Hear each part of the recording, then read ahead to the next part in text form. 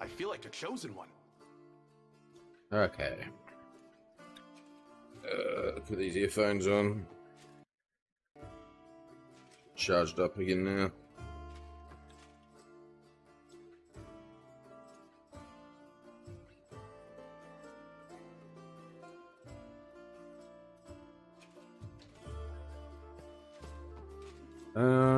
So what were we doing now? Last episode we... Oh yeah. Yeah, last episode we went and saved the storyteller. And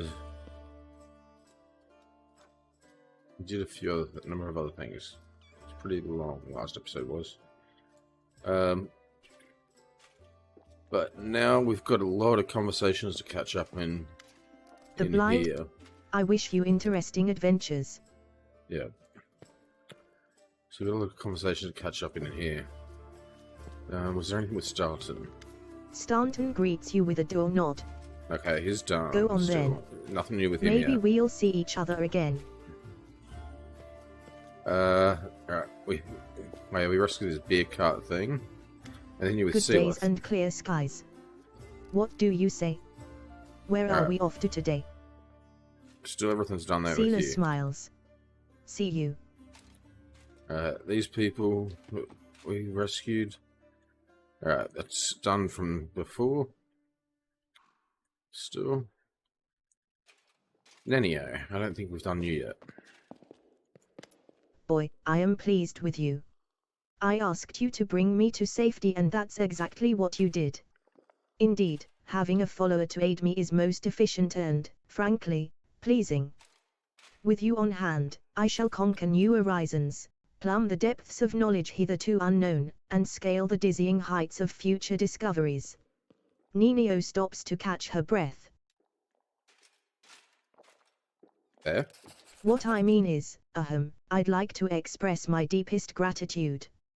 I foresee immense potential in our future cooperation.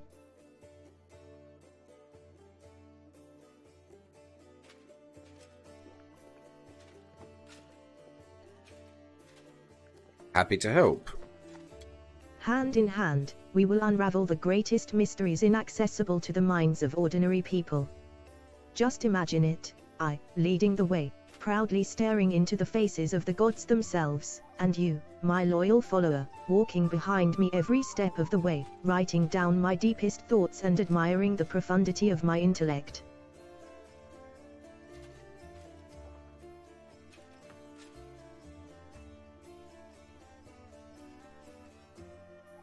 Alright, I'll be smart, Alec. If we hold hands, you won't be able to go in front of me and lead the way. You are the catalyst, which, when it reacts with my intellect, will allow the latter to grasp the very essence of the universe itself. Okay. I see what the other options look like. Did you always express yourself so you express your delight so effortlessly? What? Who are you? Nenio stares at you for a while, bewilderment in her eyes, but then it is replaced by recognition. Oh, yes, my new follower. So what am I supposed to do? Oh, yes, I must provide some verbal encouragement for your as yet modest achievements and try to induce you to strive for more of such encouragement. That is the principle that underpins any training. If you say so. She frowns, but only for an instant. Ah, I see. Your modest nature was unsettled by the overabundance of my gratitude. I do apologize for putting you in such an awkward position. I will never praise you again. Unless I forget. But let's get back to the business at hand. Your new assignment will be to take me to the inconspicuous ruins that are located in an even more inconspicuous valley lying between Kenabras and Drazen, as soon as is reasonably practicable. I'll mark the place on your map with a large red cross, so you won't forget it. Okay. Nameless Ruins has been revealed.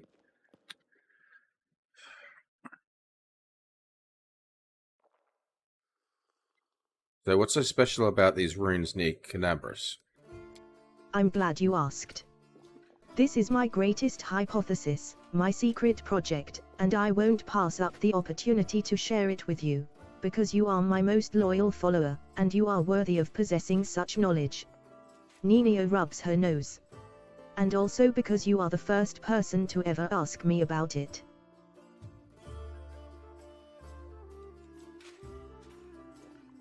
Some time ago I was walking around the border of the World Wound and I met a strange person. He was wearing a frayed grey robe and his face was hidden behind an odd white mask. Of course, I didn't miss the opportunity to ask him about the reasons for his absurd appearance, and do you know what he said to me? He said, "I am the answer, but what is the question?" Then he walked off in the direction of the World Wound. Yes, we've seen some of them. The next day, after I had already forgotten about the first encounter, I had another similar encounter. This time I met an elven woman, judging by the pointy ears sticking out from behind the mask. "I am the answer, but what is the question?" she said, before taking off toward the World Wound. And then I realized. Everything became clear to me. I know a mystery when I see one. Consider this one of my myriad talents. Nenio rubs the tip of her nose. After all these geysers weren't simply on their way to a costume party, were they? After examining several maps, I determined that they were all heading in one direction, to a place not far from Canabras, a place which is marked as Nameless Ruins even on ancient Sarkarian maps. Okay. Nameless Ruins. Named on even ancient maps. Interesting. It's got to mean something. Perhaps. That's where I need to go. Unraveling the secret of that place will be my greatest discovery. It will secure my place in history, or perhaps even in legend. So...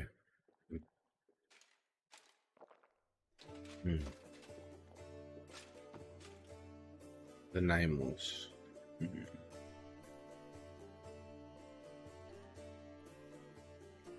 How do you know where we have to go? Do you know how to find a beehive in a forest? You need to catch 2 bees, set them free in 2 different locations of the forest, and remember the directions they fly in. Then you take a map and draw lines showing the bees' routes. The place where the lines intersect will mark the location of the beehive. Fascinating, yes. By the way, forest bees do not make any honey. Nenio sighs. I have heard this before, yes. I used the beehive principle here too. For a couple of months, I tracked the strange people in the masks and observed the direction in which they were traveling. I collected the coordinates, mapped their estimated routes, and made a discovery. All the routes intersected at the Nameless Ruins not far from Canabras. What do you expect to find there? I haven't the slightest idea. If I knew what was hidden there, I wouldn't be so eager to go.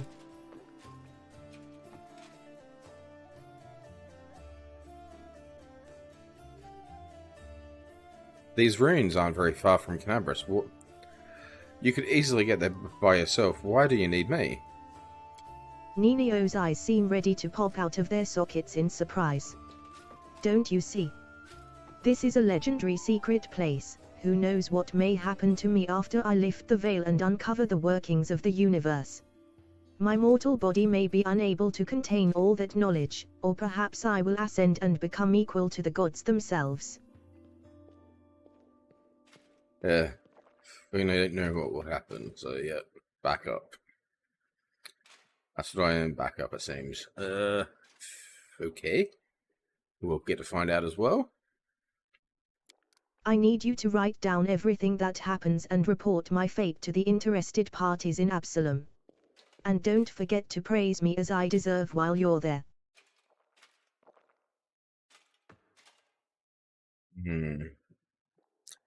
She expects me to write things down. We'll go with it. You know, these runes of yours may turn out to be just that, ruins. Ninio shrugs. In that case, we'll write this experiment off as a failure and start another one. I don't know which experiment I'll try next.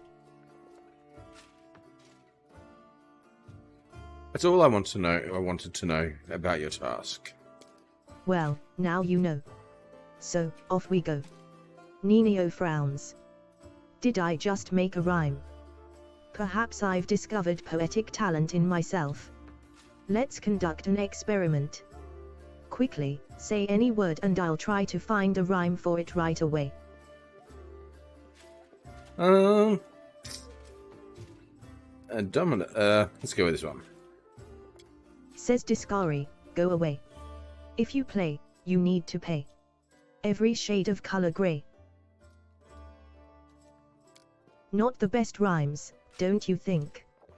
Well, this experiment was unsuccessful. We learned that I have no poetic talent after all. Ninio sighs.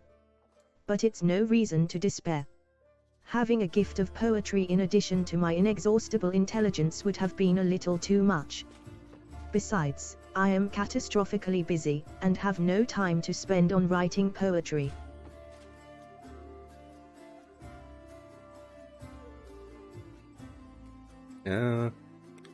Yes, let's say this again. I don't like it when you call me boy. My name is Looney Cow. On the grand scale of world history, your name is irrelevant. I have You'll no change reason that. to remember it. For now.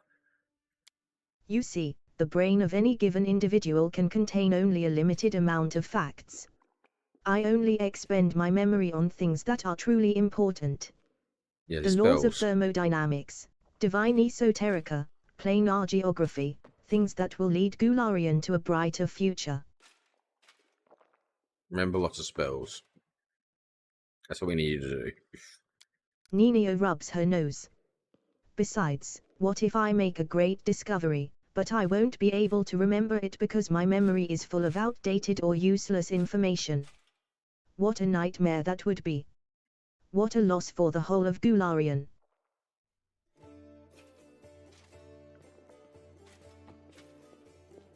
But you do remember your own name, right? Only so I know what to put for the author's name in my encyclopedia. Are there any names worth remembering?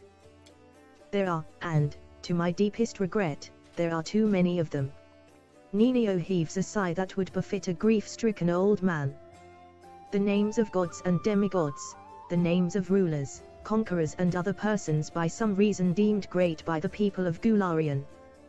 They etched their names into history, and, alas, every self-respecting educated person must know them.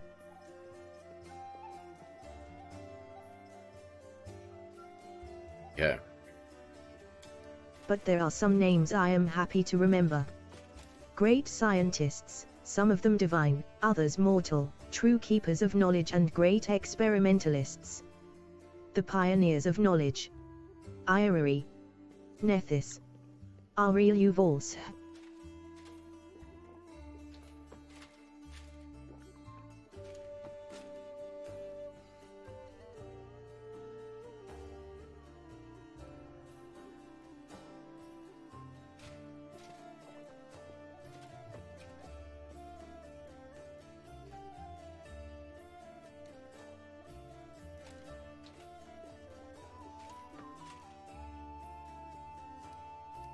I didn't expect you to mention Ario Volish. Interesting. You think so? She is the greatest of the greatest. Just imagine, she managed to open a rift from Gularian to the abyss. No one knew how, no one believed it possible, no one even dreamed of such a thing, and she just did it. It was the experiment of the century. Ninio wipes a tear from her eye. I would have been so happy if I could have been in her place. That one who's marked as a destroyer, basically, opened the world wound and caused all chaos.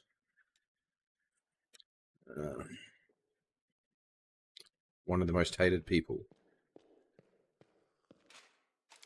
Of course, some part of Goularian's population died as a result of her experiment, and the Crusaders are still wrestling with its consequences to this day. But the very essence of what Aureliu managed to do was a breakthrough of cosmic significance, both figuratively and literally. Sooner or later, the world wound will be closed. Peace will return to Goularian. As for the victims of the ongoing war, they will be remembered as unfortunate but unavoidable sacrifices made at the altar of science.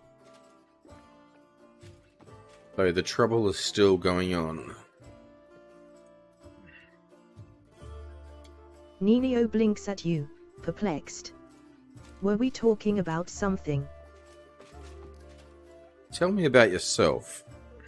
I am an explorer, a pilgrim, a yet-to-be-recognized scientific luminary, future author of the Encyclopedia Goularianica, and rector of all Absalom's universities at once. Future rector, I should say. Ninio speaks in one breath, as if reeling off a practiced monologue. That information should be enough to satisfy your curiosity, because I doubt I will be able to tell you more than that.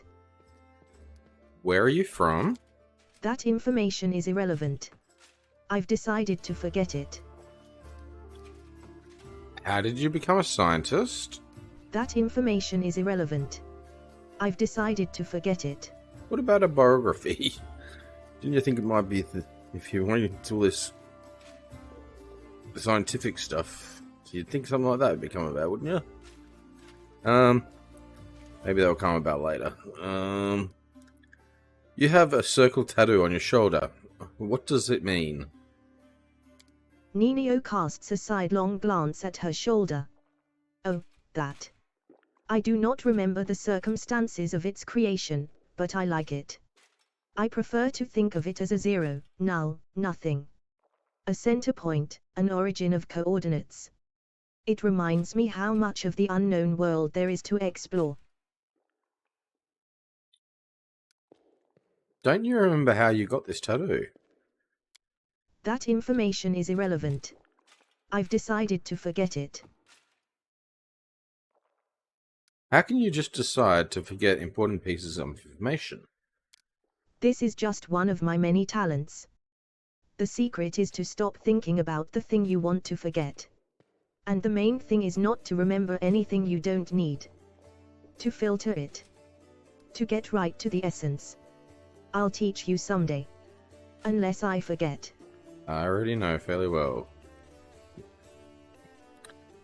On some of that, I think. Anyway, yeah. What is this encyclopedia you're working on? The Encyclopedia Goularianica will be published in 100 volumes, 1,000 pages each, plus the author's addenda, appendices added by future co-authors, and critical commentaries. Yeah. Getting educational things is something always done, probably many people do when they're growing up. Seems useless, so you just don't like to think about it. Anyway, going on with the game. Addenda indexation is still in question. Ninio looks slightly embarrassed. I just like the number 100. But I'm not sure that I'll be able to keep within the established word limit. It will be a magisterial piece of scholarship that will become a part of the mandatory curriculum of every educational institution worth mentioning. In it, I intend to describe every object, item, event, fact, and personality that is present on or at least somehow related to Goularian. My calculations show that I have completed no more than 1% of this monumental book. And how much is that? Exactly, because... okay. Doesn't mean you've even started it, really. Do you remember your parents, your past, or is that all irrelevant too? All of it is irrelevant on the grand scale of world history. I have no reason to remember such things.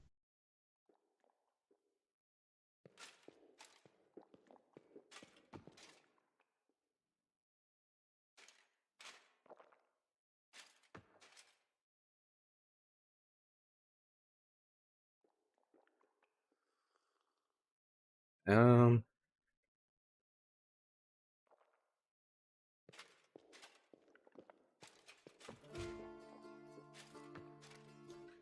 like, I'm tempted to say I admire it, but like, there's a lot of negative with it as well. But it's something.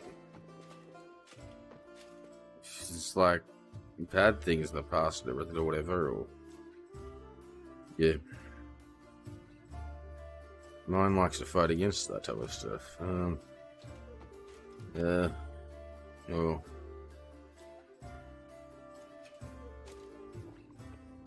But yeah, I'll go with 2. Forgetting your origins and not knowing nothing about who you are, where you come from, that's terrible. Ninio stays silent and gives you a puzzled look. What? What were we talking about? Okay. I'll stop torturing you with questions for now. Hey. What were we talking about? I'd like to clarify a few things about your new task. Your craving for knowledge will be immediately satisfied. Okay, there's nothing new there, so that's all I want to know about your task. If you have any other questions, just ask. I have to go. Ninio produces a crumpled piece of paper from her sleeve and takes some notes on it. This conversation lasted approximately 5 minutes. She lifts her chin. By the way, did you know that is the exact same amount of time the Inquisitors of Kenabras need to find a defendant guilty? Yeah, they're terrible, aren't they? But to shake off Inquisitors chasing you takes 5 times as long.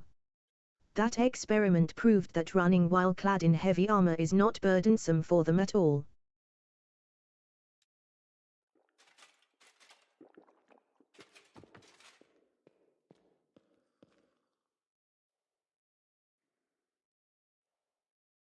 Maybe.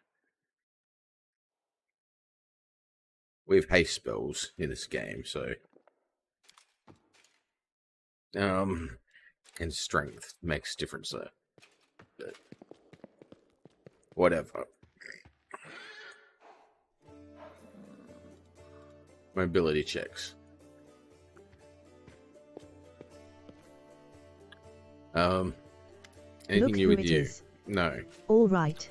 All right. You watch yourself now. That we will. Are you all right? Nothing new with you. May Abada aid you. Oh wait. What's? Oh, storyteller ring. Yes, I got that earlier. I'm talking to him. This ring grants the wearer 1 luck bonus on all saving throws against fire-based effects.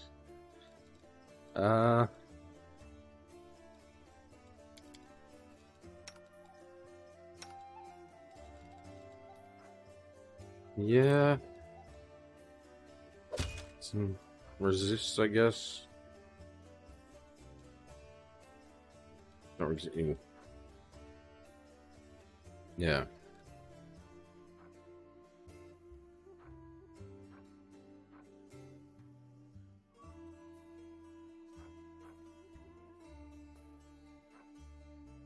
I don't know which one that comes under.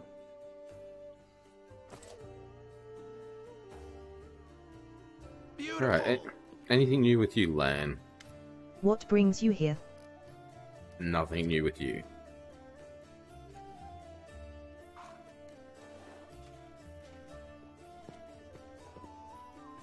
While I remember, we have the horse to level up. Where'd my notes get to?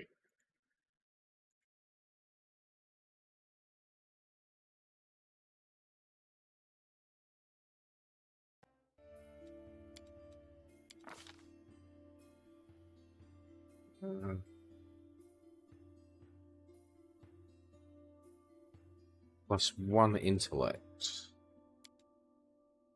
So that's for team feats later. So we can get stuff like outflank and everything like that. And athletics and perception again. Where's athletics and perception with this one? Done. And while I remember for you also, let's notes for him here. And now we're going to put you into an alchemist as a sectionist. Is that the right word? Yep. Yep. A sectionist.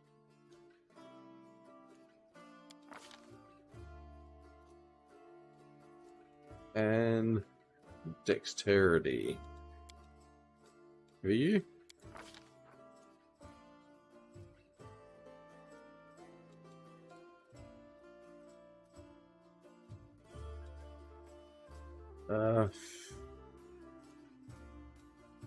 Okay. Ability stealth is not a lot we want to put there, but trickery, want to keep that up. World, want to keep that one up.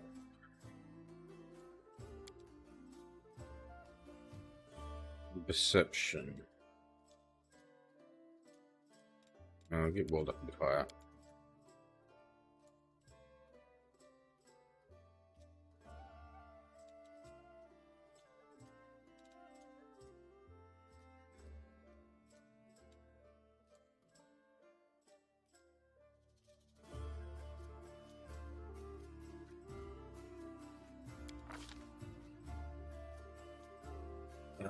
What is it? Level 1 spells.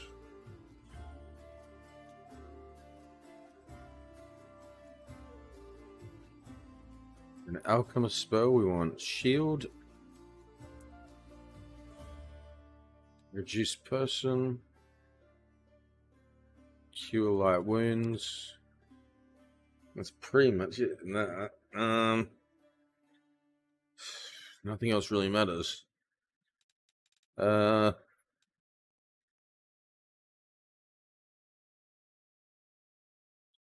We're not using bombs.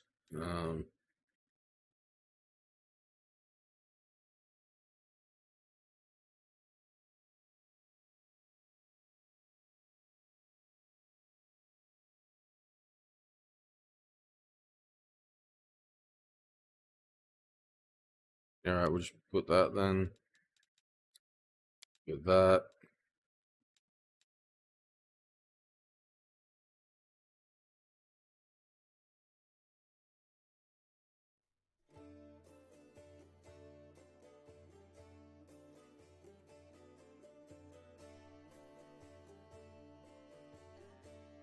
Maybe I'll use a bomb, some potions or something.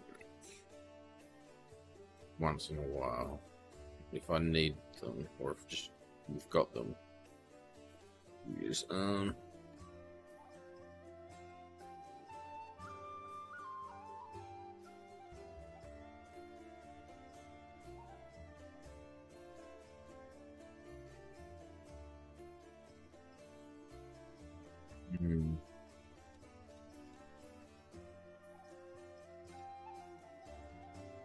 large person.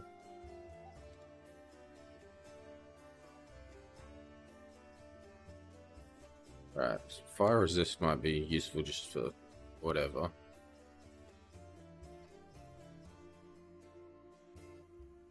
You're not going to use unarmed strikes. Not on purpose, at least. I'm not even sure if disarming is in this game. It can be disarmed.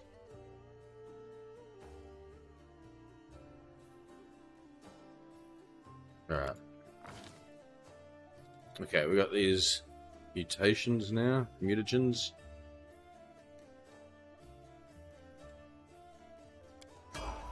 Okay.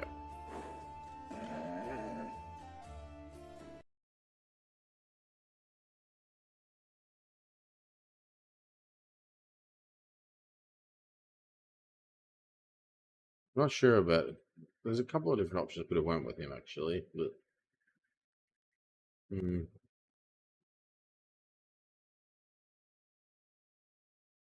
recommended things to do with him. The section seems good enough and good enough.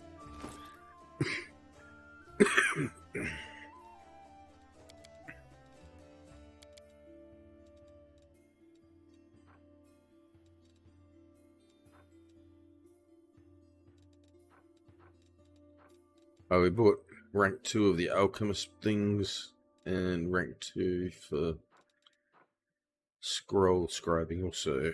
That looks quite expensive. They were $2,000 a piece. Now, save. Let's talk to you if there's anything new. It is good to see you. What can I do for you? Nothing new with you. Good luck. Watch your back. Right, Only trust your closest Tirabeth rubs her red and tired eyes. Any success? Yep, How is the things. city?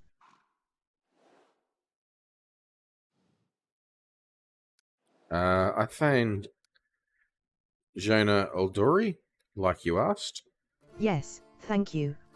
It's good to have her back. We need every fighter we can get. Tirabeth frowns. I suppose it's asking too much to want fighters that are sober as well. How is our strategy for the attack on the Greek garrison?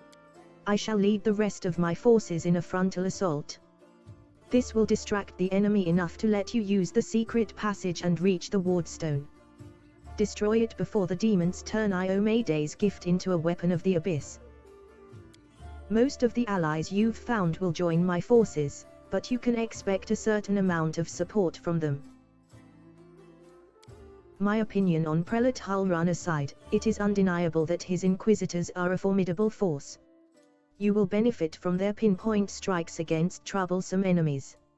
Don't know if I should have talked to her about this yet. The Order of the Flaming Lance counts among its members both valiant knights and masters of the occult. We are about to test an experimental ritual they've developed. Should it all go according to plan, your party will have a serious advantage during in these dark days. The most unlikely allies join forces to go. Let's click May back. Iomede keep you safe. I don't think I should have talked to her about that yet. I talked about the first part, and that's it. Because I haven't finished gathering forces yet, so in case the strategy changes. Tirabeth rubs her red and tired eyes. Okay, quickly click through this. Thank you. It's good to have her back. We need every fighter we can get. Right. Go. May Iomede keep you safe. Okay.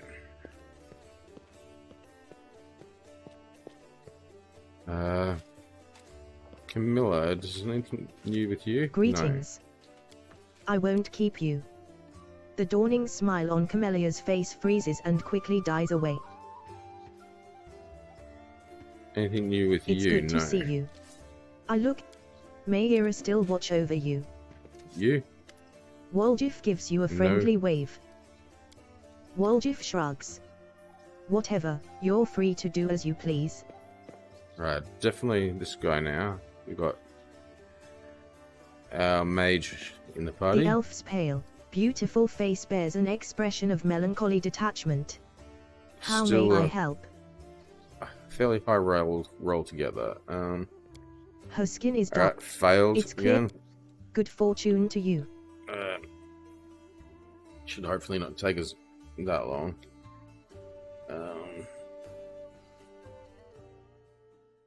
We have 11 points then. Need 20 roll of. The elf's pale, beautiful face bears an Her skin is dark. It's clear that this woman is a faithful. Good fortune to you.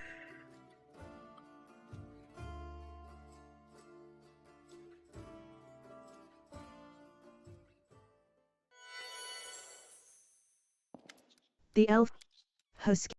It's clear that this woman is. Good fortune to you. Getting us a roll.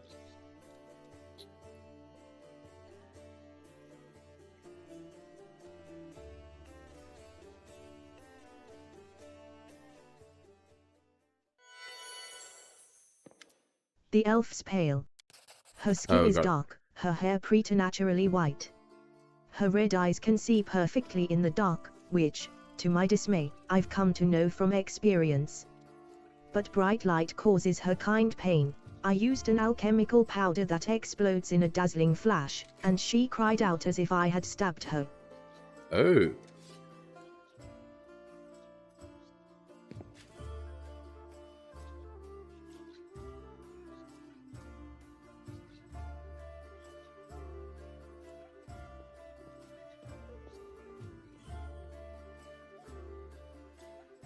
So we only needed to roll 15, but we got 16.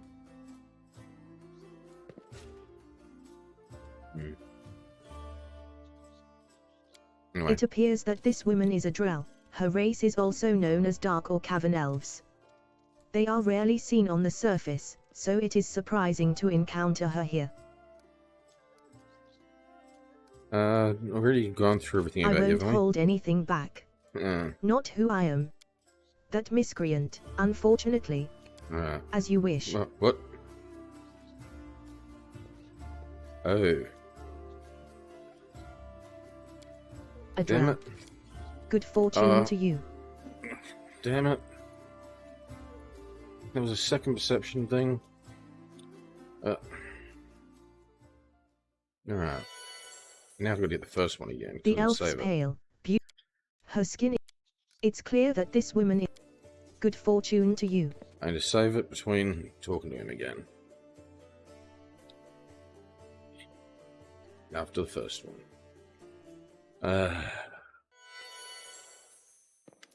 The elf's pale, beautiful face. Her skin. It's clear that this. Good fortune to you.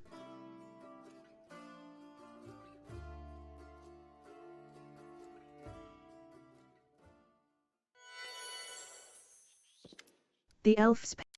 Her skin. It's clear that. Good fortune Come on, I to just you. need a 15.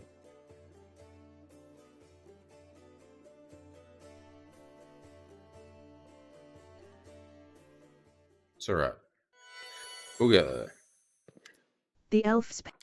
There Her we go. skin is dark. It appears that this woman is a drow. Good fortune to you.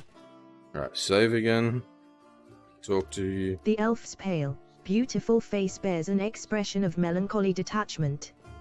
How may I help? Think. A drow. No. Good fortune get to it. you.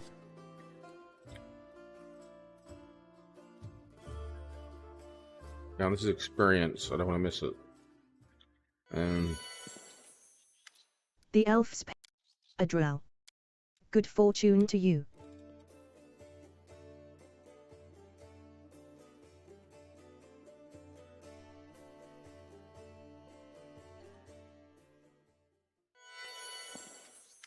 The elf's pale, beauty. A drow. Unlikely. It's more plausible that her dark service has left a brand similar to the one that twisted the entire cursed drow race. A coincidence, I would think. I only rolled 5. Good fortune to you. 20-sided dice and rolled 5. The elf's You There we see go. a shadow pass over Foran's eyes for a single instant, then his face is just as impassive as before. 24 experience. Story though. A drow. Unlikely. It's more plausible that her dark service has left a brand similar to the one that twisted the entire cursed drow race. A coincidence, I would think.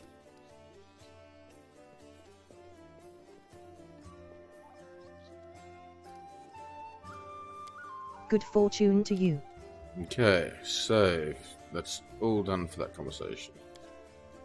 Is there anything new in the basement? No. Oh. You're a name person. Can I even talk to you? No. Alright, now we go outside the tavern. There's a few new people out there to talk to also.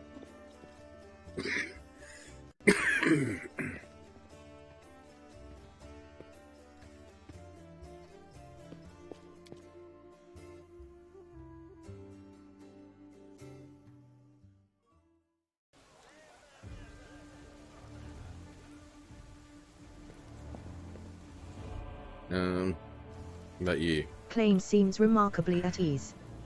His face is untroubled, as if his life and the lives of everyone else in the tavern aren't hanging by a thread, as he reads a dog-eared book and makes notes in the margins. He notices you, looks up from the page, and gives you an amiable nod.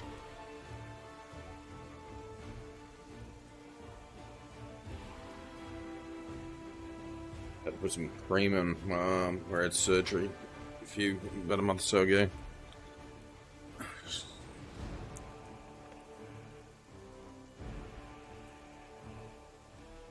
Tell me about yourself. I'm from Taldor.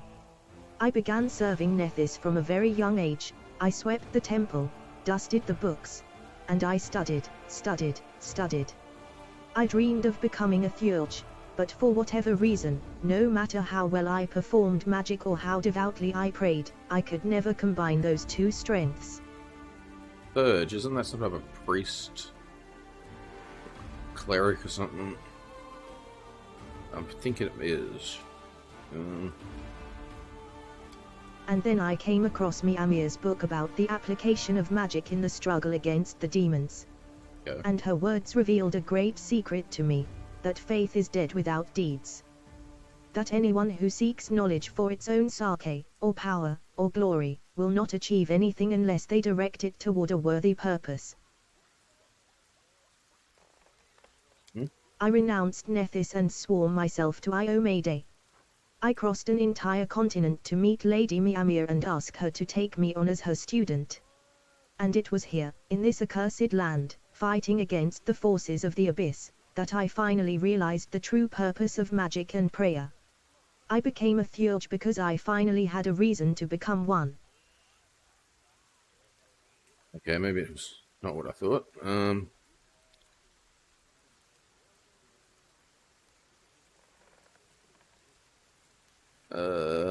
Tell me about your order. Actually, what's this? Yeah, one of the gods. Yep. Waving the world with one hand and destroying with the other. Yep. Tell me about your order. Our order devotes itself to mystical research and the pursuit of secret knowledge. We spend just as much time on spells as we do on prayers and weapons drills. At the end of the day, our enemy is not of this world, which means that to fight it we need knowledge that is not of this world either. Either, yep. I can see that Mammoth, the scholar, means a lot to you. Please say that. She's my teacher, Claim responds simply. Without her, I wouldn't be who I am today. What are you reading? Claim closes the book and shows you the cover, selected passages from the letters of Saint Lemairin. It's amazing how humble she was. She could have been the high priestess of the Church of Iomade if she'd wanted to. Power was hers for the taking. But clearly it wasn't a temptation for her. Reading these letters, I understand why Iomade made Lemairin one of her servants after she died.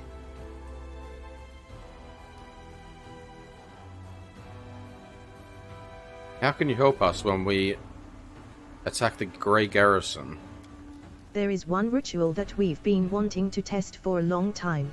If it works as it should, we can offer you an effect similar to a haste spell, not for a handful of seconds, but for scores of minutes, maybe even hours.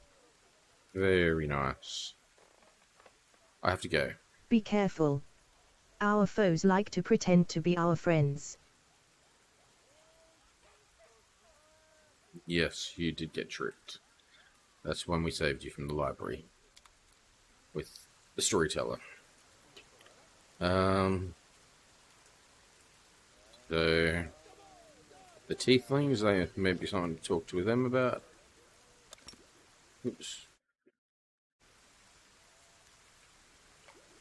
And keyboard.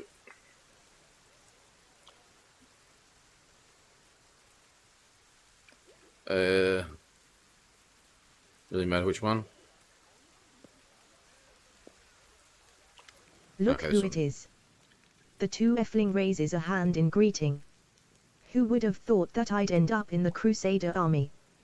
Go figure. It seems so rude asking these things. Remind me again, who are you?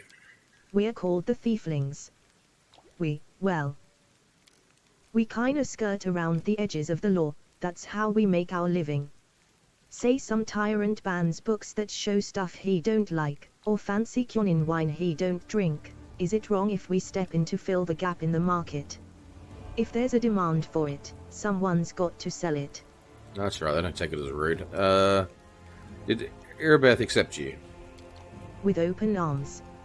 She knows exactly who I am and where I'm from, but she's come down with a convenient case of amnesia where I'm concerned. And who can blame her? The city's in a bad way. You don't turn down help in a situation like this, no matter Right. what quarter it comes from.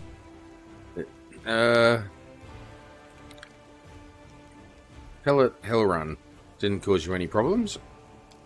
The two-Effling's face breaks into a smug grin. He tried, only it seems his reign of terror is coming to an end. The soldiers listen to Tirabeth, and she wants nothing to do with him. All he can do now is huff and puff about a tribunal. Alright, how can you help us when we attack Grey Garrison? I'll tell you straight, we're not getting involved in any fighting. Warriors we ain't. But we can scout, sneak right under the demons' noses, look for traps and hidden doors. In other words, we can smooth the path for your whole operation.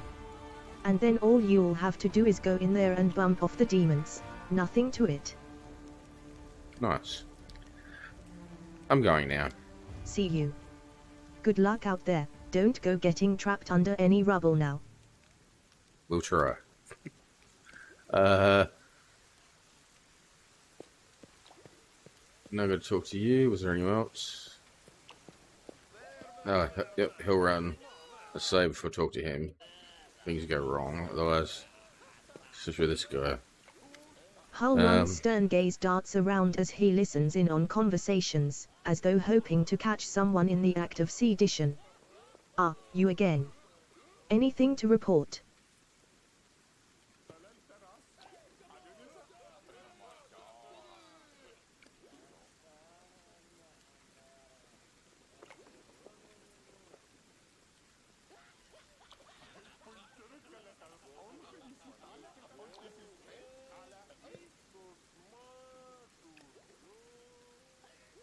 Alright, well, yep. You wanted to know about my gift. I had a vision. An angel by the name of L'Oreal was killed by a creature resembling the Scari. Before he died, L'Oreal bequeathed his sword to whoever could lift it. The Inquisitor listens to you intently, almost reverentially. The Angel L'Oreal. The name is familiar to me, of course. During the First Crusade, several warriors from heaven fought shoulder to shoulder with the Crusaders, including some of their most illustrious heroes. It has always been a regret of mine that I never had the chance to meet one of them. A tinge of envy bleeds into the Inquisitor's voice, but he smooths it away and continues. By the time I was born, most of the angels had left the ranks of the Crusaders. Iomede's faithful servants at the time were told that the warriors of heaven were departing on a special mission that would weaken the forces of evil. That was a long time ago, and since then, none of the angels have returned. I have no doubt that their mission continues to this day. But I digress. Everyone believed that L'Oreal left along with the rest. But you have revealed the sorrowful truth to me, that our hero perished, leaving his gift to await the arrival of one worthy of it. Sad, sad tidings.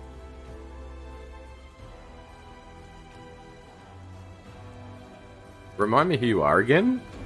I find it passing strange that you don't already know who I am.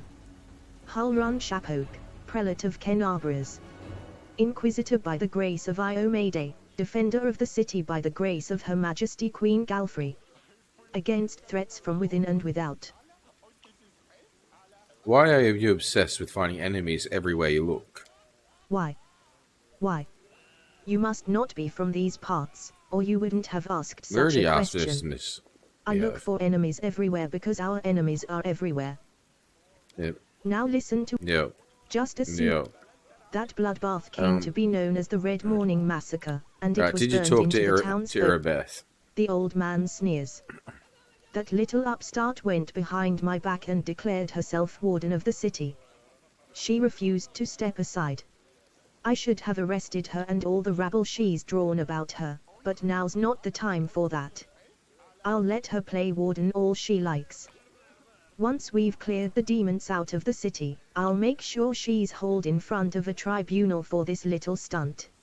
You'd have no one following you here, except a few people. How can you help when we attack the Grey Garrison? What do you mean, how can I help you? Why all these questions? You're not doubting my abilities, are you? Hullrun snorts indignantly. We are inquisitors. We will provide tactical support, with cold steel or magic, as we see fit. Go. I have to go. Go, and may Iomayday keep you.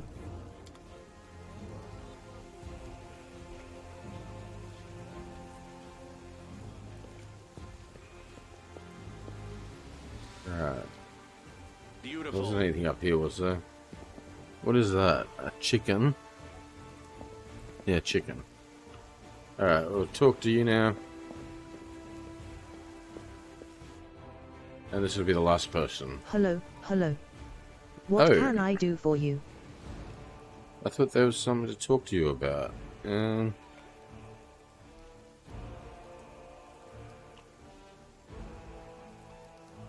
Alright, we'll just do this for now. Is there any stuff to sell you? Nope.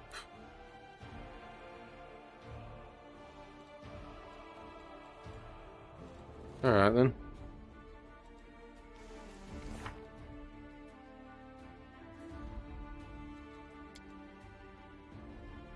Okay, we do Horga's mansion. We've got to still scout out the Tower of Estrad.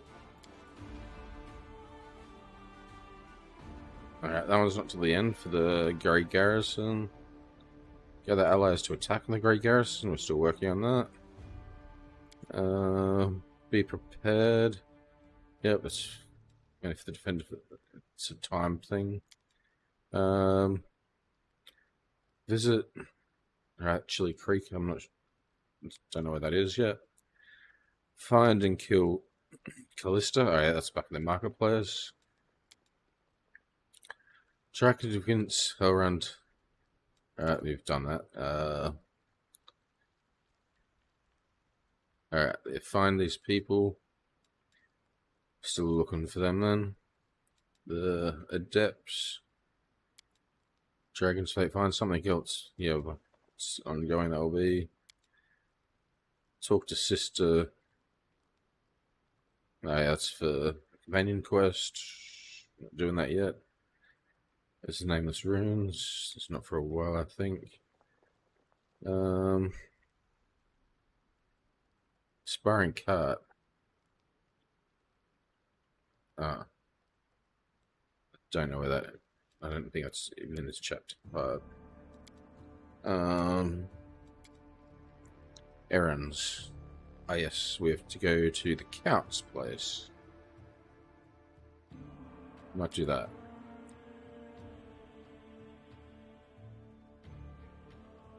Alright, and then that's fine for the Grey Garrison. The Storyteller notes. So, let's leave this place. So, yeah. Let's see what we can do. Who are we going to take with us? Yeah, we'll go with this.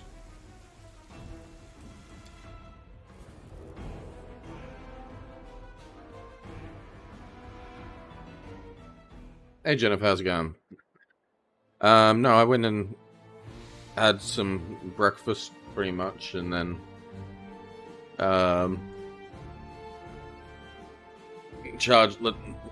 headphones set it charged back up, and yeah, that was about it. It's like only midday for me here. We're going to go down to...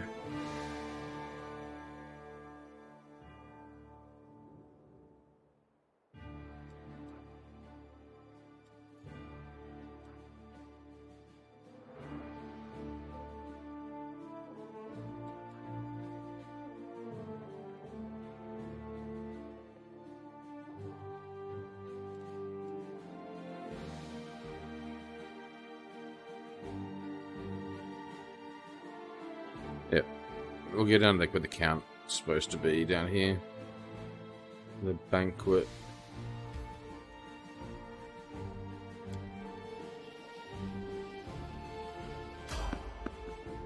Alright, fight.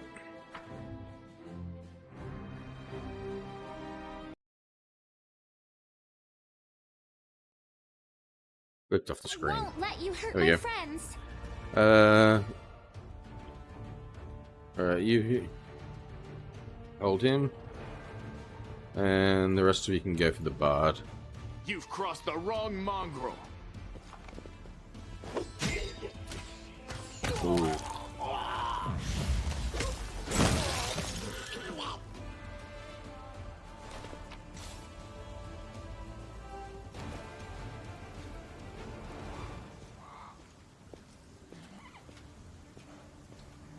Why are they? No.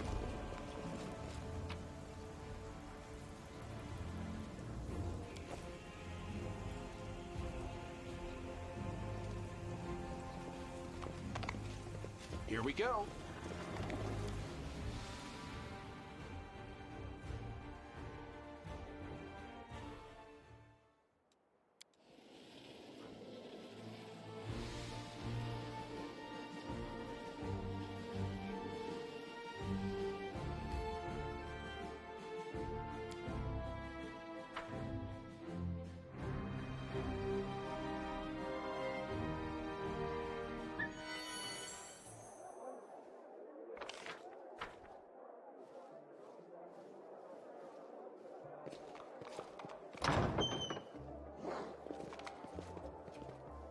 Monsters up here.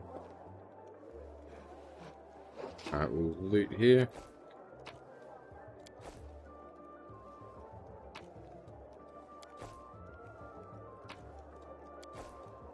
We succeeded on a law religion check. Where? I don't even know. Into Here the comes trouble. fray.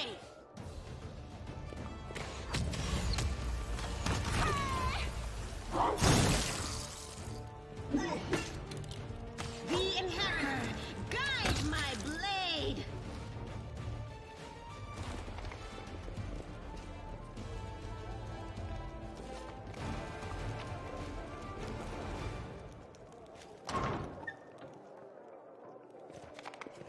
I can handle it.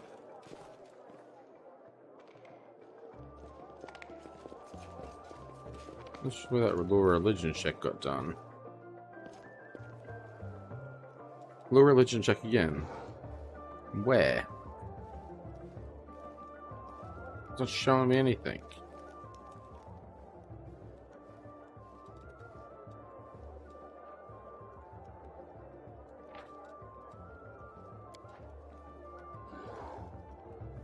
What's the religion check on? I didn't click on anything.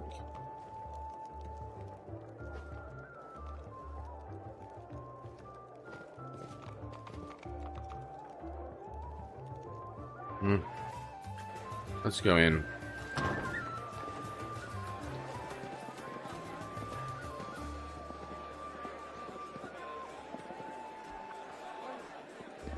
These people do not look like they're in trouble yet.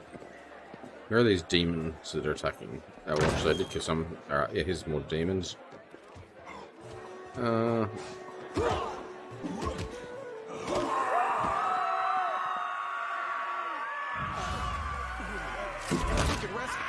Wonderful.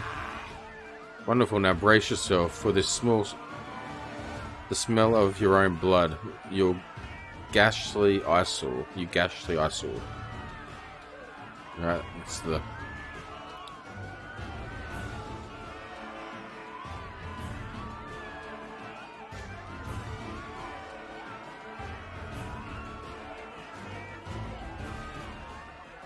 Alright, you can go over there.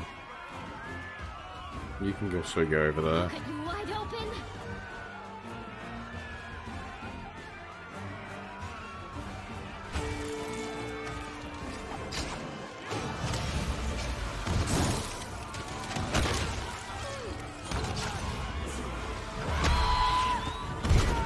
You should have listened to reason.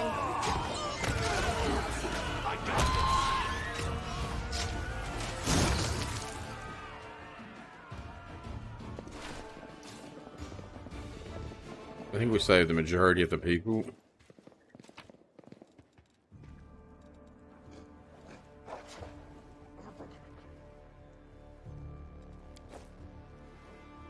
Now, was that with that lore religion check somewhere around in here then, was it? Ah, there's a lore knowledge village world thing here. Don't know what they were getting before when they were in the hallway.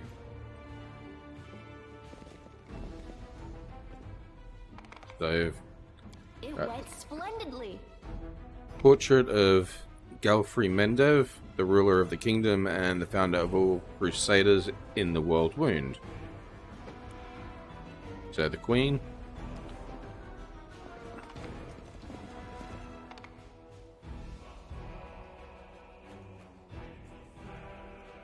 And you're the other person we're looking for. Thank you, stranger. The young woman does not look the least bit scared. Her cheeks are flushed and her blue eyes are glittering. For saving us from the demons, and for your timely entrance. I swear, I don't know who has enraged me more today, the demons or the oh-so-affable master of this house.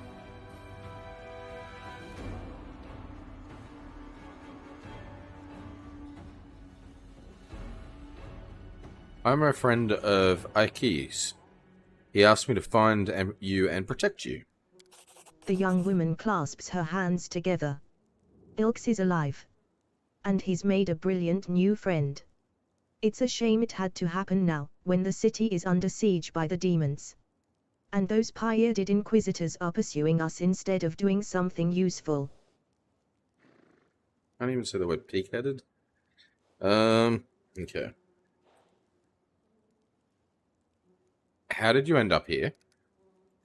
Hullrun's hounds found me and Wallflower and they tried to capture us. I distracted them, then I lost them in the streets before charming my way into this party. Even if the Inquisitors saw where I went, they wouldn't have been allowed past the door. Hullrun holds no sway among certain members of the aristocracy. So I picked a good place to lie low. That is, until the demons showed up. She shivers and wraps her arms around herself. Now that's more like it. So I have inadvertently been harboring a traitor wanted by the Kenabra's Inquisition. This day wasn't such a waste after all. Do you know where the third of your group is? Wallflower. No idea. If he knows about the demon attack, he won't just hide away, he'll go out and try to help people. If he doesn't know, well, you have no chance of finding him. He's a pretty skilled mage, but I doubt he'll risk using magic. He'll probably do something the Inquisitors won't expect. Pose as someone, disguise himself. We had a great selection of masquerade costumes in the temple. She becomes lost in thought for a moment. I know, I'll tie my shawl around your arm. Wallflower gave it to me. He'll spot it right away and know you're a friend. If I were you, I'd look for him in Kenabra's Market Square. Yes, look at you back there. Tell me about yourself. I'm a ranker, traveling bard and follower of Desna. Many of my fellow bards are rootless misfits who wander the world, unwilling or unable to live a normal life. For me, that's only partly true. I have a wonderful family, my mother, father, grandmother, and brother. Right now they are far away and I'm sure they miss me. But they have always supported me in my vocation and they let me be free to roam. Because they knew that I couldn't be happy while there was so much of the world I hadn't explored, and so many places where people might need my help. A bard. That's great. I love singing. Will you sing me a song?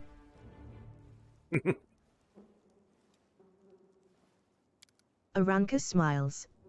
Sorry, I don't think this is a good time to sing a long, sweeping epic, but I will gladly sing for you some other time. There you go, Ember. What can you tell me about the master of the house? About the Count. Her voice drops to a whisper.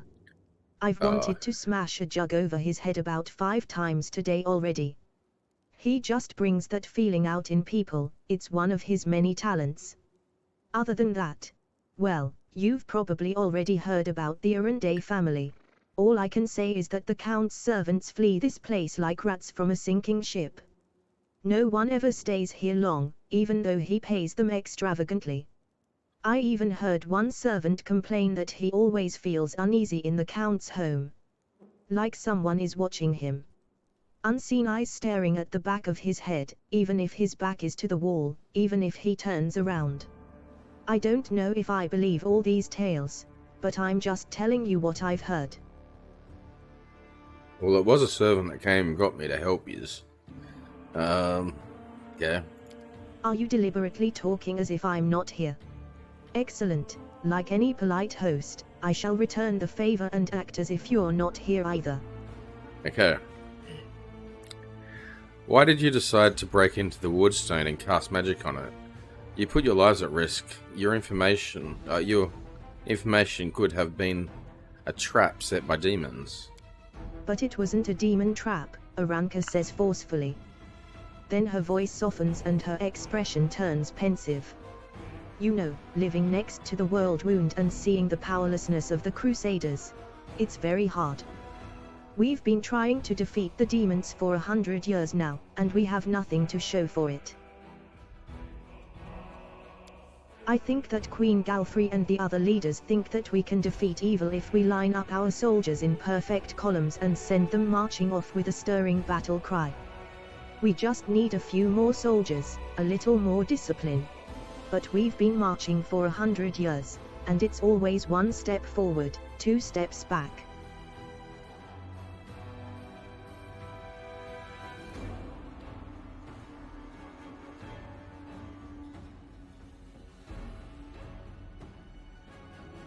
Very distracted by my mobile.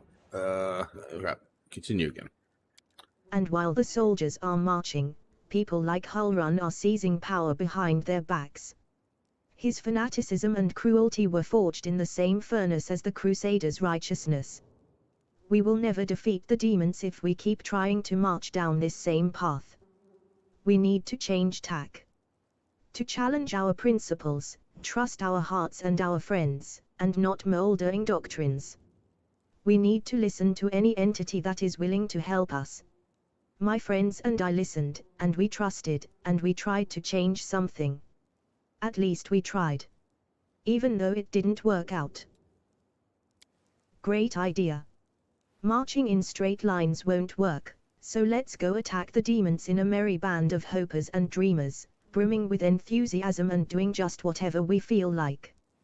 When the demons see us coming, they'll die of hysterics and our victory will be complete. You're a lot of fun, Lan. Hey, okay. Naive children, that's what you are. But I admit, your words stir something in my soul. I wouldn't put you in charge of a military campaign, but I'd be proud to fight alongside you. Can you get somewhere safe on your own? It looks like the Inquisitors aren't busting down the door just yet, and they are not hiding under the bed, so I think I'm safe for now. I'll be fine on my own. I'll go to our temple, to Ilk's. The Inquisitors must have searched there by now. They won't go back a second time. Alright. I have to go. Good luck. May Deesna be with you, stranger. No. Didn't we introduce ourselves? Okay. There's all. Alright. Try the knowledge world check. A success worthy of Yes. praise. Inconsistent patterns on the harp depict the stars, the moon, and the butterflies. Hallmarks of the goddess Desna. Okay. So she left her musical thing behind? Unless it's his. All these people mostly survived. One I think died. Alright, let's talk to you. Greetings, valiant stranger who has just burst into my life. I am the master of this house, Count Daron Kale, myriad mellifluous monikers Arunde. No need to introduce yourself. I find remembering insignificant details, such as the name of passing acquaintances, such a bore. Wow. Bonafide blue bloods and unparalleled aristocracy. All this makes me itch to do something really crass. Ooh, like blow my nose on the curtains. What are you waiting for, my squamous squire? The curtains in this room are velvet, but we have some excellent silk ones with gold thread elsewhere in the house. Take your pick. My soft furnishings are yours to do with as you wish. I'm quite sick of the place, truly. I shall either sell it, or burn it to the ground and build a new mansion in its place. Too much wealth. Way too much wealth. Now that we've finished with the niceties, tell me this. How did all those thrice-damned demons end up at my soiree?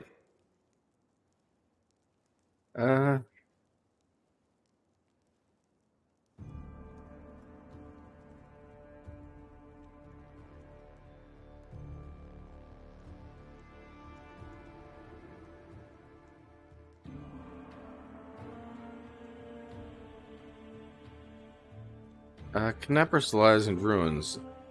Dascari killed Trendeval. The Wardstone has been captured. And you're asking me why demons are great crashing your party. Does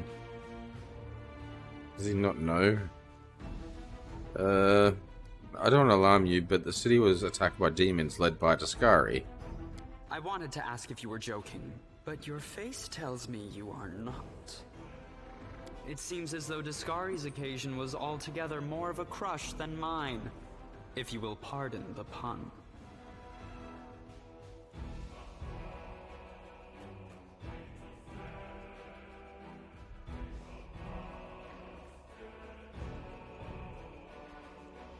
What should I know about you, counterpart, from the fact that you're highborn and very rich? As a child, I had my very own pony, but I always dreamed of having a lamb. I was never allowed one. Sheep were seen as peasant animals, utterly unsuitable for the scion of a noble line. The trauma haunts me to this day. I think of it every time I have roast lamb for dinner. What's stopping you from buying a lamb now? I'm sorry that happened to you. Such a sad story. I had not even the slightest intention of upsetting such a lovely child. I'm not lovely. Some people have even called me a scarecrow before. That's patently absurd. Why, you can't possibly be a scarecrow with a crow following you around. I'm sorry if I failed to sate your curiosity. I loathe talking about myself to people I don't know, even more to those I do know.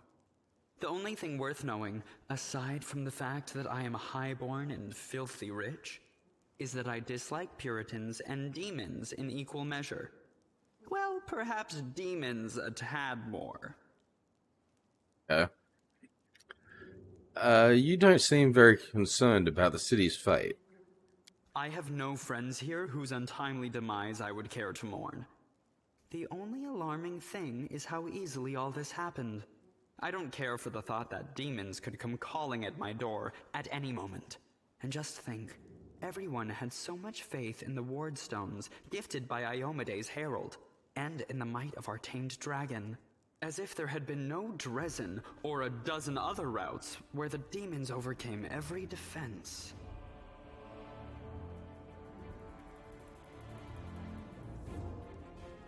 Gamp falls silent and rubs his brow, looking fatigued. The Orendes are one of the most ancient and noble families in Mendiv. They are related by blood to Queen Galfrey herself. The Count is the last remaining member of his dynasty. The rest all perished around 10 years ago. In the tragedy at the family seat, Heaven's Edge, the demons got past the defenses and massacred everyone inside. Is the Queen's cousin. I know that. Queen Godfrey, yeah. I thank you for providing your friend with that helpful summary, my lady. I believe I've seen you before, with that hilarious buffoon Horgus Gwyrm. I sincerely hope you are not engaged in any kind of sordid arrangement with him. The thought of something so splendid in proximity to something so grotesque makes me feel quite ill. You deserve a better fate than that, no doubt. Your civility knows no bounds, Count. I most assuredly do not have any arrangement with Master Gwyrm.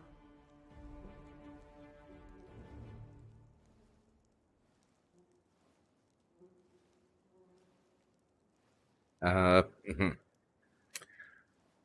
expect a little gratitude for saving you.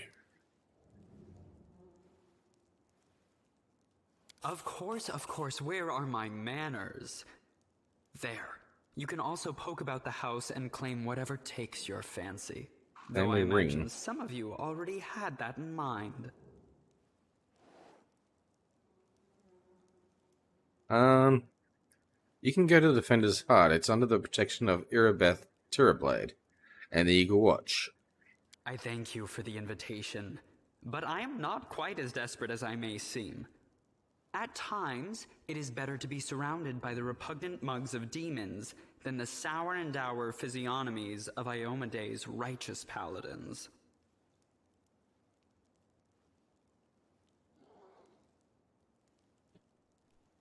What about my physiognomy? Sour enough for his lordship? Don't worry, another few minutes with the dazzling Count here, and it'll sour like week-old milk. Yes. What's this? An attractive paladin with a sense of humor? You're a veritable walking scandal. Either way, my mansion is now safe. I have a pair of half-decent guards. I just need to drag them out of the storeroom and bring them to their senses. I ordered them to drink a love potion, you see? For reasons which seemed extremely witty at the time and in the state of inebriation I then found myself in. They can guard the house while the valorous paladins beat back the demon assault. They will beat them back, yes? Well, I killed most of them, I think. As regards myself, I feel like stretching my legs. I know rudimentary divine spells, I am no friend to demons, and I elevate any society that I deign to grace with my presence. I shall accompany you, only for a short time, of course. I have no desire to remain at the vanguard for a protracted period. What say you, my ephemeral but highly diverting acquaintance? After all, Lord Descari spoiled my party. I now burn with the desire to spoil his. Okay. I can ask people their thoughts, alright? Well, thoughts? I don't like this guy much at all. Not even because of his personality, but just... I sense something dark about him. Fair enough. Okay, who else? I guess thumping him one next time he comes out with more aristocratic witterings is not allowed? All the more reason to take him with us. If we don't kill him, the demons surely will. Maybe, yeah. He has all these friends at his party, and he still looks so lonely. We can take him with us. Maybe it will make him feel better? True. The Count's presence can only benefit us. I think we should say yes. Alright then. What? You're asking about whether to take this boy with you? The question lies outside the bounds of my interest. Okay. By the way, did you know that the young scions of noble families often sponsor the research of young scientists? What laudable passion for knowledge. True, the size of their donations bears a direct correlation to the hazardousness of the experiment being conducted. Well, this guy's got too much money he doesn't know what to do with, so you might get lucky there. We'll go deal. Capital. Good acquaintances that begin and end at just the right moment often leave the most pleasant memories. Wouldn't you say? Okay.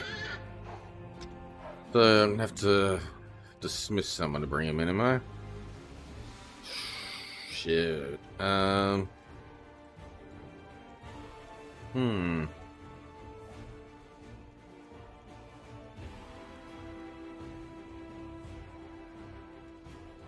have to sadly remove Ember for now.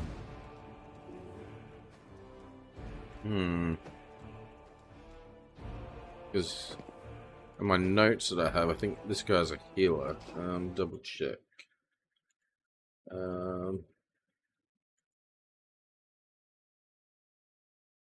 Yeah, or an oracle. Yeah, which is a healer. No, an evil healer.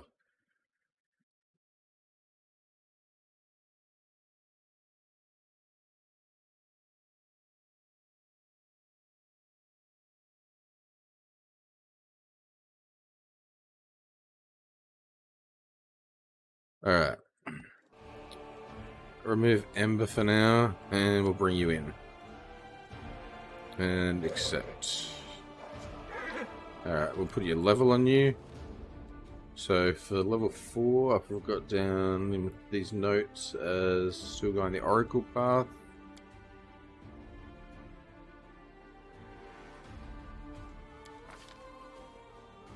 And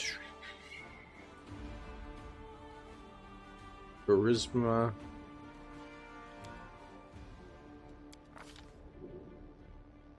Give you Persuasion, Religion, Perception.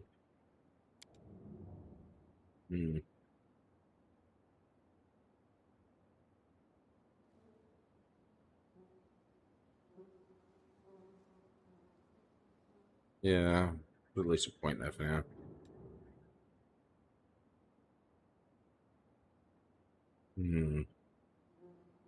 Should put an extra point there. Just for now.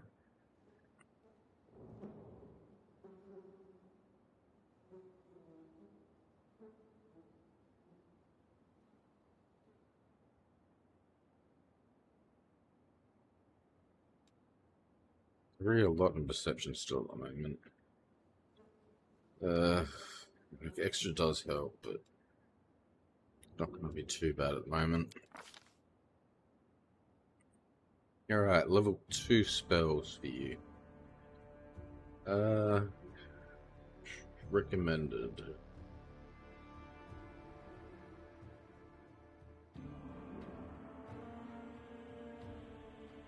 Remove Paralyze.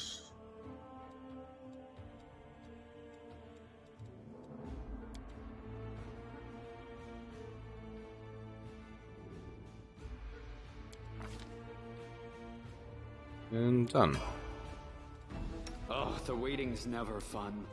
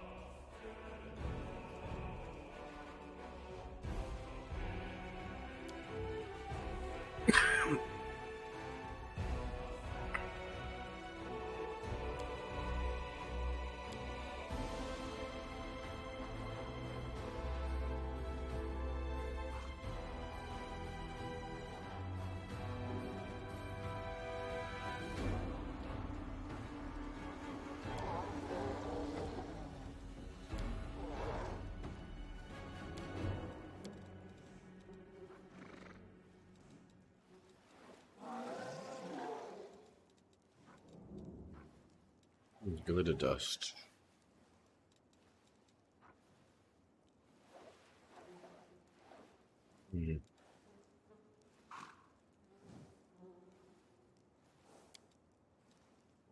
Not much we can do with you yet, actually.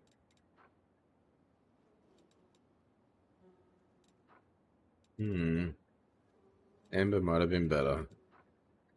Oh, this is a family ring of his. A ring engraved with letters D and A. Clearly belonged to Adara. Account. Scratches and chips can be seen in a few places on the ring surface. Its owner had equivalently not treated this expensive piece of jewelry with particular care. It's worth 1,000 gold, and doesn't look to be any other use to it. You know where your own ring?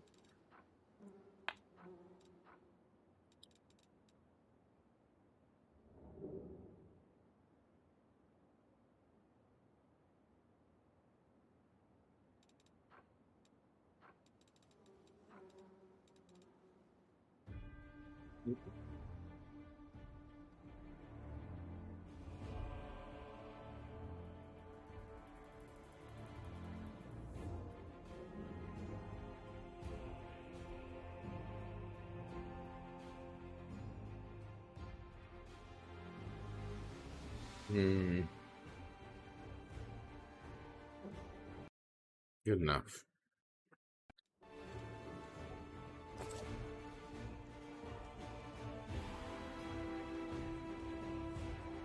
Alright, let's mention the basement. Can we get to the basement?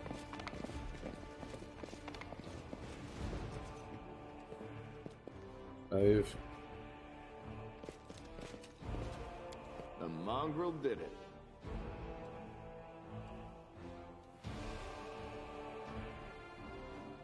What's this? Thanks, Lan. You're so awesome, Lan. Yeah, that's just the way out.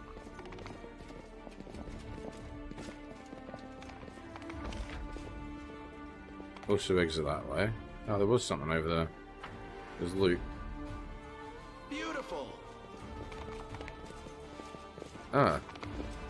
It's like I missed here.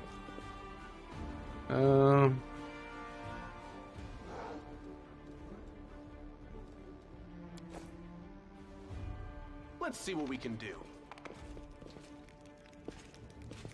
It's doing it the same way this religion check thing is supposed to be going on about.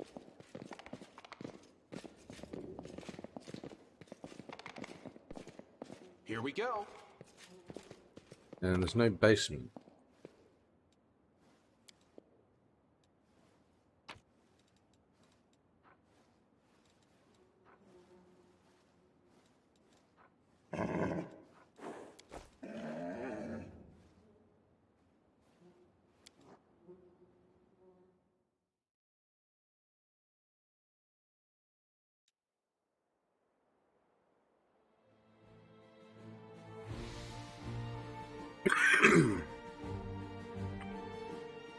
Next. Possibly here. The Tower of Estrad. Let's go back to the marketplace. I gotta get past the marketplace to get there anyway, so we get the marketplace first.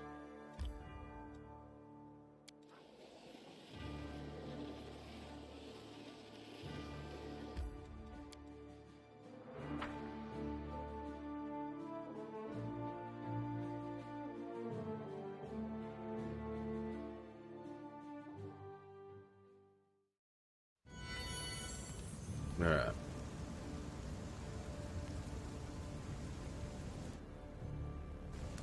Where are we at?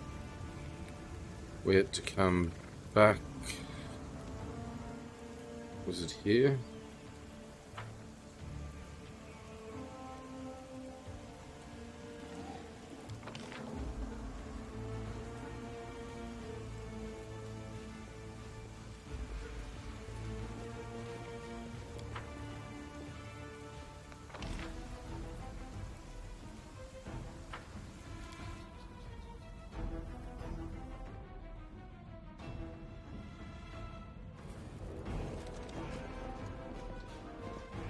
Alright.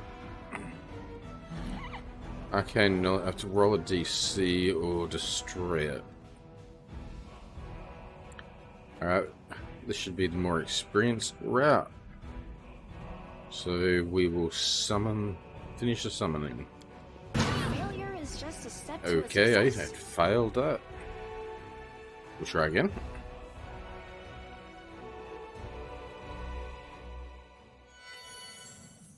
Try again. A success worthy of praise. Okay. Clever mortals, I will reach you. I can't reach you from inside the circle, but you forgot something. There's nothing keeping me here, nothing at all. Okay.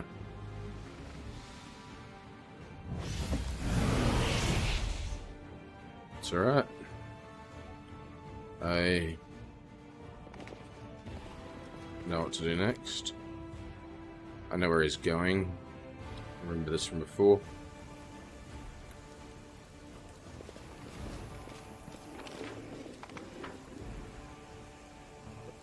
Before I do that,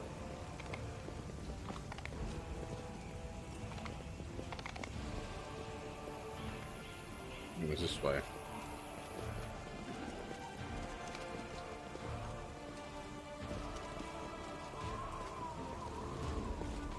Alright, save. Alright, let's talk to you. The elf hunched up next to you is clutching a small, but deep, puncture wound. Her appearance is quite remarkable. Her skin is blacker than any Garadi's, her teeth are fanged, and her hair is as grey as a crone's. Her crimson eyes glare at you with a gleam of malice. What are you looking at, soldier? Like what you see. Who are you? Giving you a scrutinizing look, she says harshly, "There's no point in you knowing, soldier. Trust me, the answer would only bring you misfortune, and it still wouldn't be of any use to you. I'm a wanderer you won't ever meet again." You're a drow, aren't you?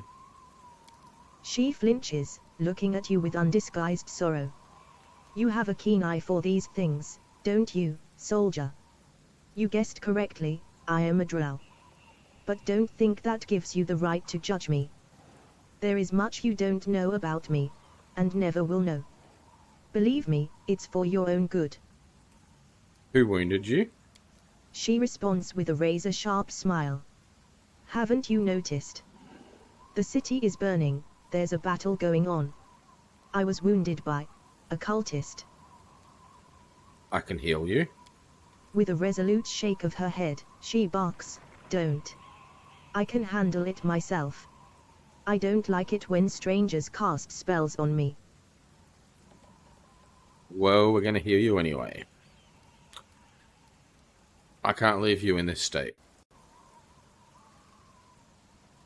To the abyss with you.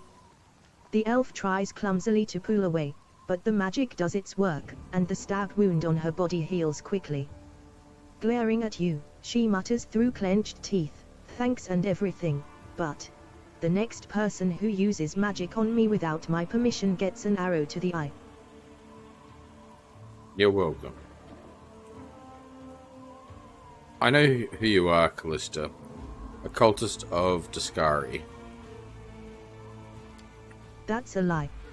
Her crimson eyes flash, and she says firmly, "I loathe demons and I'll kill any I come across."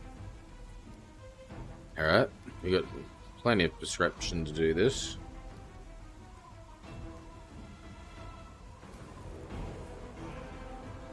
Take a closer look at the elf. She's clearly holding something back, but she doesn't appear to be lying either. Whatever it is she's hiding, her claim that she hates demons sounds quite convincing. You're not lying, but you're not telling me the whole truth.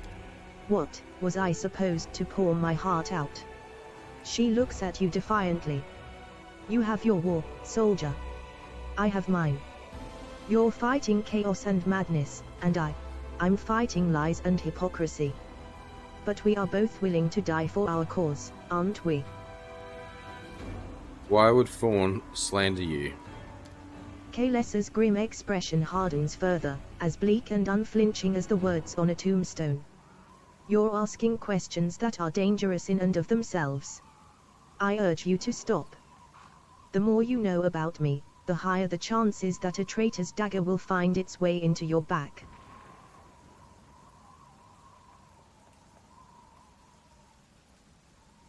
I believe you. Fawn is at Defender's heart. You should keep clear of the place. Yeah, we're not gonna kill you. Not yet. I think it's the better choice. It was never my intention to set foot in there. Farewell, soldier, and thank you for believing me. Okay, this should be hopefully the more experienced route for some future content there with them. More experience gains. Okay, we've done the save. Monster now. Oh wait, before we go that way. Let's see what we here. can do. A save. I think it's you we got to talk to. The eyes of a young lad peer out at you from under the massive helmet. At this proximity, it is obvious that his armor is ill-fitting and mismatched, and the helmet specifically is either very poorly made or a theater prop. Pardon me, I saw you with that shawl. Does this mean that you're a friend of Aranka's? What am I saying? Of course it does. So. The young man's speech is interrupted by the arrival of a new cast of characters.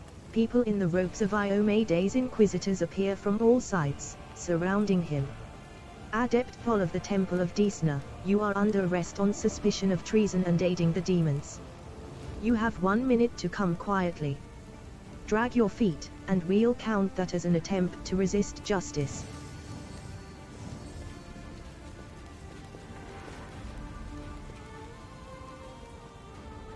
Oh.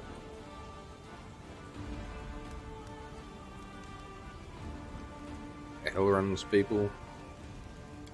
Prelate Halrun is there? appears behind his people. And here's the traitor who almost corrupted the wardstone with his magic. You didn't think that the disorder and demonic presence in the city would distract us from pursuing traitors, did you? The youth's eyes go wide and he says nothing, clearly not knowing what to do.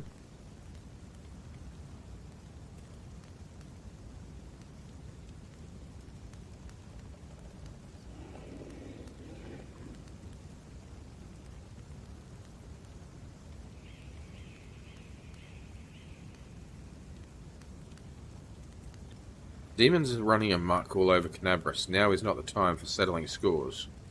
On the contrary, now is the perfect time to catch the demons' accomplices while they are overconfident and letting their masks slip.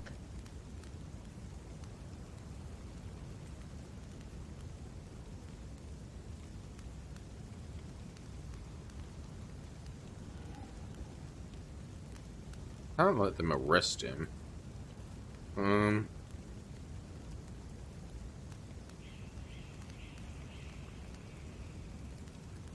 You are torturing this poor boy for nothing. I can't stand for this. The Inquisitor's brow furrows. You bear the gift of heaven and you're taking the side of a delinquent and conspirator. Yeah. Heaven knows not only righteous anger, but mercy as well. So reveal the light of heaven. We are going to... The Inquisitor gazes at the light, not even blinking. His face reveals a desperate inner struggle. At last, he rubs his temples. I do not know why you are standing in the way of justice.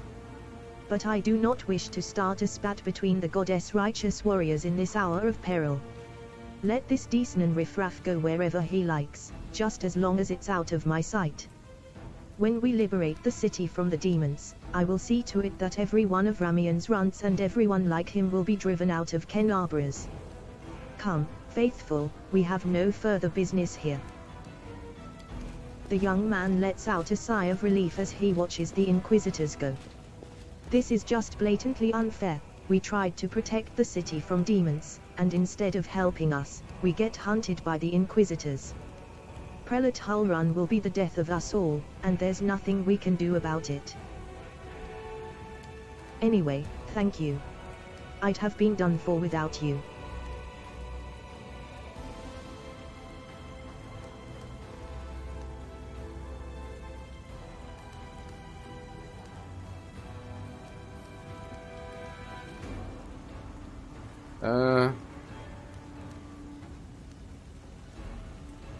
I should go with the first one, but I don't really want to. The Inquisitor's gone too far. I'm glad I didn't let them take you.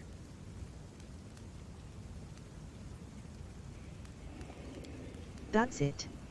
I don't believe I'll get a fair hearing from Hullrun.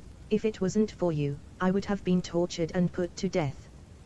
But even so, I have my regrets. I think we went too far, trying to break into the Wardstone. Okay. And we didn't even save anyone. You're there on your own. It's alright then. Now, if you don't mind, I'm going to go to the Temple of Deasonen. I want to be alone with the goddess and reflect on all that has happened. Okay. Alright. Go back to see them now that we saved them all.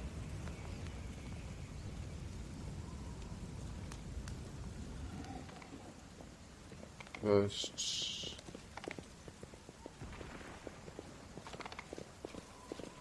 Here we go.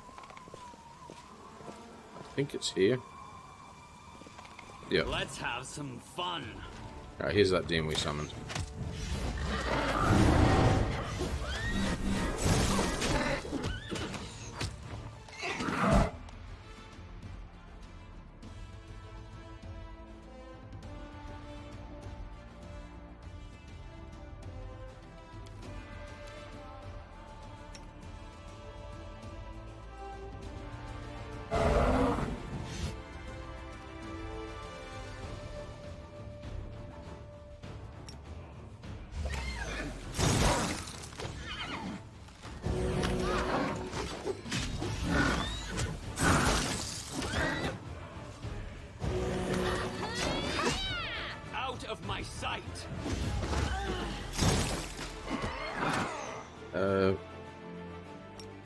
Let's put a cure on us.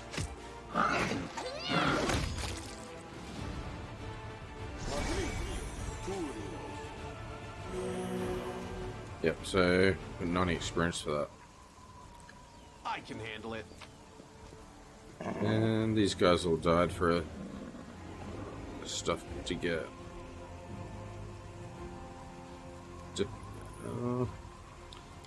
Okay, unique shield.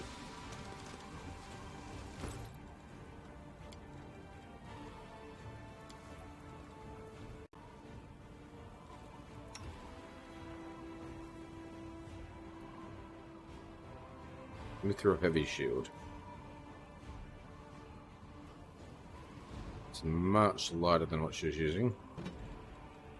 And a bit more armor.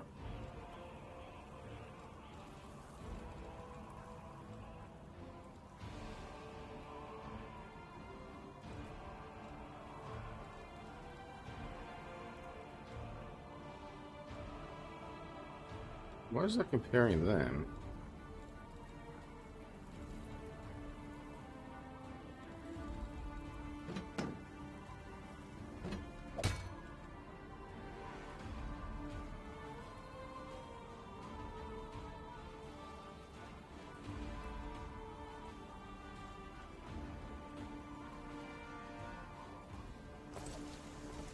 Okay.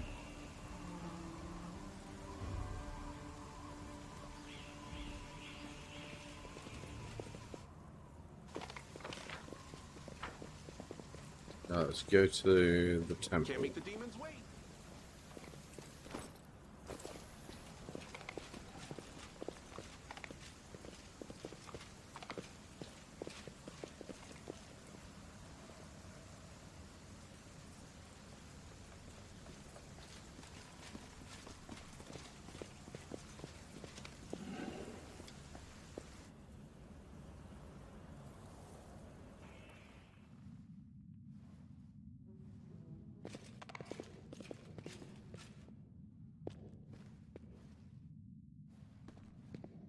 Ilks, Aranka, and Thol sit side by side, like sparrows on a tree branch. They seem happy, despite the chaos going on around them. If it isn't our rescuer, it's good that you've come. Sit with us.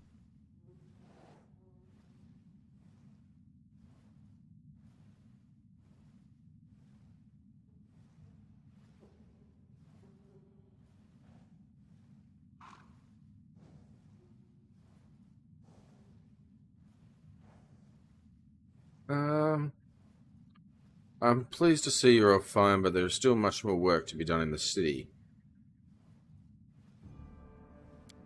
That's true. Ilks nods. But can we give you a gift before you go? We wouldn't give this to anyone apart from the person who bravely defended us from injustice. The injustice inflicted by the people who should be the pillars of law and order in our city. Okay. Our gift, Aranka cuts in, is a song. We call it Starward Gaze, and it came to us from the true servants of Desna from her domain in Elysium. This song can gift a soul with renewed vitality. Just listen. She sings the melody.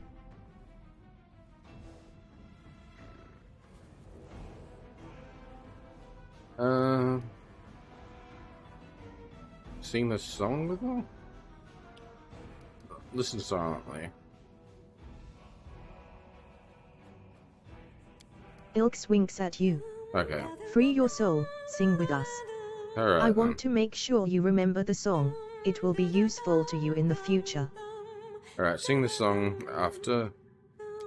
You repeat the melody, feeling it coming from somewhere within your heart. And then. Alright. When the music stops, Lunikau finds himself in a place that looks nothing like the ruins of Kenabras. It all happens in the space of a blink.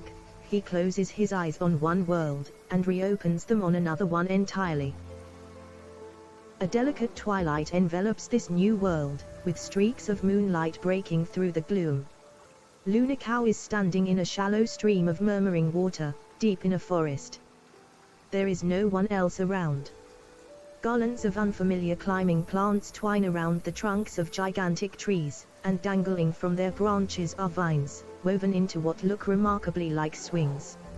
A carpet of fragrant grasses spreads out at the tree's roots, with islands of phosphorescent moss and lichen dotted here and there. Small, smooth stones with a strange, mirrored surface are scattered across the stream bed in which Lunikau is standing. The stones catch the light shining down from the heavens, making them gleam silver and making the ordinary little brook look like a stream of darkness, carrying a sprinkling of stars through the night. Lunikau is sure that he has never been to this place before, and yet it all feels so familiar. It is the manifestation, not of dreams or fantasies, but of that special way of looking at the world that only children possess. When a glint of light reflected off a piece of glass becomes a fallen star, when an oddly shaped stone can be a remarkable artifact, and when every shadow or twist in a path promises mystery or an incredible adventure, A single glance into the forest stream brings this feeling rushing back. Realizing this, Looney Cow...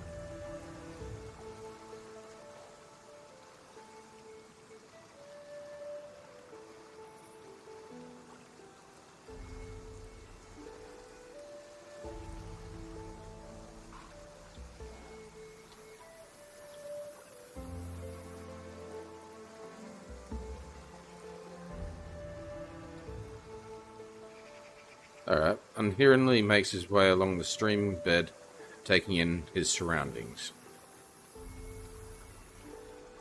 Why not?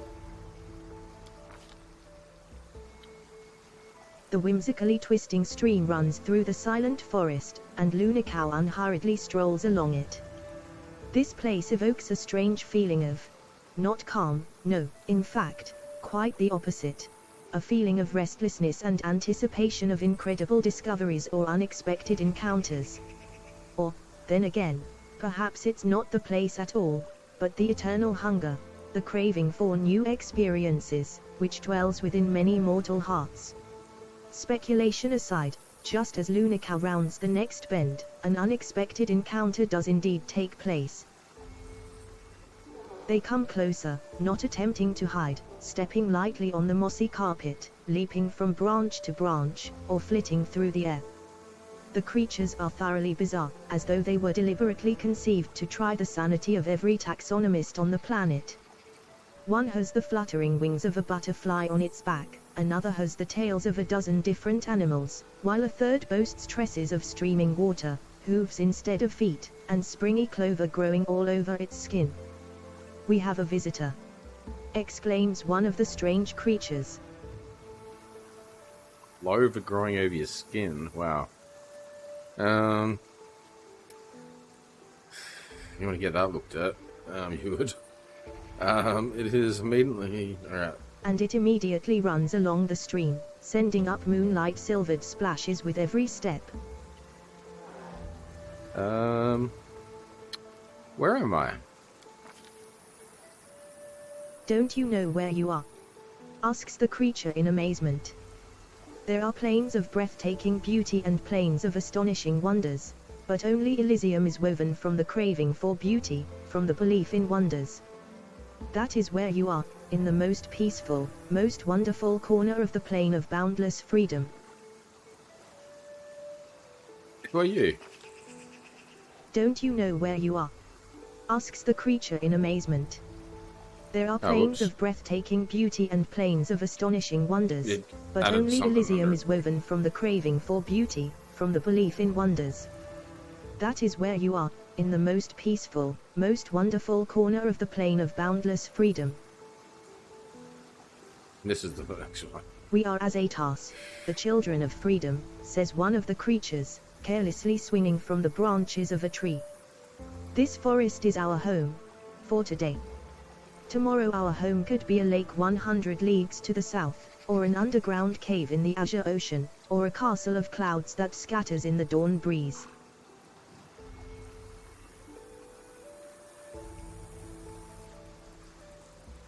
How did I get here? "We don't know how you came to be here," says the creature with the dozen tails, smiling. "Mortals rarely come to Elysium during their lifetime. But here you are, which means that something must have brought you. Something in your soul. If your soul did not harbor even the slightest spark of freedom, yearning, and compassion, you never would have found your way here. Now that you know the answers, tell us, what do you want?"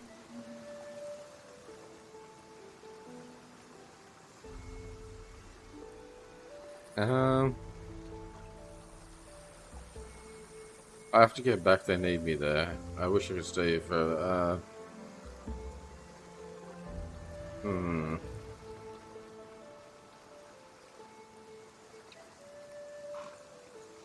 Yeah, I have to get back. They need me there. The creature with the butterfly wings, who has hitherto remained silent, gives the visitor a serious look and nods to itself. "I smell the burning blood and tears of the place you have come from. it clings to you. It is right that you don't wish to turn your back on the suffering of those you left behind. None of us children of Elysium would do such a thing. Go back, be a bulwark against evil and strife. Your path is true.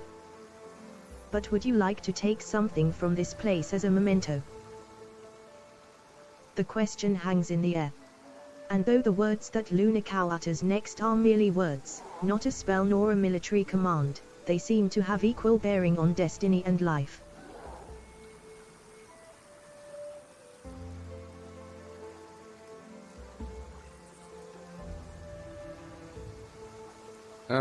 Sure. No. Why not? It's a good choice. Opens another mythical path. The Azatars draw closer.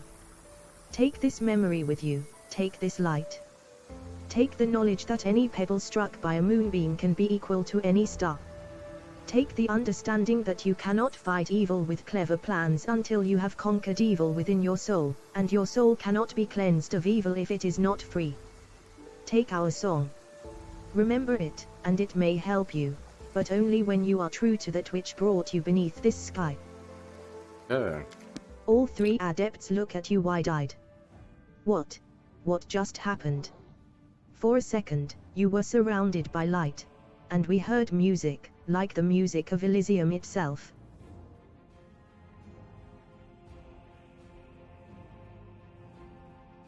I had a vision. I was in the Epsilon and the Aslan spoke to me. The adepts exchange looks of astonishment. I swear, it's a sign. A sign that Desna herself has turned her gaze on you. You helped us and protected Wallflower from the Inquisitors, even though it wasn't your responsibility. The goddess couldn't fail to acknowledge such a noble soul. We might be getting ahead of ourselves here. There are many powerful entities in Elysium besides Desna. But, of course, there must be a reason for it. I am so glad we met you, friend. And not just because I'd be being tortured by the Inquisitors right now if we hadn't. But also because you helped me overcome my doubts. We will always remember you, no matter what. Hey.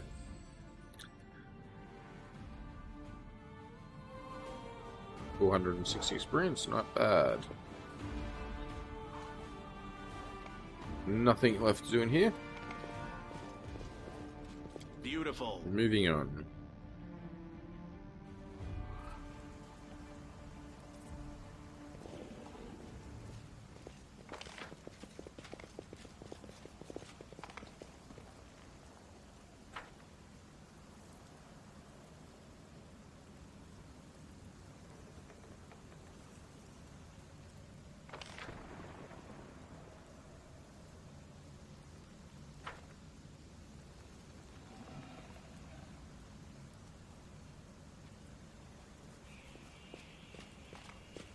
Let's see what we can do.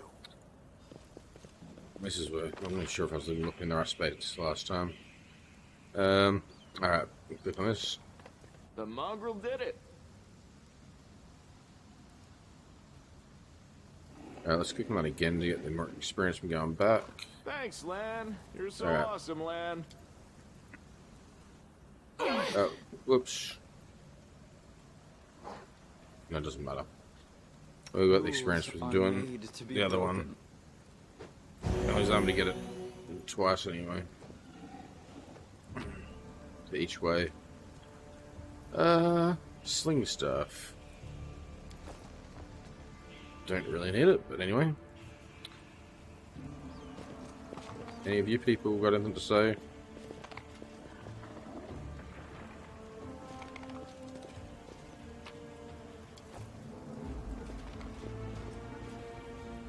You're irrelevant. Save the last one for me.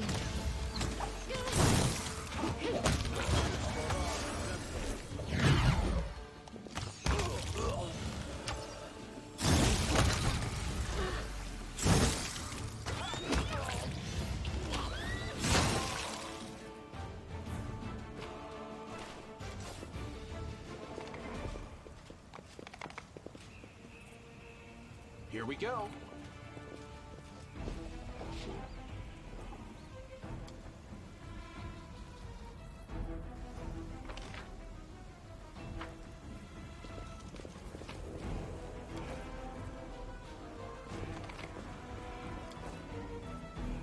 I can handle it.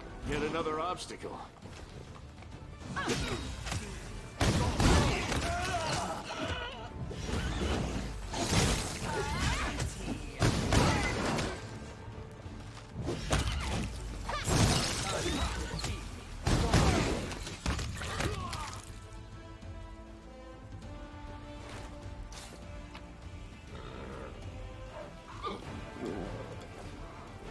Should we rest now?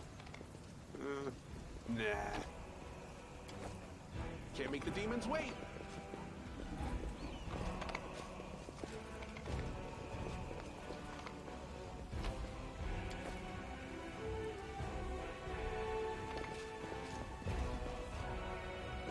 Anyway, what? How much you lose? On me. Alright, we'll drink some potions.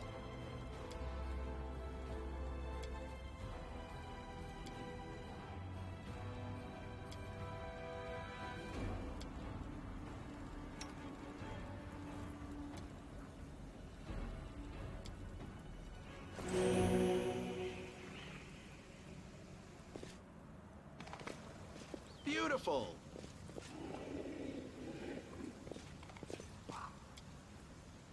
Bodies of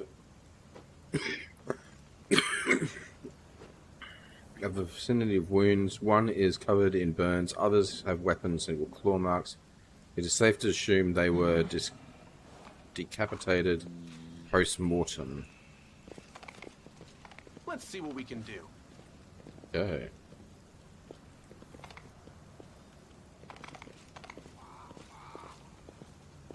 Back here?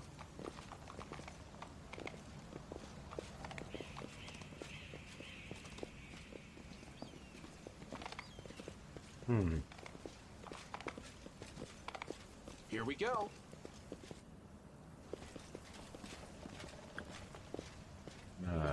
Mongrels.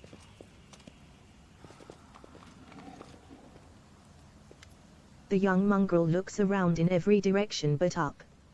Maybe we should go back. This place isn't for us. It's too open. The enemy could come from anywhere. And the air is weird. Why does it keep moving so fast? Another mongrel stares straight ahead, gripping his blade in a trembling fist. No. Not one step back. This is our test. Don't look at anything but the target. So you made it. Good to see you all. How's old Sol doing? Still waiting and thinking. Well, don't worry, he'll make his mind up soon. You won't be hanging about underground for much longer. Oh, mongrels. A sheet of paper appears from Ninio's sleeve. I have so many questions for you. Which tastes better, cave slugs or cave rats? Or perhaps beetles? How often do you wash yourselves? Where do you go to relieve yourselves? All right, I'll answer all your questions about mongrels. Give it a rest. Just keep your distance from these guys, you're scaring them.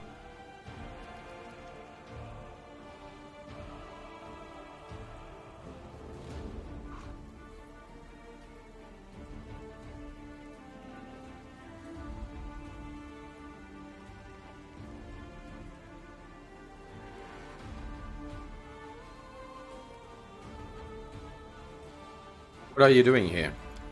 The young man turns to you. He has one healthy eye and a lumpy growth where the second should be. It's you. It's thanks to you that we made it to the surface to fight the demons. The shield maze fell, but Sol slowed everything down.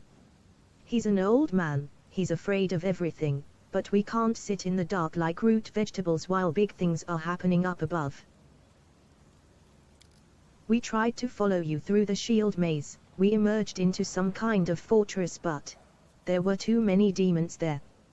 Then we dug out another passage into the city. It took days, but we did it. We're ready to fight.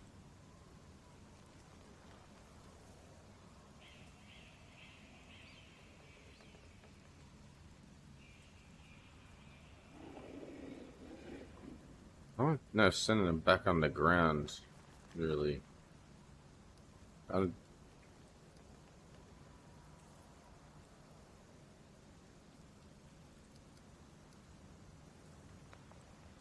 Alright, well, you've made it out now, so do whatever you need to do. The young ones are holding up well. But will they be able to fight out in the open? Even I struggle with that. Lan frowns. I hope we did the right thing. We've killed everything mostly up here. We are the Crusaders of the Underground. We will fight like our forebears did. Should I have told him to go back under?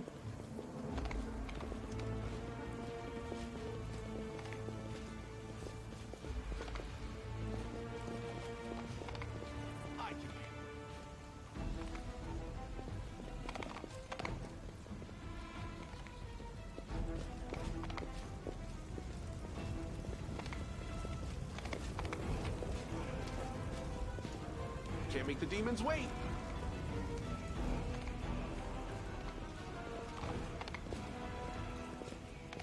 Do not fear. I will see to your demise.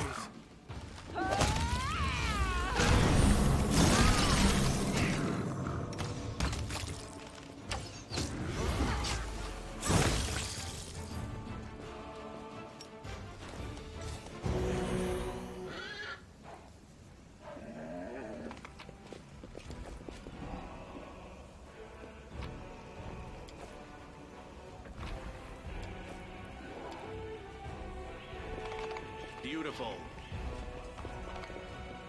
The underground, they said there were still monsters in the thing, so having them come up was probably better, wasn't it? Let's see what we can do. Lane has me second guessing things. Okay. This house. Ready to move out? Always be ready for the worst. I'll watch your back. Are we in trouble yet?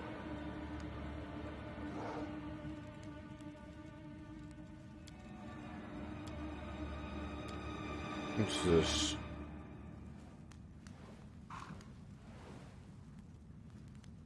I'm not.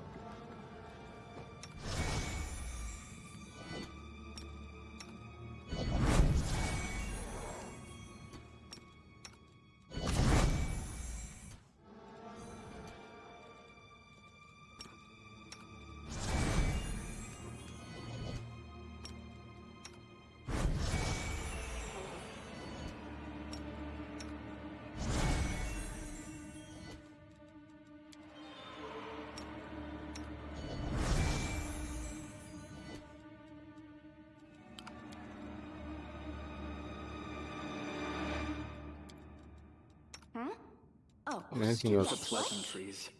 Bow resistance. I heed the voice of the spirits.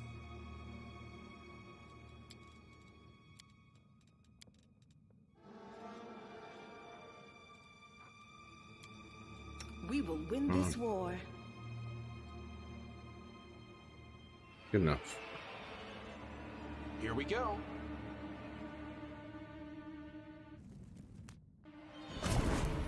Crusading isn't that boring after all. I found something. I'll cut you wide open.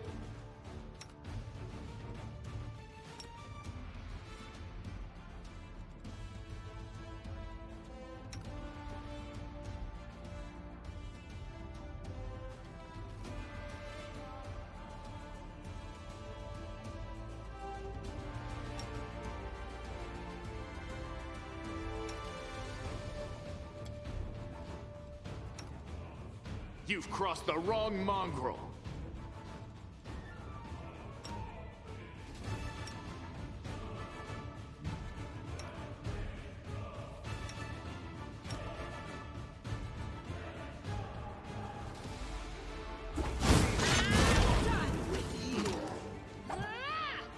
Let's do that.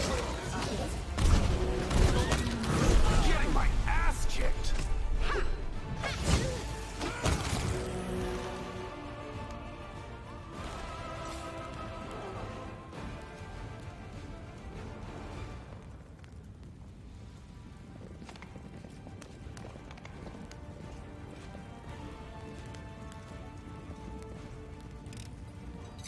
am helpful, am I not?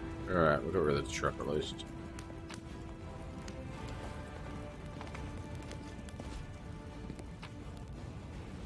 What's this,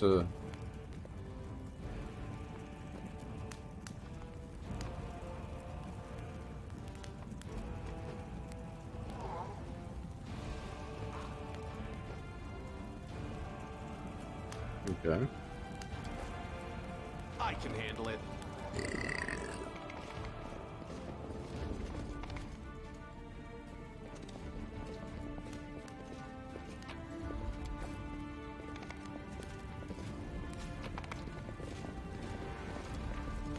SHYNN, beloved brother of mine.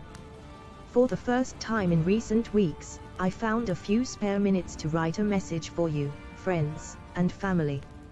Your restless brother Berengar is not dead and gone. Quite the opposite, I'm alive and glad for this chance I've gotten. By joining the Crusader ranks, I've truly found my place for the very first time, can you imagine?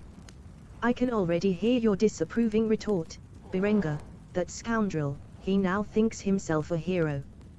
But believe it or not, these days my intentions are further from any esteemed titles or glory than ever before. I joined the Crusaders out of boredom, out of horrible melancholy that clouded my mind and filled it with dark thoughts.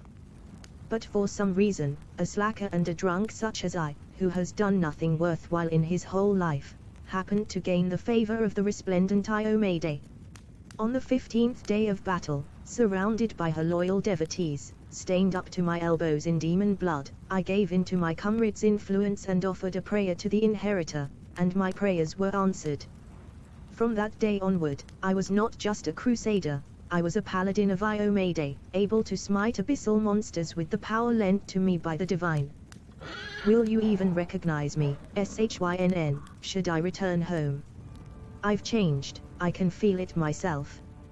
Iomade gave my life purpose, offered me a weapon to slay the enemies of Gularian. By the Inheritor's name, I won't betray her trust. Please, send my heartfelt regards to our poor mother and show her this letter.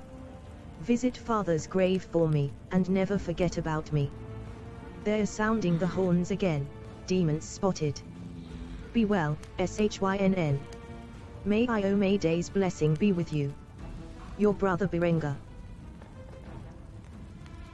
I had time to come in and write a letter of his final goodbyes, and the demons attacked this place. Alright. I guess that was the body.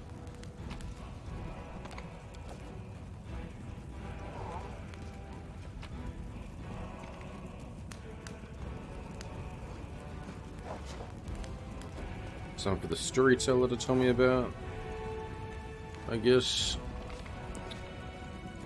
Seems to be just like what those ones were in the last game.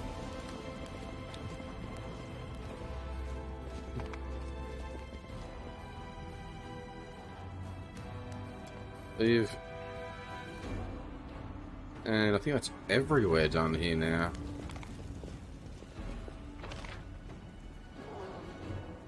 Yeah.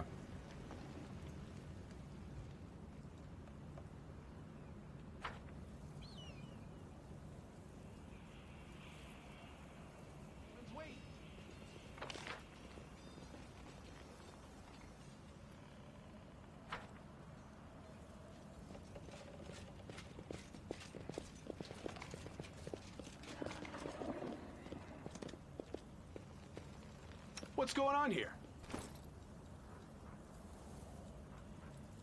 Use.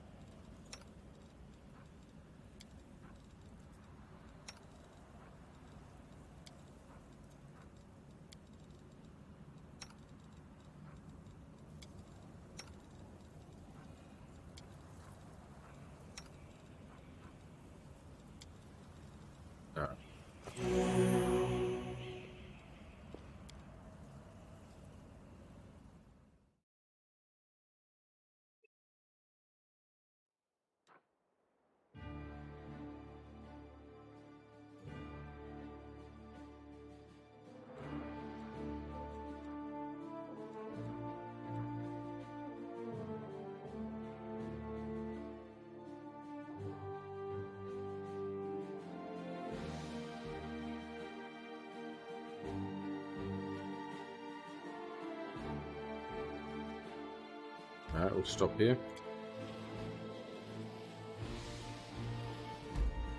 Oh.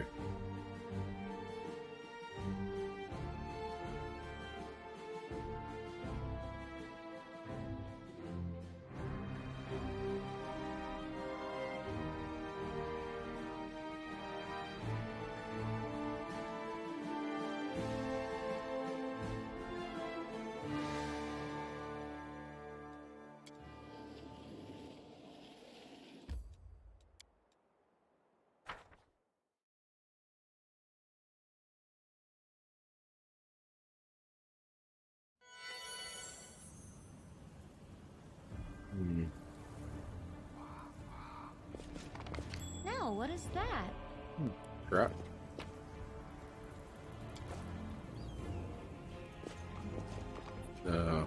You can trust me.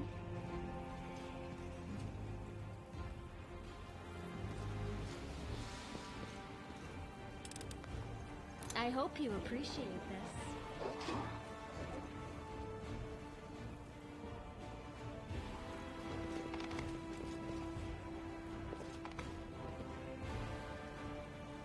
No time for debates. Oh, thank you for amusing me.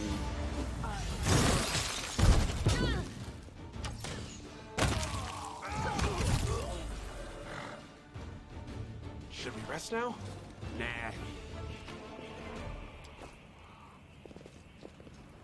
What do we have here?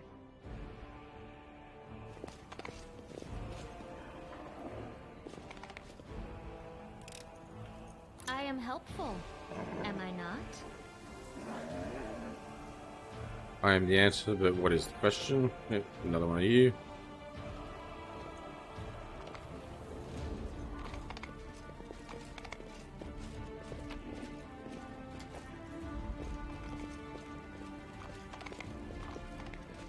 Don't see any perception checks failing.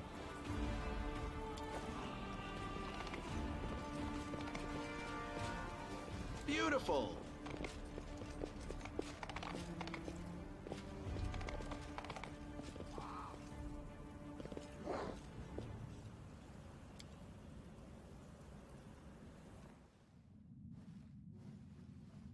Oh.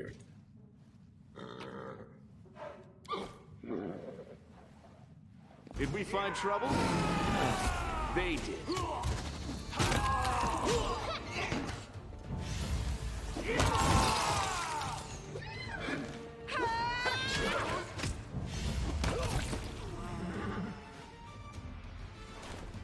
The sparkling fist, alright.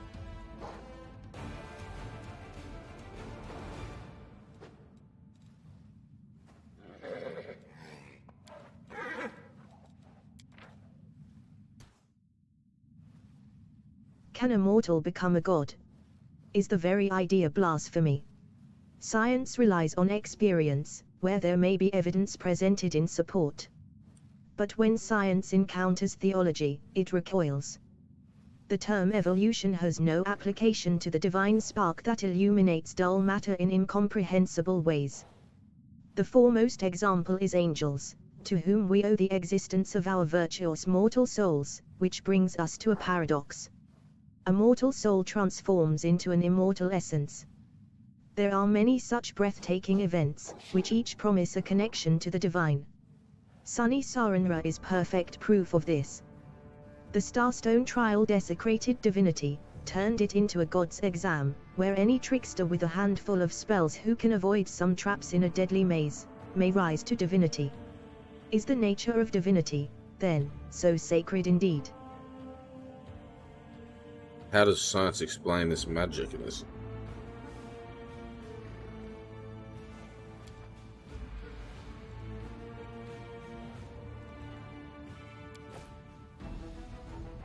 Not that I believe in any real divinity whatsoever. Okay, where? Sword again.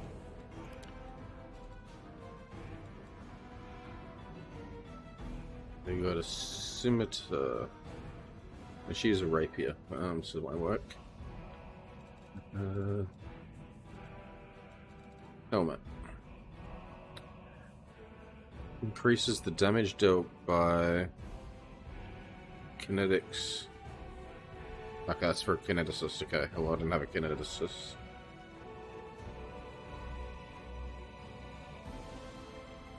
Wow, that's really good.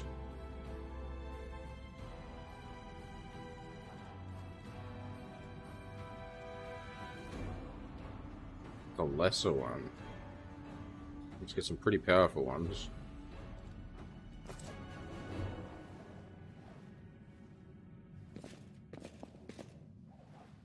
Let's see what we can do.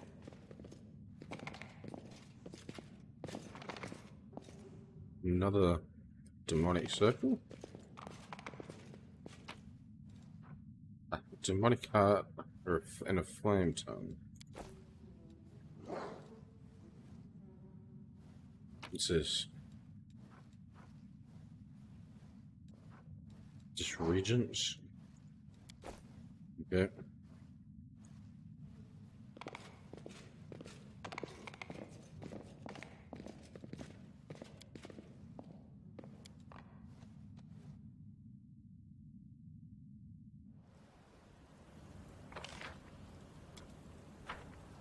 Here we go.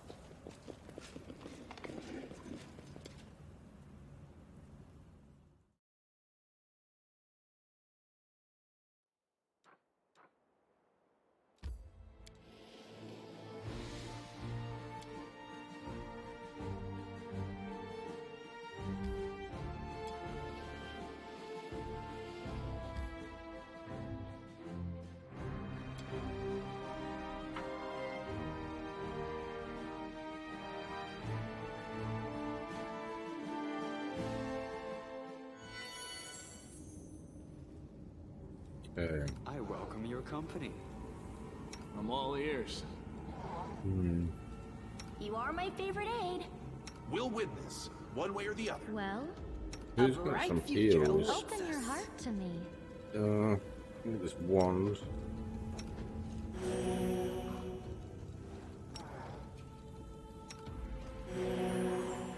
Go a bit better.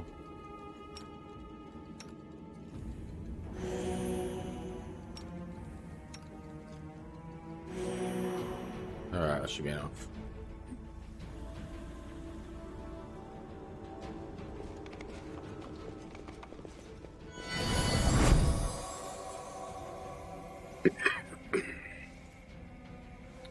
Numbers burns the city that should never have fallen. Fate shows no mercy.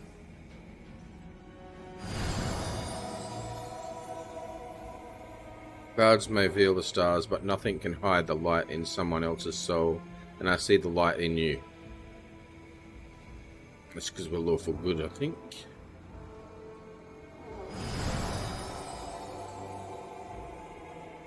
We will stand shoulder to shoulder with you against evil.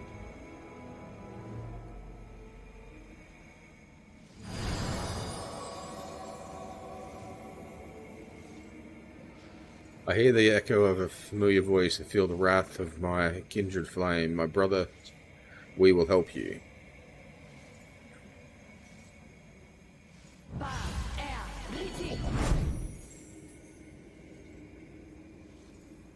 Yeah. And they gave me a buff. What's it actually do? Take on the aspect of an angelic being. 30 minutes.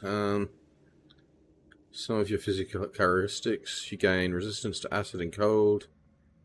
5 DR to evil. Damage reduction to evil. You also gain a 2 deflection bonus to AC and 2 resistant bonus and saving against attacks made or effects created by evil creatures. In addition, your natural weapons and any weapons you wield are considered good aligned for the purpose of overcoming damage reductions. It's a nice buff.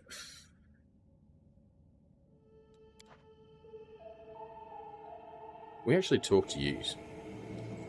Okay.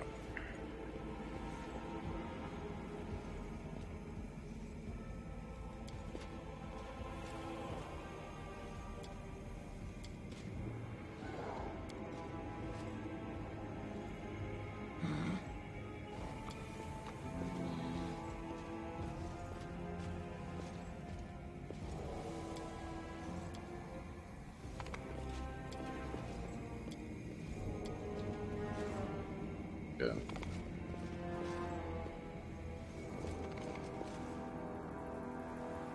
Whoever you are, keep quiet. There's a horde of enemies just beyond this door. Come over here and you'll see there's a handy way up nearby. Locked from the inside, okay. So you gotta go that way. And put sneak on. I was never good at stealth, but I'll try. Be quiet and watch. Get it together, idiots. No more looting. You all sit tight here and wait for the order to attack the defender's heart.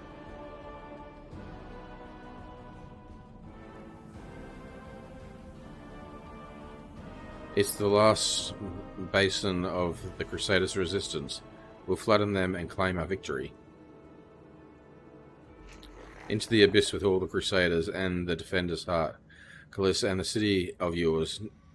Already now is its time to enjoy the spoil. Split up the groups quickly. I'll tell you where to go and what to bring back.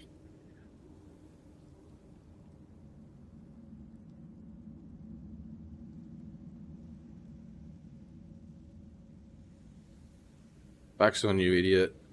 Go back to Baphomet. He must be missing his ear lapdog. Everyone here will be following my orders. I'm in charge.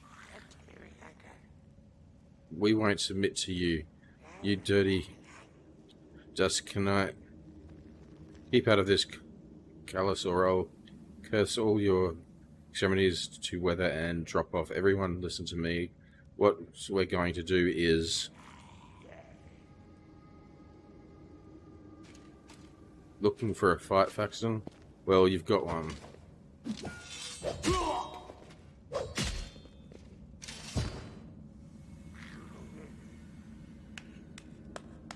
I don't know if Worm. I'm in charge here. Kellis is the strongest. No looting, only slaughter. We're going to sit here and wait for the command to attack. The defender's heart will fall. Okay. I'd stay away from there right now. The tower is the main stronghold of the Templars of the Ivory Labyrinth and their allies. Going up against that many of them would be suicide. I have a better idea. Okay, go on. If the demons and their mortal agents were better organized, the Crusaders would have been crushed long before now. But they're always trying to spread in every direction. Right now, in every corner of the city, there are demons like Kylus who are trying to consolidate their forces to launch a joint attack on the Defender's heart.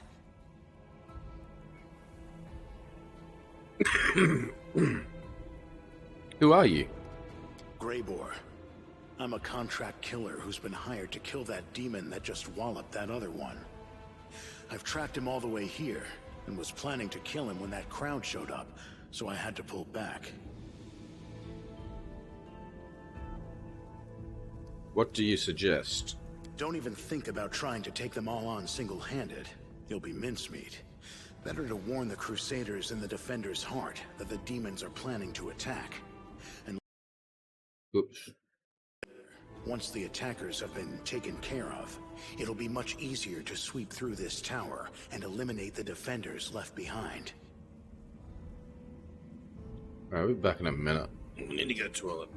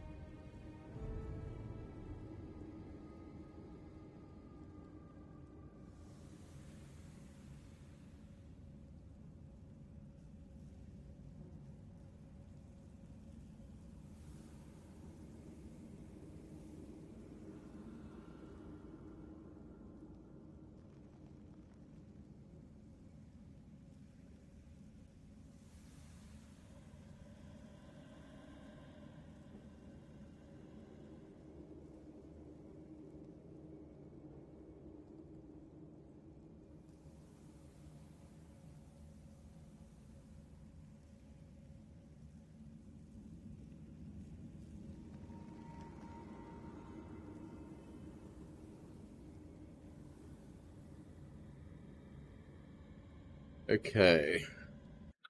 I actually have to do something here. For the Lich side of things. I have to follow the main quest line until I'm able to go to the Tower of Estrad, clear the main floor of the tower, proceed to the basement, speak with Paladin, exhaust all dialogue options without killing him. He will discuss missing artifacts that have been taken from the tower. Primarily the key items is the missing wand. Step is optional, as you can continue on your path to Lichdom without talking to Paladin or even killing him right away.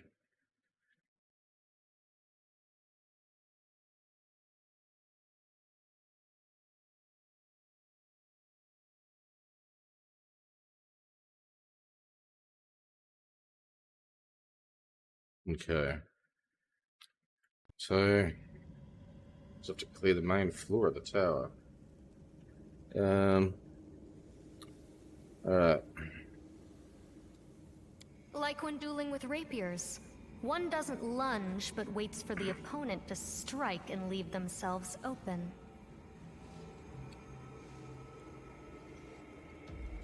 Yeah, exactly like that.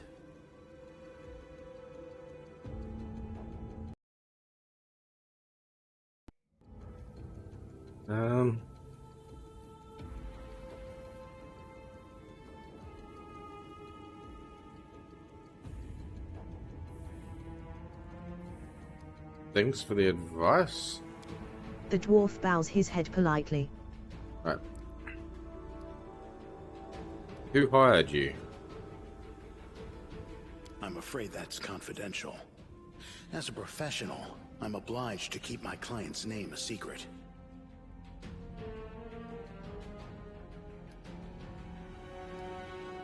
We could attack them together. I have no desire to die today. If you choose to go in there, I'll take advantage of the opportunity, of course.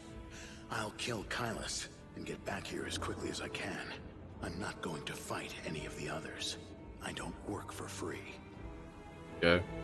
The city is burning. People are dying. And you're thinking about how to fill your pockets? Yes. So what? Listen here, girl. If you're so eager to save someone, go and do it. And don't waste your breath preaching at me. I'm going now. I hope you act wisely. Okay. You're all stealth, aren't you? They will not expect my strike. Save.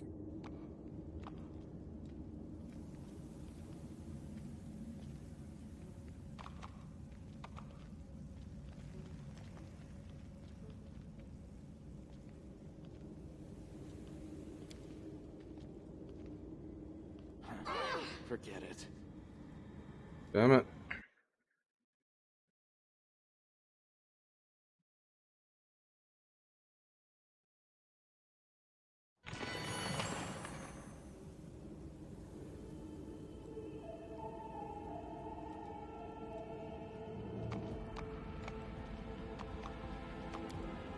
Well, this didn't go well. Failed again.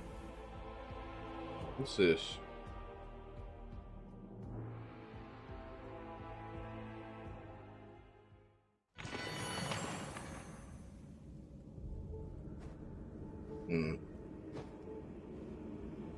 My mobile's gone crazy. There we go.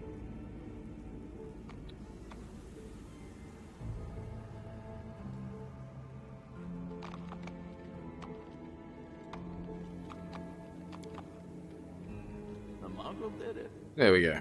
We made it. Save again.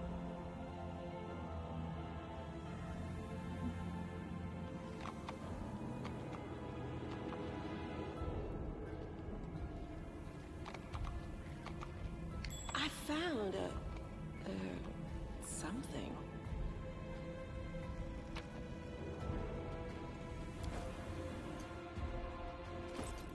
Swan buckler. Very useful for you.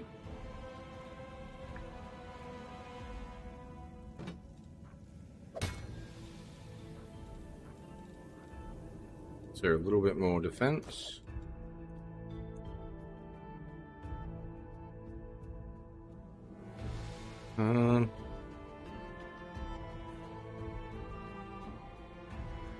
Missed me already.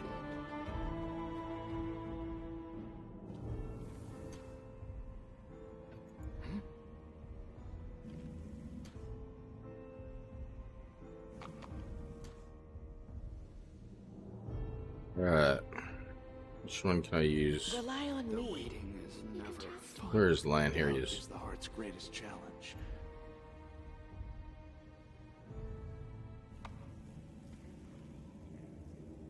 Man, get over here. Curious.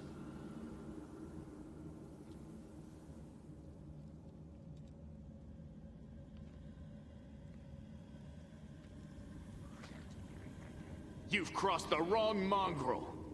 Nah, can't shoot from that far. Alright, we'll use the horse then. No, I won't. Together. We'll just do this.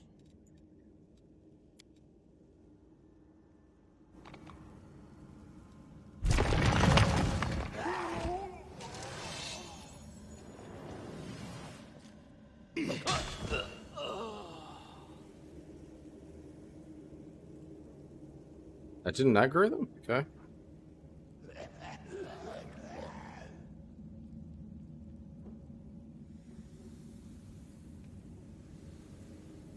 All check failed. Okay.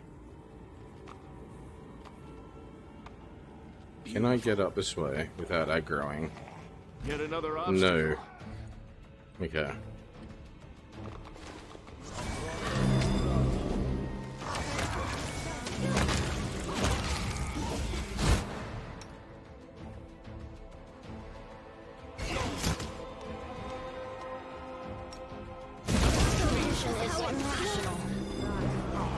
This is how it feels.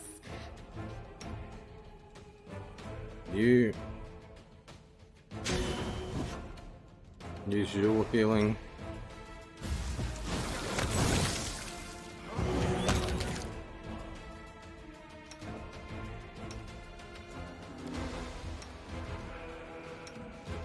I got any more heals left? No, I've got one left.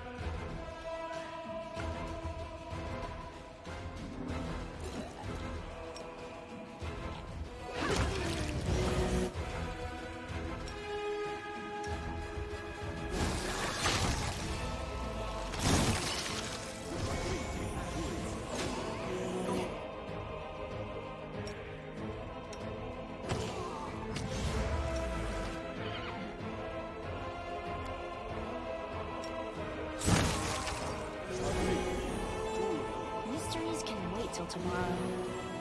Okay.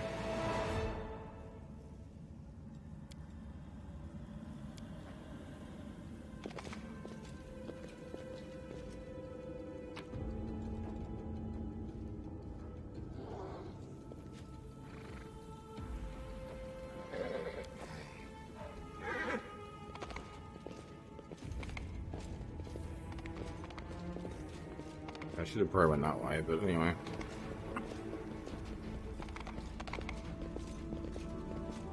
Let's see what we can do. Well, hello there. Right.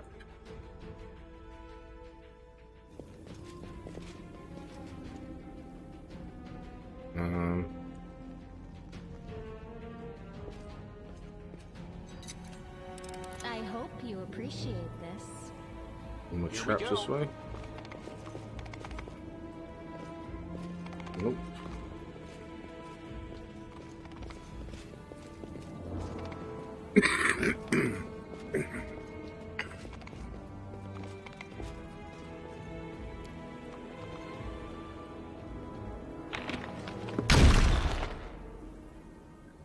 I can handle it. Thanks, Lan. You're so awesome, Lan. Alright, we cleared this floor.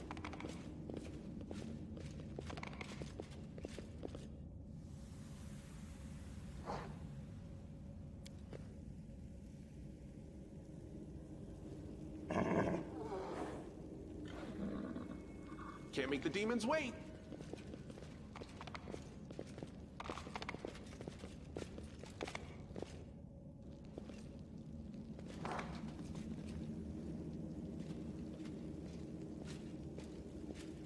A pale and frightened half-elf looks at you warily. His face is twisted into a grimace like he just ate something slimy. Hey. Who are you? Praise Baphomet. What are you doing here? Did Fakeson send you? I heard a noise outside, but I was busy making a list of the relics. Did something happen? Was it this guy? No, Till Dawn. Okay, no, it's not Till Dawn. It's Till Mare.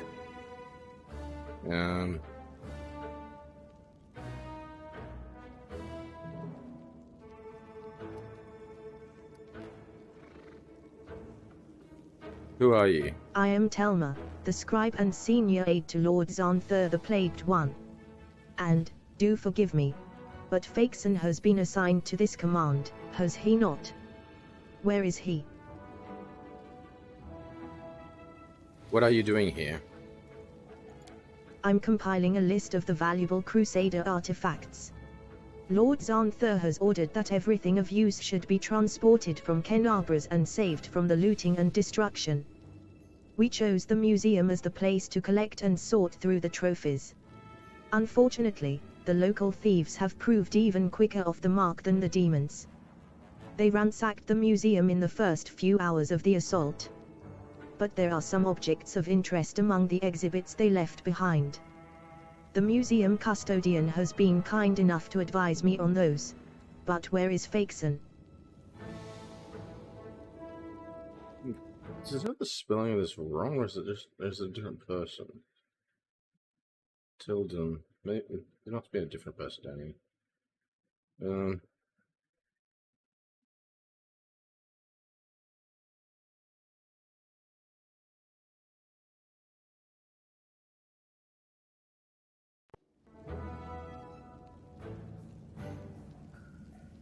Where is the museum custodian? Over in the gallery. I deceived him. I told him I was a crusader. It wasn't difficult. The old geezer is out of his mind. So, tell me, where is Fakeson?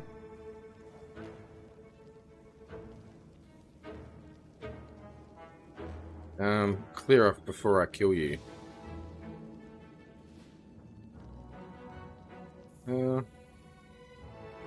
Sure, does it matter if I kill this guy?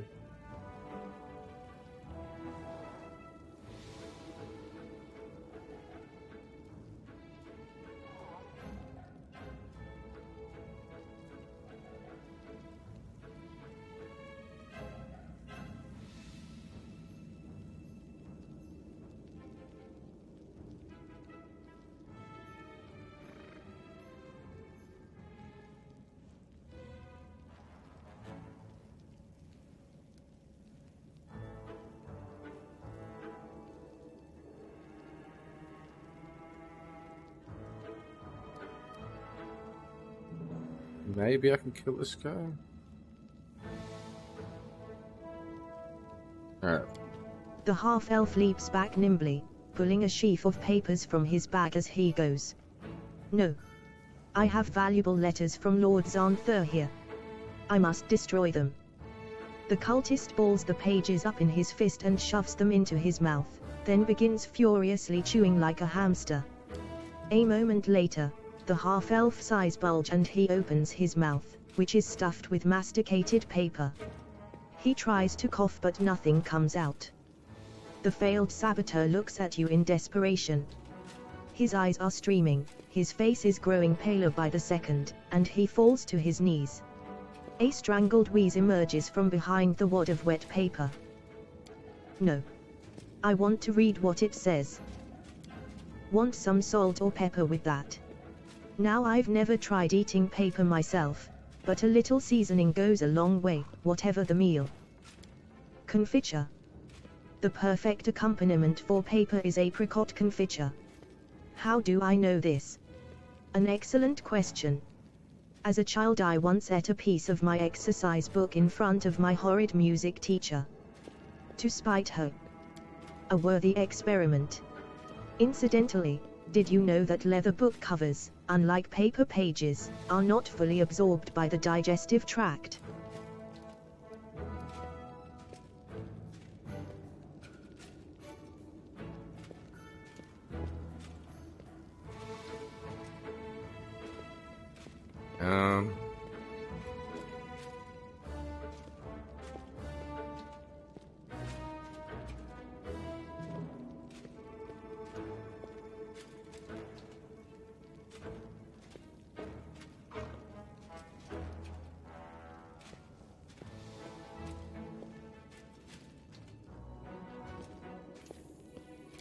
A merciful blow ends the hapless half-elf's life.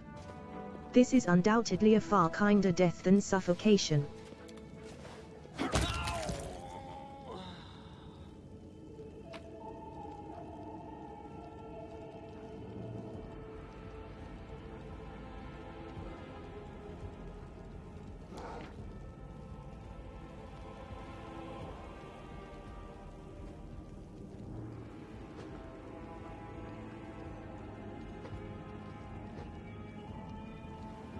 Alright, before I do that, I need to check something. Who's the other guy in here? Oh yeah, that's Tilden. Okay, so...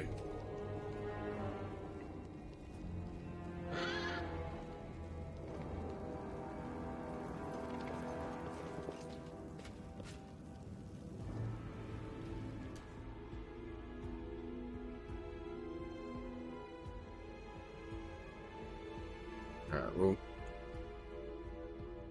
do that part again. Might let him go.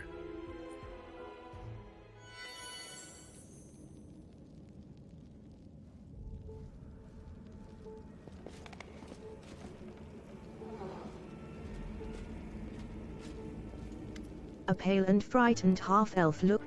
I am Telma. I'm compiling a list of the valuable crews over in the gallery. I deceived him. I told him The half-elf pitches forward, but then grabs his bag and leaps away from you. You're lying. You want me to turn away so you can strike me in the back and take the papers that have been entrusted to me. Oh. The half-elf leaps back nimbly, pulling a sheaf of papers from his bag as he goes. No. I have valuable letters from Lord Xanthur here. I must destroy them. The cultist balls the pages up in his fist and shoves them into his mouth, then begins furiously chewing like a hamster.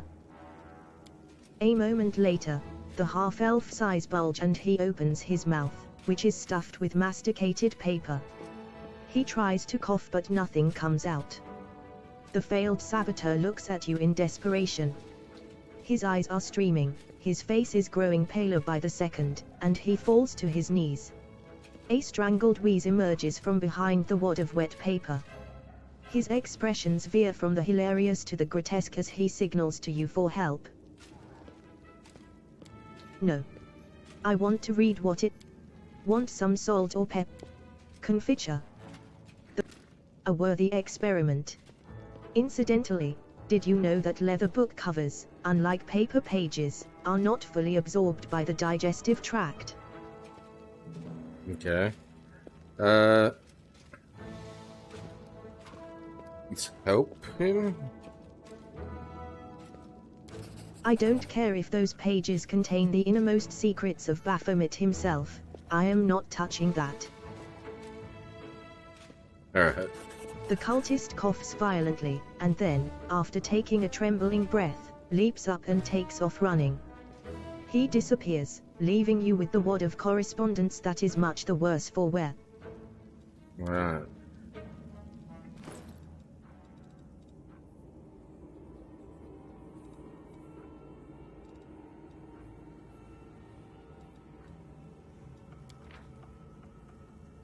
A wad of crumpled pieces of paper with visible bite marks and traces of saliva.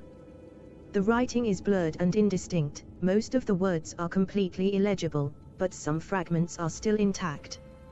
Carefully pack up all the relics and valuable magical items and hand them over to the same courier that brought you my potions.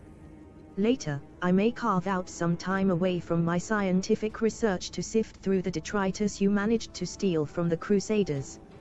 I might as well not bother, since your finds will almost certainly be of no use to me, unless I find myself in dire need of a paperweight. Still, this mission keeps you occupied and gives me an invaluable opportunity to work without you sticking your nose into my experiments. I once again remind you that it is absolutely essential to store the potions in a safe place sealed with a corresponding protective rune.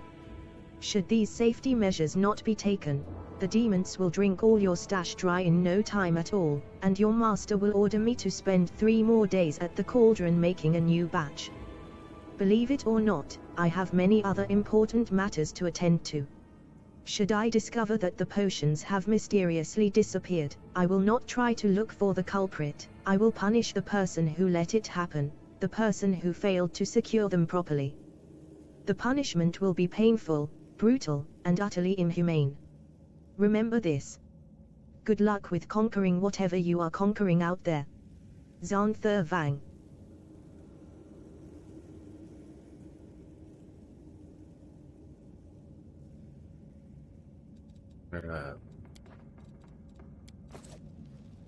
Just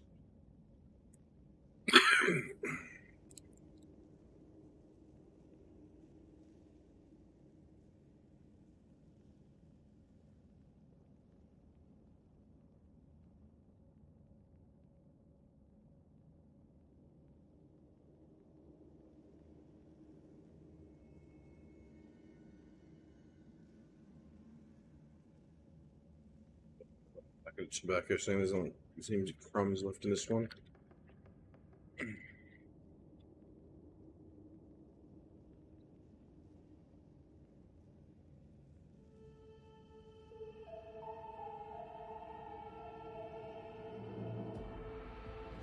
There you go.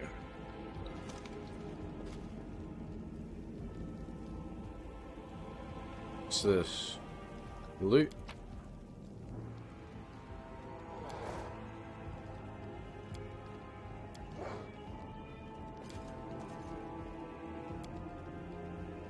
Weird. These. Okay, just inscriptions of what was there.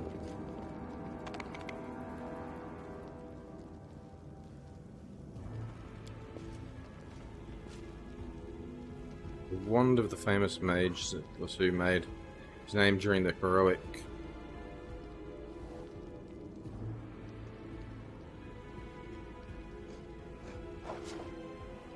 and tragic siege of the Lost Chapel. This item was donated to the museum by the apprentice mage Talon. More details in the museum. Okay. So, something about this wand. It is. This is.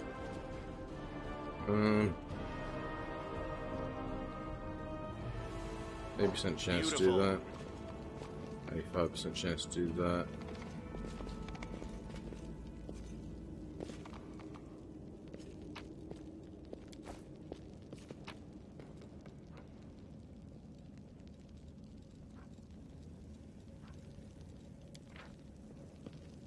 Gallery exhibits. Among the cloudy colossi. In this picture the 2 angels, Targana and L'Oreal, are chasing and fighting a deadly Vrolokai demon in the air, several miles above the world wound. After this battle, the skull of the slain demon was long displayed as an artifact in one of Drazen's inner towers. Sadly, this relic did not survive the fall of the city. Farewell to Sargeras. Eliandra, the legendary priestess of Pulura, watches the city of Is crumble into the freshly opened world wound. A caravan of desolate refugees, desperately fleeing to seek salvation in Mendev, can be seen behind her. Crusader Queen.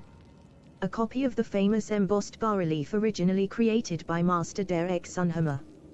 Young Queen Galfrey is portrayed personally leading her crusaders into battle on the 1st of Abadius, 4624, during the First Crusade. Here we stand and will not take a step back. Hand of the Inheritor, the Herald of Iomedae is depicted placing the first wardstone among the fortifications of Kenabras. None will escape my all-seeing eye. Inquisitor Hulrun fights a shadow demon that he exorcised from a soldier's body. Seat of Grief. A view of the infamous Heaven's Edge estate. This is the place where most of Mendevian aristocratic society at once fell prey to a supernatural plague unleashed by the demons. A world long gone. A thematic collection of various artists' works on everyday life in Sarkaris before the opening of the World Wound. The first triptych is dedicated to the funeral rituals held at the Pulura's Fall Temple for the deceased chieftains. The next cyclas of miniatures depicts various scenes from a woodworker's workshop. This form of craftsmanship held almost sacred status in Sarkaris. Several views of the city of Iz, the masterpiece of Sarkarian architecture, can be seen in the following series of engravings. Finally, the last painting, The Threshold Prisoners, portrays a group of spellcasters imprisoned in the infamous prison tower.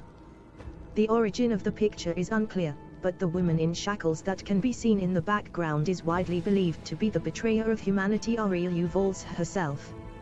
Yanil by a fountain. This painting is attributed to Denisa Roche, a soldier from the garrison of Kenabras. Denisa was not a professional artist, yet she had one advantage over the professionals who created later portraits of Yanil the Blue-Eyed. The heroine of the First Crusade sat for this unique picture personally, which undoubtedly gives it much greater historical value. Yanil is caught during a rare moment of repose near a fountain in the city.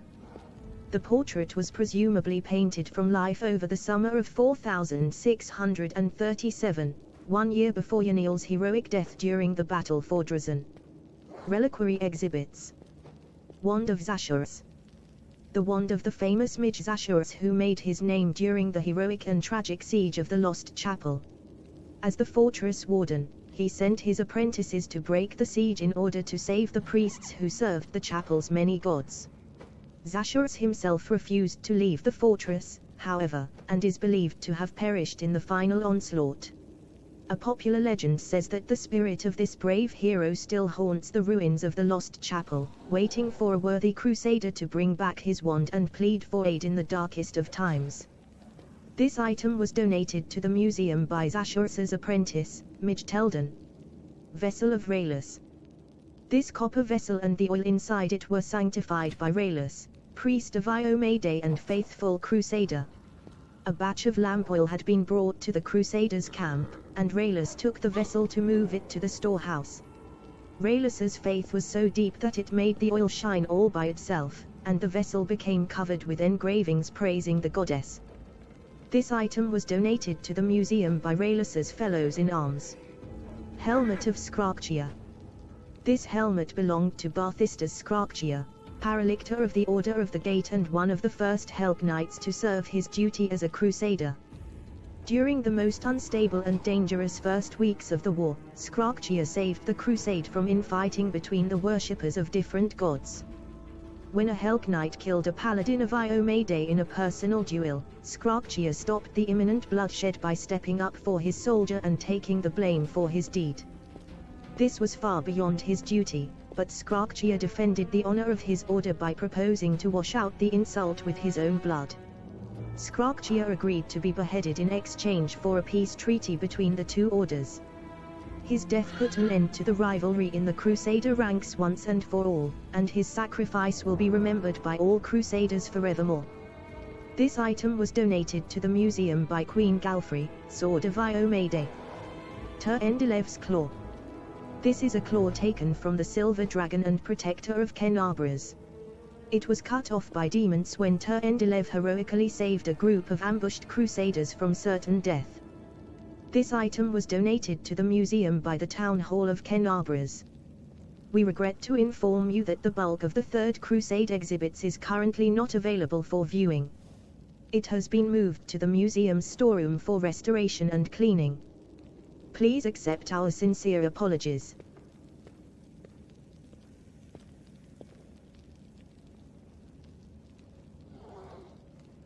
Okay, so the third. Okay, there should be stuff in the storeroom for restoration. That might be where that wand is.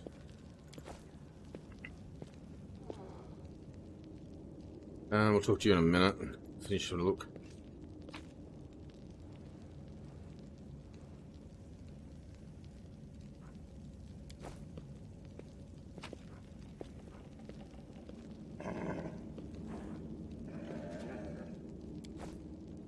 Let's see what we can do.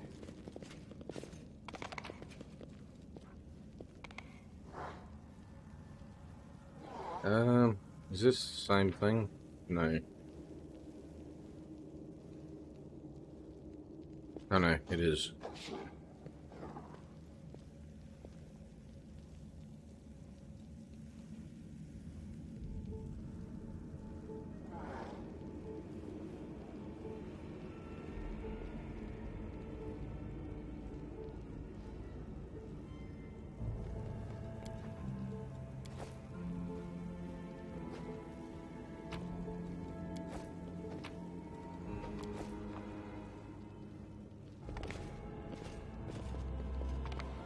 Did I get any skills from that?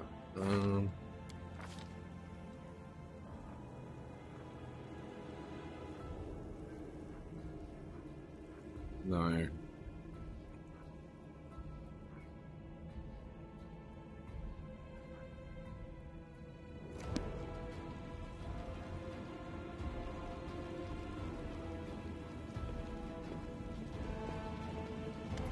The old man, looking around absent-mindedly, shrinks away as you get closer. His head seems to shake uncontrollably, but his hands are surprisingly deft and assured as they level a magic wand at you. Stay back. Which are you, robber or demon?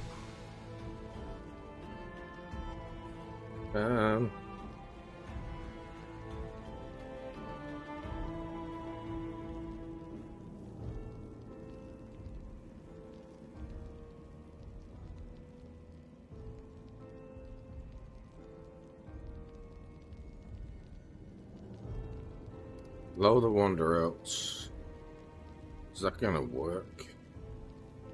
I'll start a fight with him.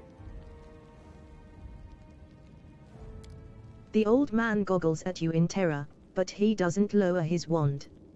A rustling comes from somewhere behind him. Rats. The old man wheels around fearfully and peers in the direction the sound came from. The hand holding the wand gradually falls to his side. When he turns back to you, there is no fear in his expression, only vague confusion. You. I'm sorry, I was distracted. What were we talking about? Who are you? The old man lowers his wand in confusion. I think. His expression grows distraught and mournful, as though he is on the verge of crying. I forget. His gaze falls on a piece of cloth carefully stitched to his cloak, which reads, Teldon, Tower of Estrad Museum Custodian. Aha! I am Teldon, the custodian here. My memory isn't what it once was. My faculties are failing me. But at one time, my mind could cut like a diamond. I was a battle mage, one of the few who survived the Battle of the Lost Chapel. But I'm an old man now. Sometimes I set down my keys one moment, and the next, I can't remember where I've put them. Okay, I'll be back in a minute.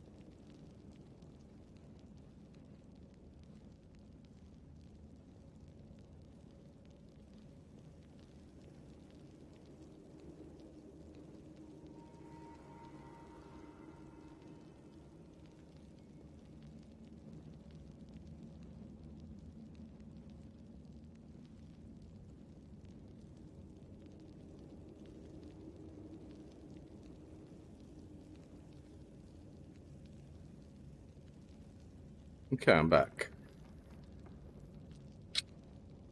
Continuing with this. Controlled amnesia, the ability of the mind to eliminate non-essential information. Nenio peers at the old man with suspicion. But what we have here is a case of plain old senility. With a pleased smile, the old man pulls a hefty set of keys from his pocket and proudly shows them to you. Here they are, my keys, my little lovelies, I would never give you away to anyone. Remembering himself, the old man hastily stows the keys back in his pocket. The Lost Chapel. Ah. This old fellow was there. That his mind was damaged isn't surprising. What's surprising is that the old codger can still speak at all. In the entire history of the Crusades, which aren't exactly uplifting, this is one of its bloodiest chapters. Some time ago, I wanted to know what became of the abandoned fortifications and estates the Crusaders left behind. I read through the accounts of the Lost Chapel veterans. Now that was a real bloodbath.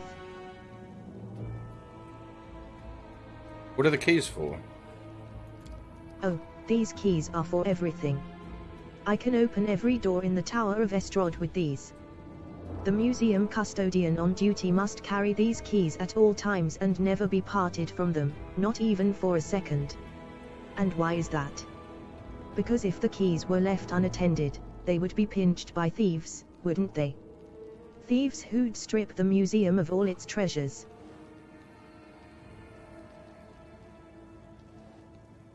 Give me the keys. Out of the question. According to museum protocol, the custodian does not have the right to hand over the keys to another. I am personally responsible for the safety of the exhibits and the storeroom.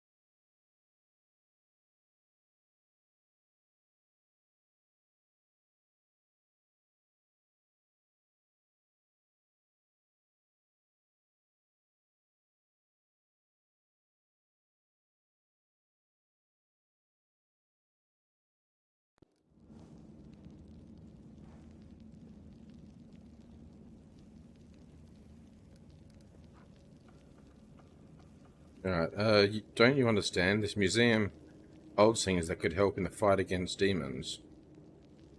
The demons. Biting his lip, the old man holds out the keys to you. You're right, I'm just an old duffer. Take whatever will help you, and go and defend our city. Why did the demons spare you? The museum custodian looks at you in stark surprise. Demons. There have been no demons in this museum. I heard them breaking into the tower, but then everything went quiet. Then a very polite young fellow came along, a half-elf. He said Kenabras was under attack, but that the Crusaders had already recaptured the tower. He said he'd been sent to oversee the evacuation of the museum. He was very pleased to find me here. I've proved a very useful resource. I showed him all the most valuable relics, explained what they were, and he wrapped them up, labeled them, and carried them off somewhere.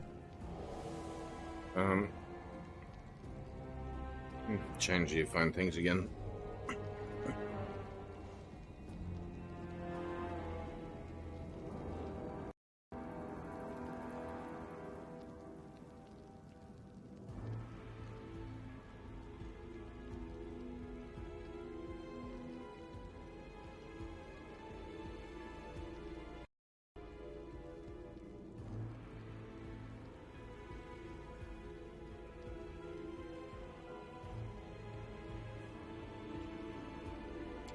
And I've been here all this time. I locked the doors and stood guard to make sure no demon got in. But I've seen not a one of them, haven't heard any either. I've grown hard of hearing over the years.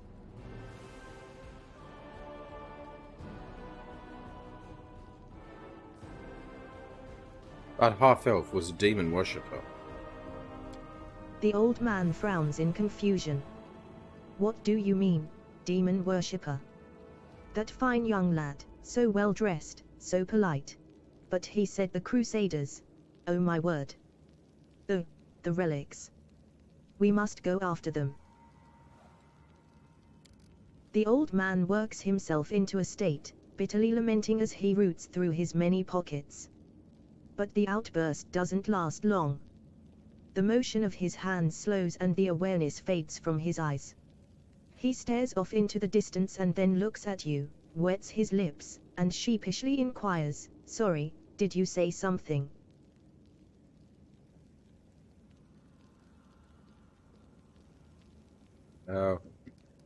What happened to you? The old man bursts into agitated muttering, gesticulating furiously with shaking hands. First, the bell started ringing, and then there were noises in the street.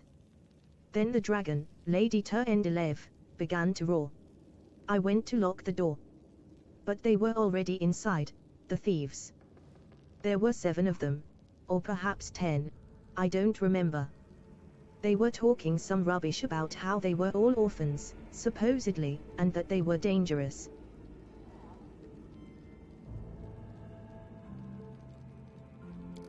They grabbed me and wouldn't let me go. And then they looted the place. They took anything with even a lick of gold on it. Relics, too. The museum boasts a very extensive collection, you know. And, worst of all, they took the wand. And when they were done, they tossed me aside like a piece of old junk. They didn't even bother to kill me. The museum custodian looks at you with affront and anguish in his eyes. What wand did the thieves steal? The wand of Zashurus, my master.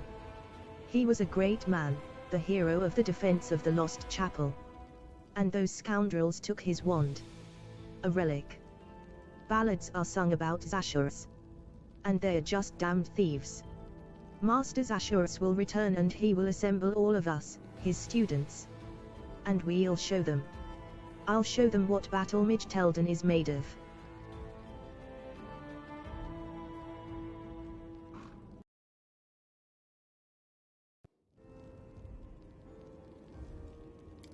Fury sparks in the old man's eyes, his spine straightens, and in a fluid motion his hands raise his wand at the ready.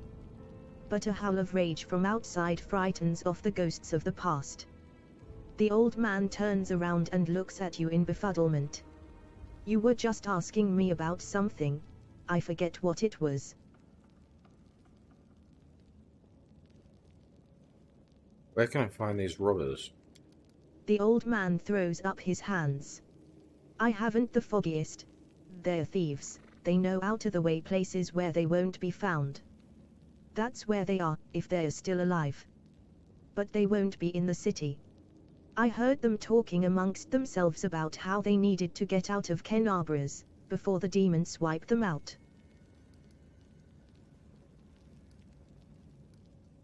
Are you alright? The poor old man smiles piteously and makes a helpless gesture. Old age, my young friend.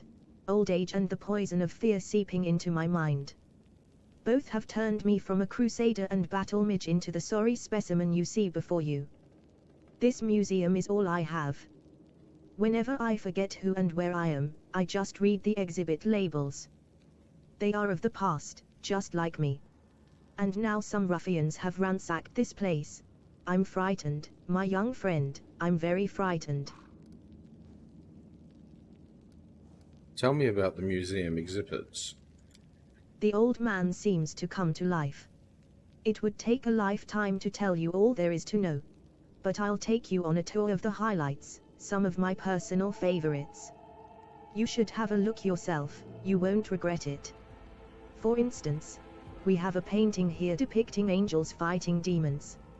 Now, you may find it hard to believe, but in the First Crusades, many heavenly beings fought shoulder to shoulder with the Crusaders. And these two in the painting are Targana and Luriel, the Silver Twins, as they were called. I actually met them, you know. when I was a young man studying under Masters Assurus. They had no airs or graces about them. They walked among the mortals. They spoke to us. They healed our wounds. Lady Targana I remember especially well. She had a special, unearthly wisdom within her. The angel Luriel, on the other hand, was known for his daring, and the youngest crusaders idolized him. I wonder where they are now, the twins. We don't have celestial beings in our ranks anymore. They all left sometime during the Second Crusade. On a very important mission, they say. But I do love looking at this painting and remembering those days when envoys of the heavens walked among us, and the light that seemed to shine from within them. The old man wipes his eyes. What was I saying? You must be a messenger, yes. Or are you a visitor? Why did those times end? Why do the Celestials not fight with us still? Heaven has not abandoned us, surely.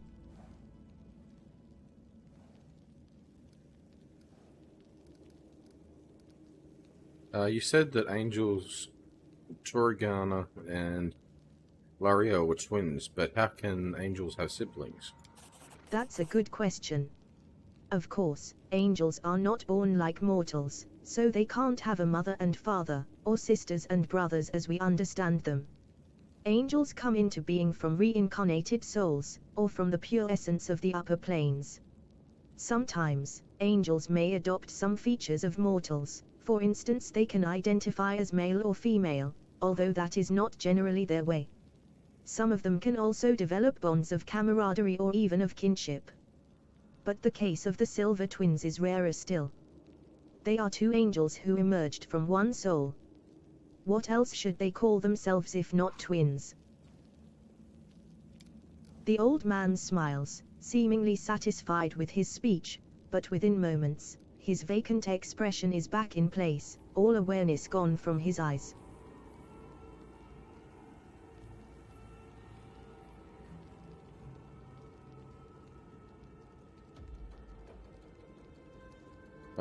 Go to Defender's Heart. There are good people there. They'll look after you. The old custodian gives you a toothless smile. Really? It's safe there. But how can I leave the museum? His gaze falls upon the traces of the ransacking, and the old man becomes lost in thought, as though trying to find an explanation for what he is seeing. You know what happened here, don't you? Thieves, they were. Prowling about. Wanted to rob the museum. But I stopped them. Those ne'er-do-wells came in here and I gave them what for, a dose of battle magic. They won't be back. Don't you worry about me, I may be old, but I can still hold my own. I have to go. The old man's bewildered gaze follows you as you go.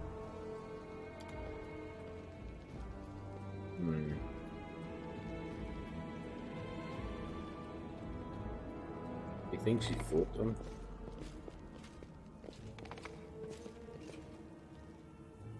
Alright, well, let's have a look in here. I found something. Yes, you did.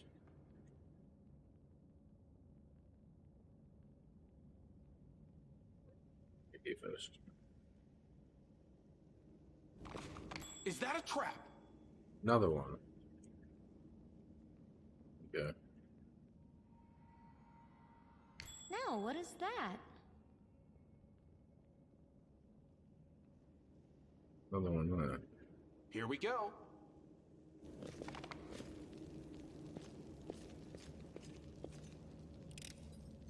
I hope you appreciate this. I am helpful, am I not?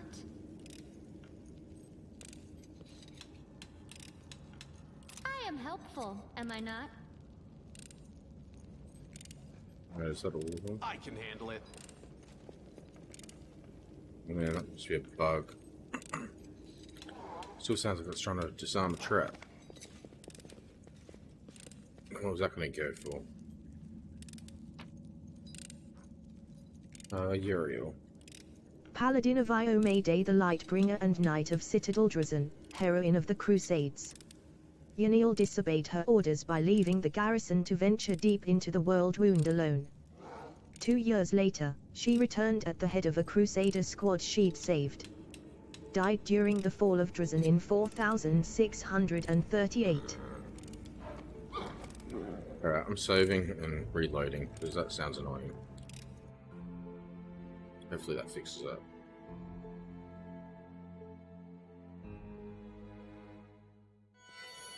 Alright, fixed.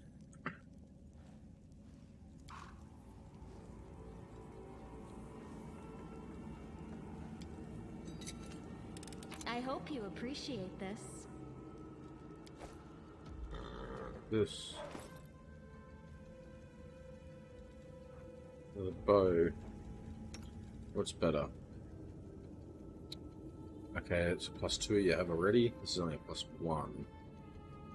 But this does... Okay, yes, the other one's still better.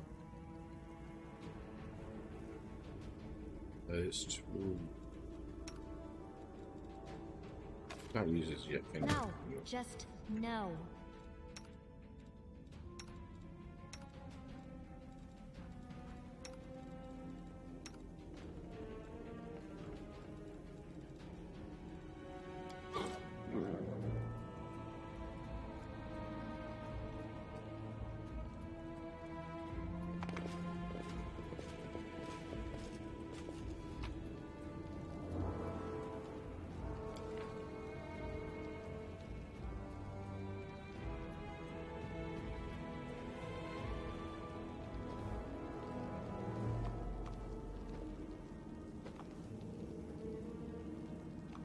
There's a book we've read already. About the museum and stuff. There's 3 of them in here so far. It's...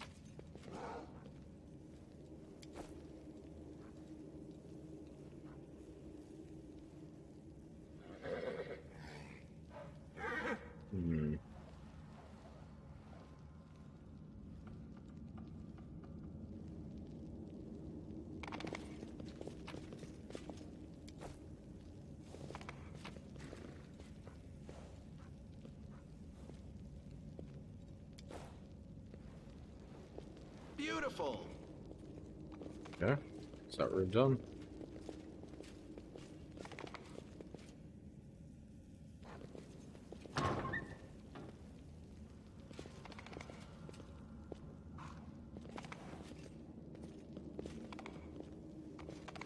Good? Alright.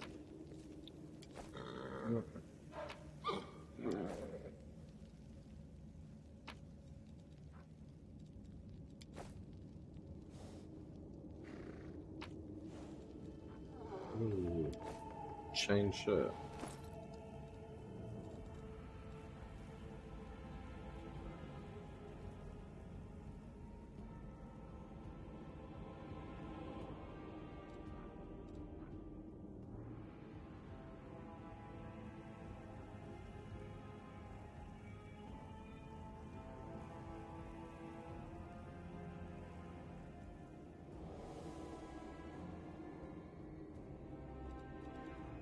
Okay, so it's an upgrade for Camilla.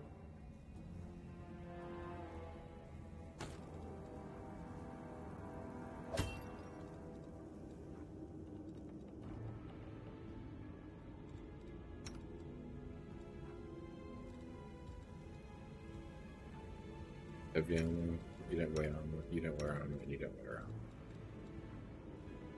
Could wear armor.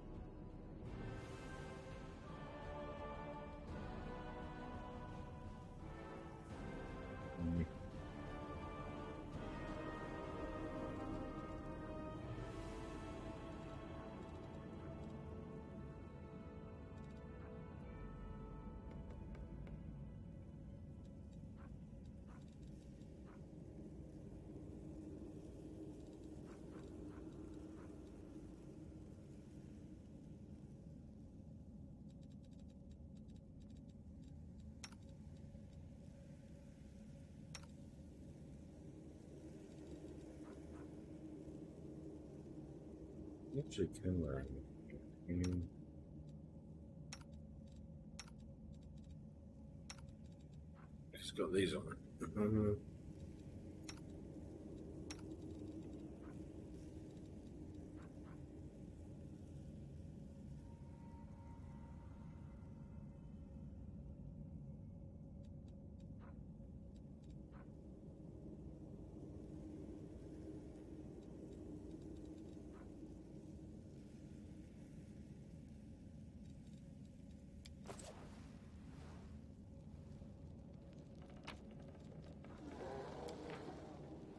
Empire Eel Lord Pulura, Mistress of the Stars and the mysterious light of the Aurora, is one of the most revered deities of old Sargeras.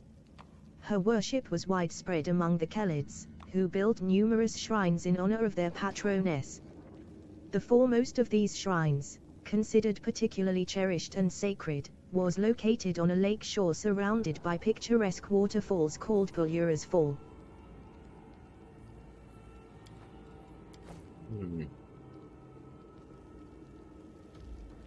Alright. So, we've done Let's all see that. what we can do. Check with you if we had anything new dialogue now. The old man squints at No. you, trying to place your face. I think I know you. You're one of the good ones, yes. The old man's bewildered gaze follows you as you go. Oh, another door.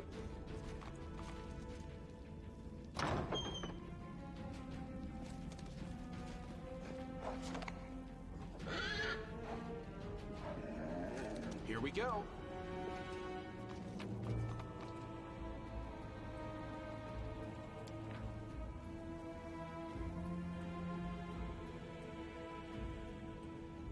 Talking about the exhibits.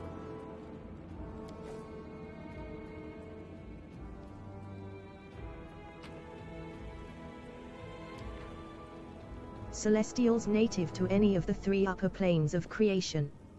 Servants of the good gods, angels have come to Crusaders' aid in their fight against the world wound more than once. It's worth noting that most of those who interfered in mortal life were driven by their own free will and not by any deity's order. However, the good gods do not forbid such impulses, allowing their celestials to seek a reckoning with the forces of evil.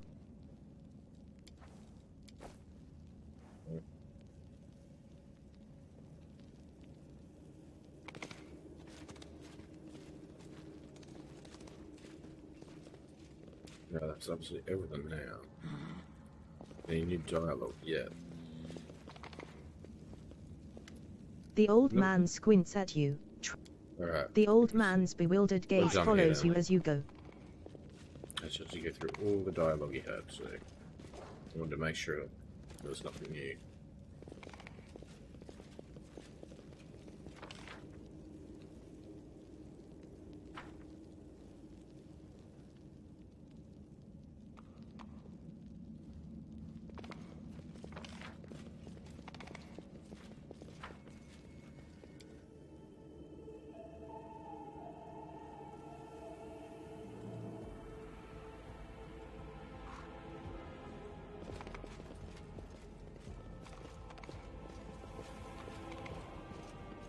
Can't make the demons wait.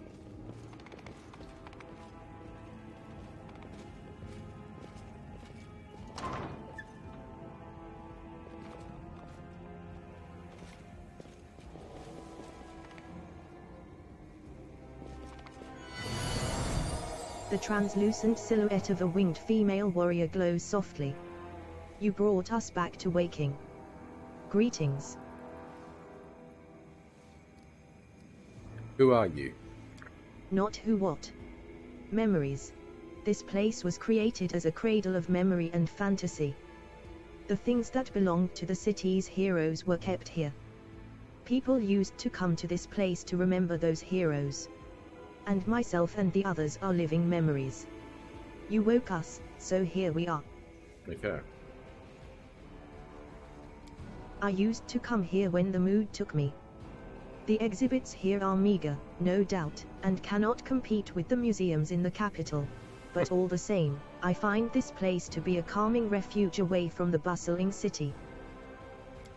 Well, all these exhibits leave me cold. Dusty glass cases, soporific history.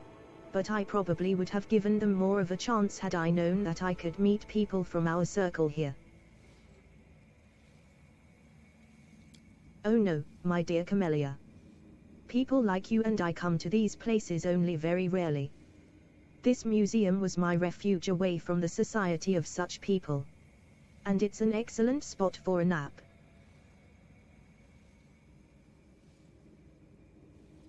So your memories of who? Of the heroes the city wished to immortalize. Go, touch a memory, see how they remembered us. After all, this place was created so that our names would never disappear into the mists of history. Okay. There used to be a place like this near Neath home. Land size. Quiet, calm. I used to walk among the plinths and pedestals, wondering, the people who founded the place, what was driving them? Were they thinking about future generations, how to pass down their wisdom and show the right path? Or were they thinking of themselves, trying to keep their names and deeds alive? But then the ceiling collapsed and that place didn't exist anymore, so my question was moot. I wish I could say that we have not dishonored your memory. But Kenabras lies in ruins, and we. But you fearlessly battle the invaders, with no thought for yourself. You have earned no censure. We are proud of you. Why did you help me? A soft smile appears on the woman's face. I sensed something in you. As if you are close to me somehow, like we stood shoulder to shoulder once in the face of evil, and that we must do so again. I sense that light dwells within you. Very recently you were threatened by a powerful demon and dark bloodlust tried to enslave your soul, but you opposed it and held fast. Continue to follow the path of light and other righteous souls will aid you and follow you.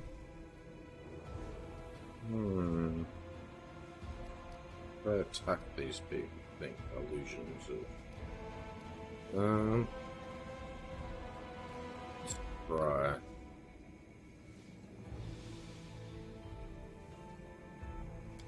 The translucent silhouette throws up her weapon in defense, but she disintegrates into nothing at the first strike.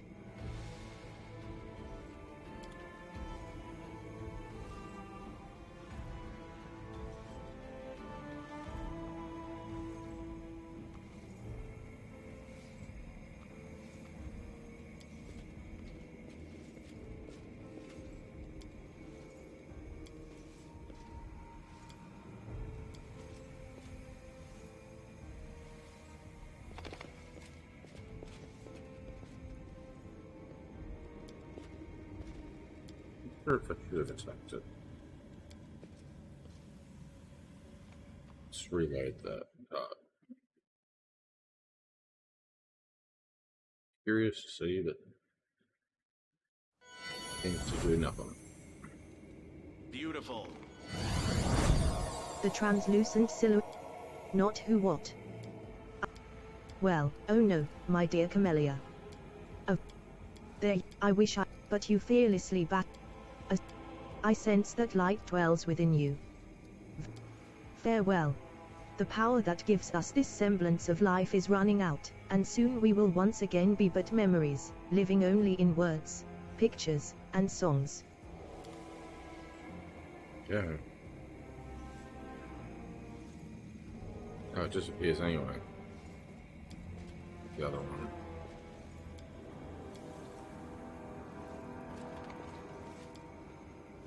Let's see what we can do.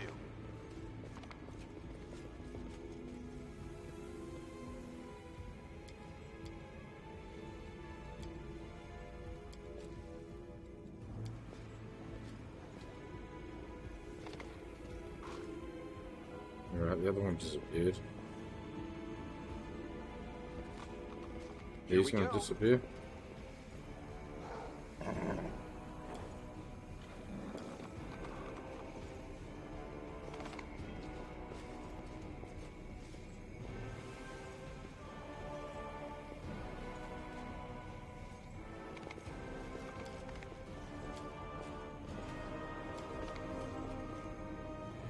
Oh yeah, it disappeared. Oh, no it hasn't.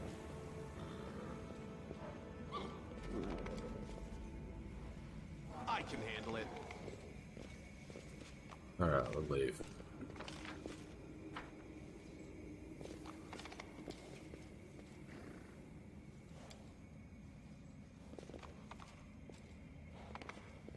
Oh, yeah.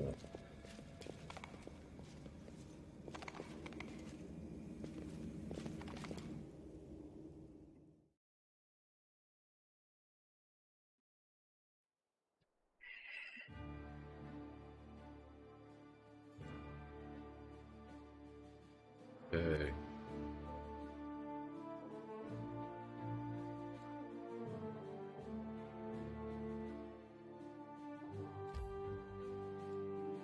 Hours.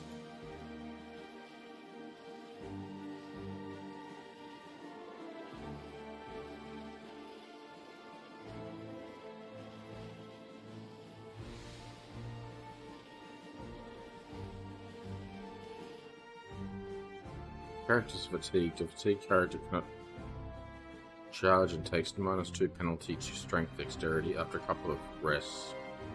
After complete rest, fatigued characters are no longer fatigued. Would you like to begin resting? No.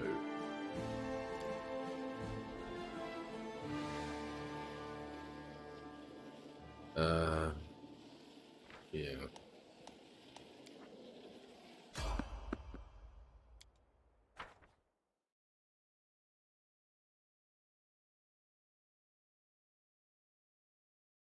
I refuse to accept their statement.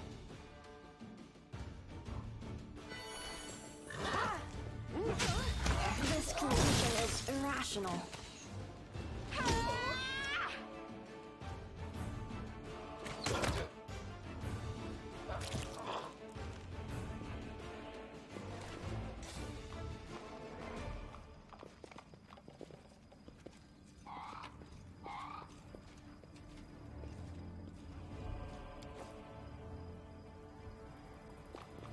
I'm not sure I can do this without resting.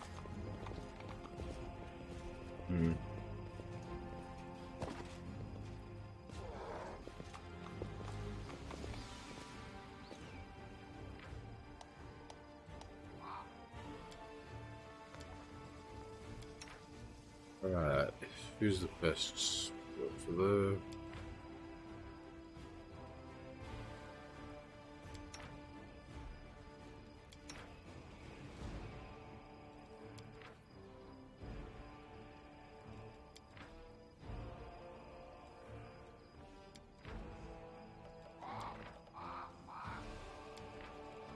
Okay,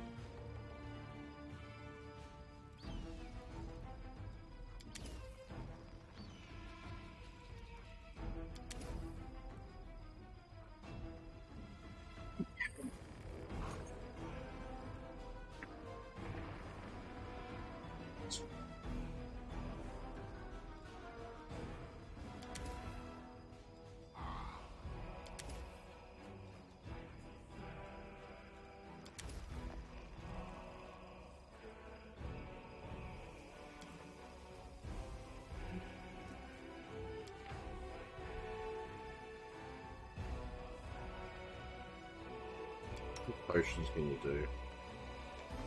Oh, it's just a meal.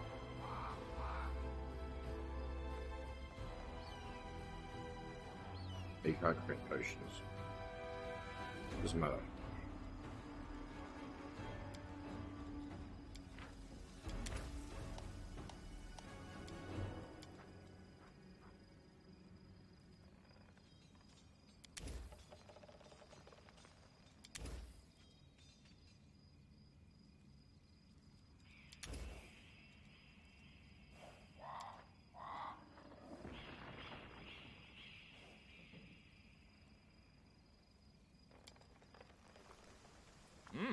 Smells good. What is it? I accidentally threw a moldy log on the fire.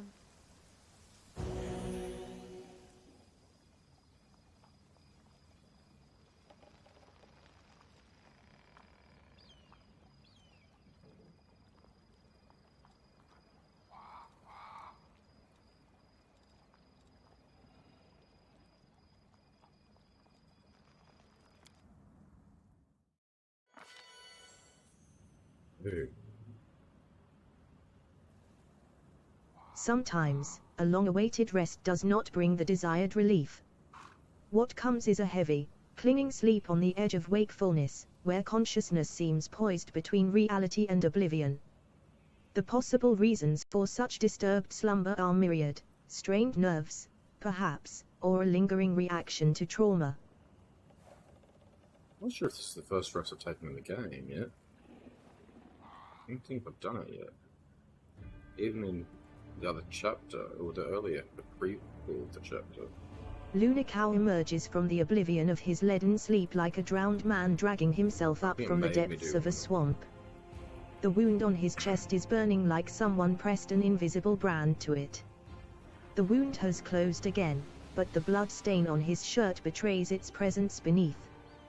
There's no time to investigate the cause behind his malaise. A trying day lies ahead, but how will Lunakau be up to the challenge if his thoughts are so muddled and his entire body aches like after a day's toil?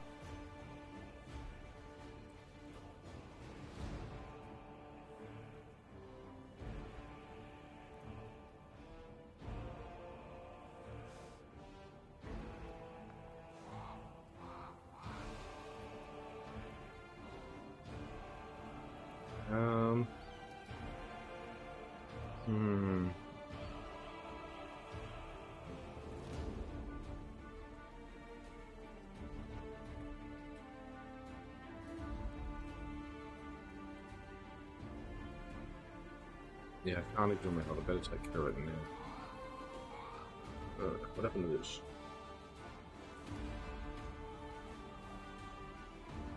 Why did this stop?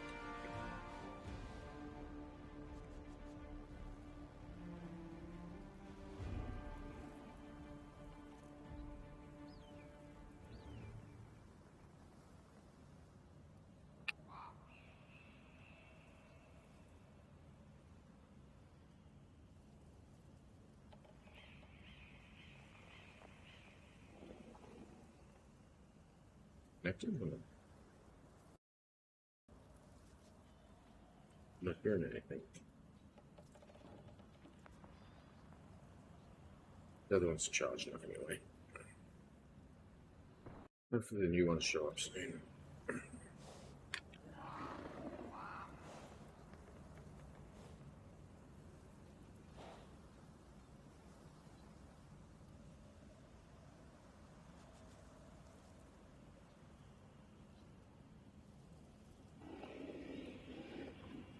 Oh yeah. I can't ignore my health. Better take care of it now rather than later, when it could already be too late. After several moments, the weariness abates, retreating to the depths of his subconscious, but leaving the path open to return the next time Lunakau seeks refuge in sleep. Oh. Lunakau recalls that he slept peacefully in the Defender's heart. Perhaps a priest can explain what has happened. Ah, that's why. To explain why the corruption, about corruption and everything. That's what that's about.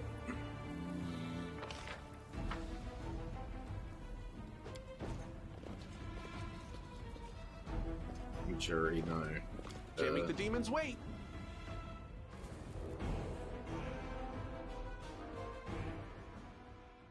Yeah. We continue. That means I get. I didn't actually. Damn it! You know what? I didn't put any spell stuff on. Yeah. I'm gonna be missing spells. Go back.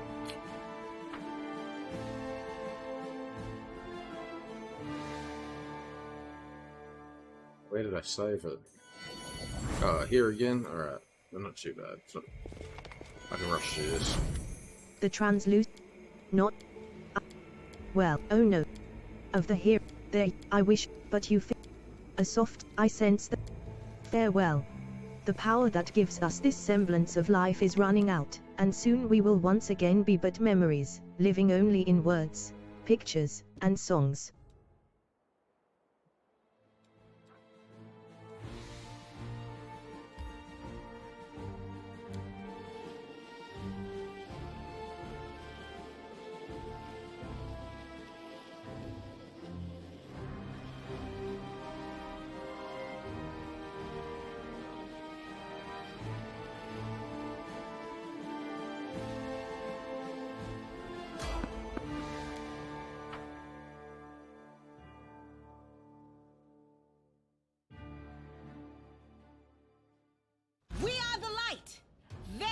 Are the darkness. The light take you! I'll cut you wide open!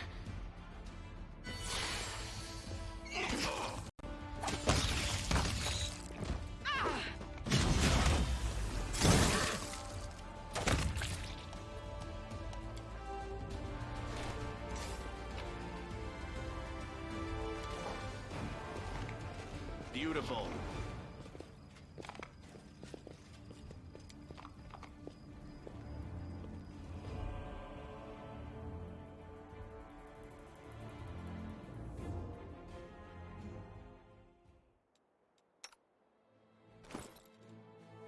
Do this now. Doesn't make me sleep yet though.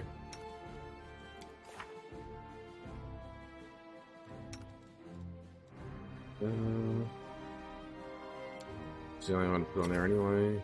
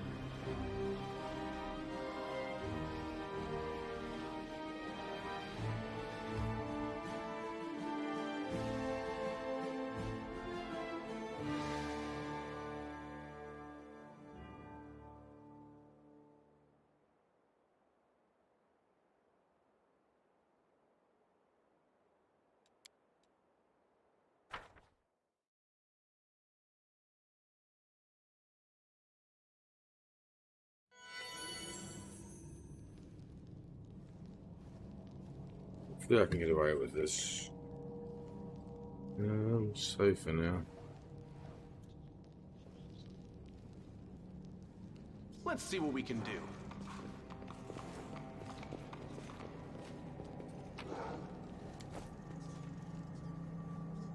Failed a religious law check. Oh no, someone passed it. I refuse to accept their statement.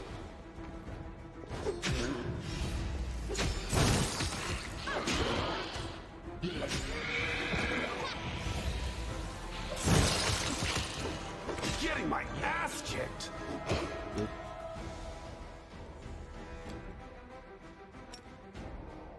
I'm gonna try this again.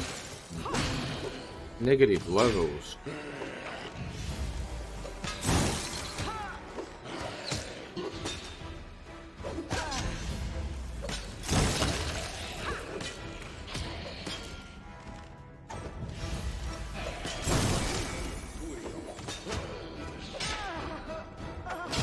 Damn it.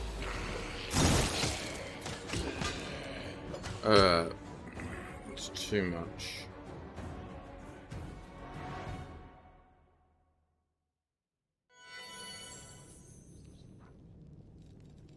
Should I?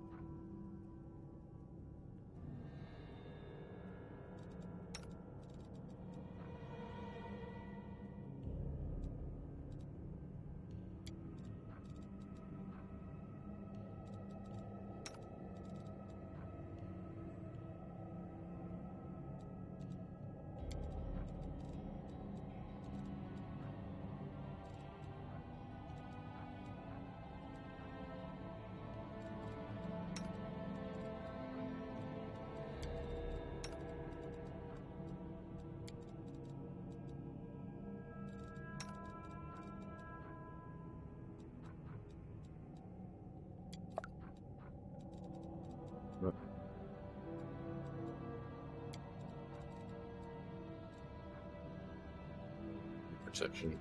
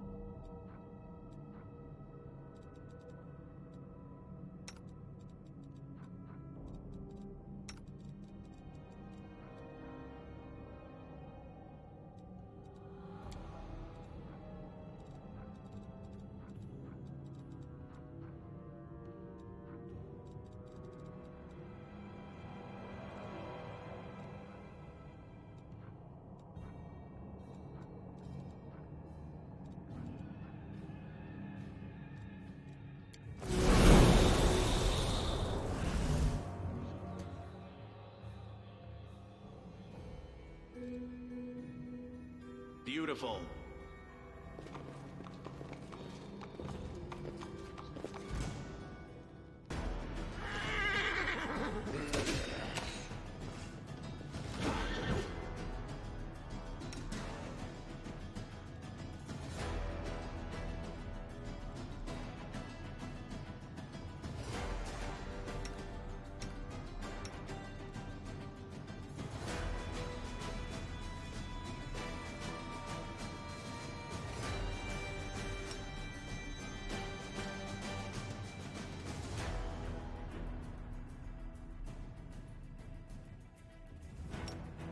Yeah.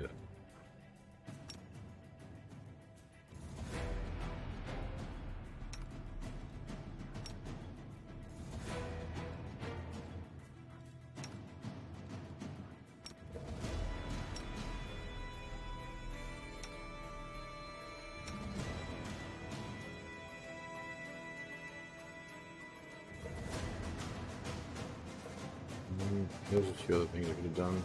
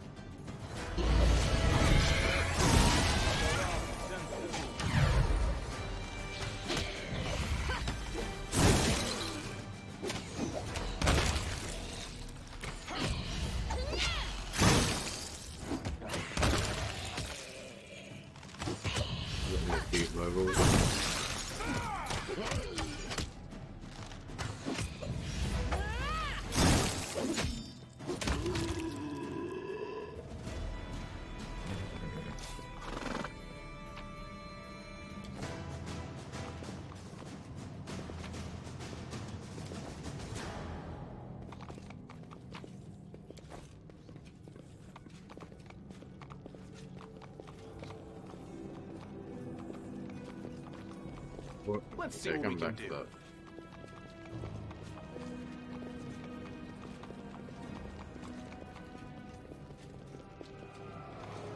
Well, hello there. Here we go.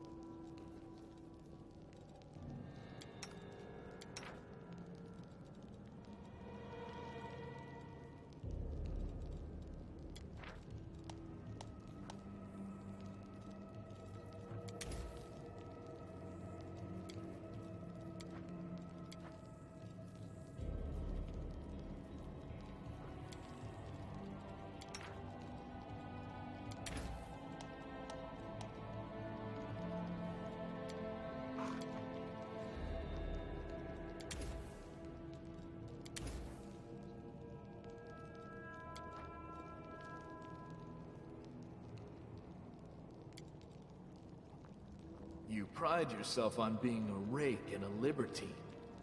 But could you ever bring yourself to sleep with a mongrel? I bet you toss your cookies at the first whiff of one. If this is you propositioning me, then I'm sounds game. like. Now, how much would you care to bet?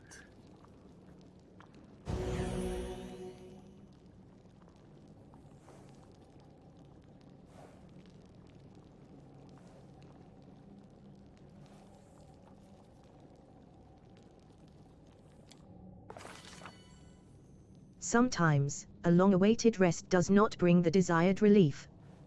What comes is a heavy, clinging sleep on the edge of wakefulness, where consciousness seems poised between reality and oblivion. The possible reasons for such disturbed slumber are myriad: strained nerves, perhaps, or a lingering reaction to trauma.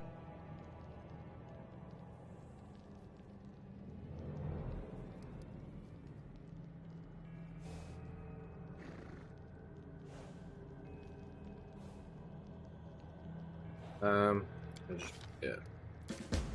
They're out. We failed to cook the meal, did we? No, well.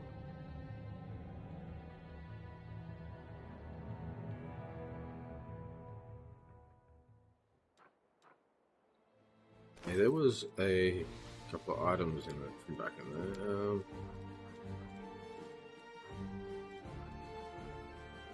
Battle axe.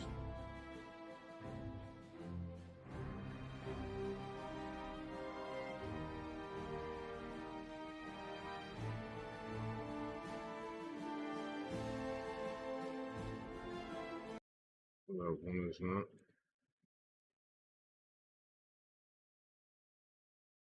They're great accents.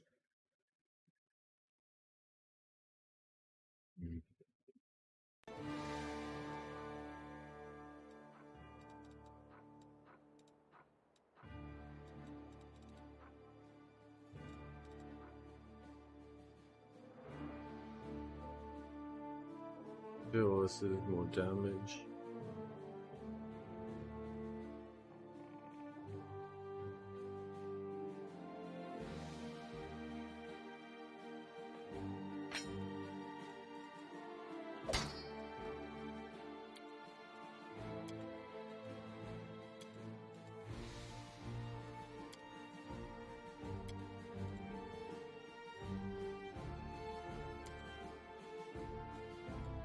Yeah. Oops.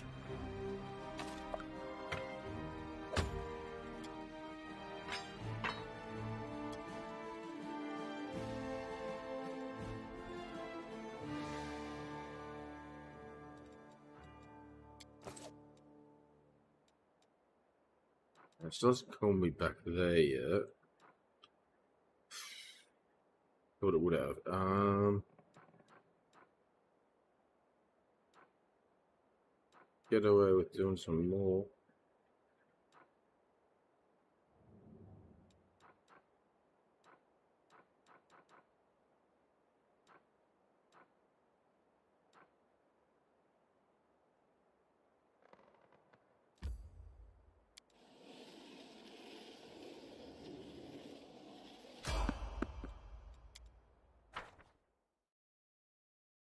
Sure, it would have called me back to the Defender's Heart by now.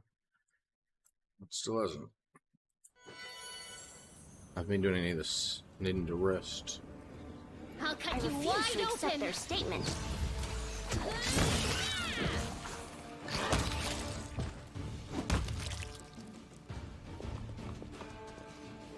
I can handle it.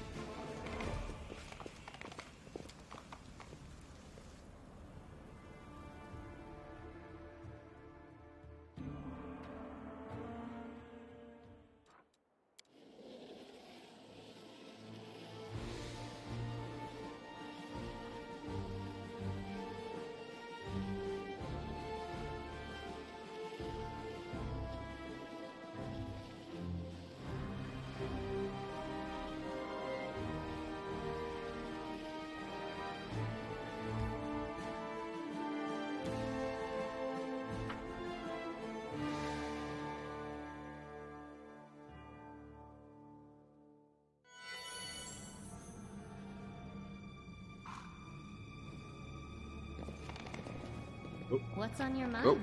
Save the last one for me. Why did it get crazy?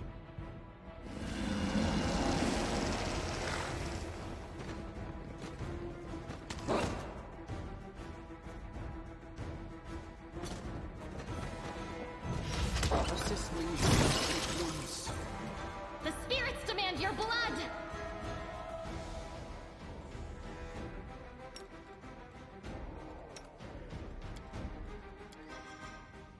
I'm gonna give you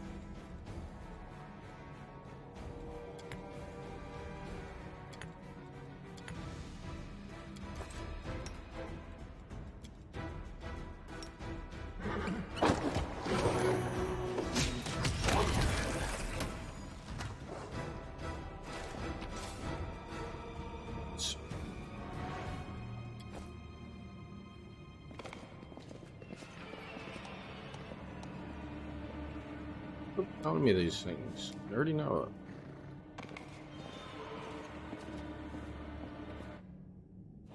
Can't make the demons wait. They will break against our resolve.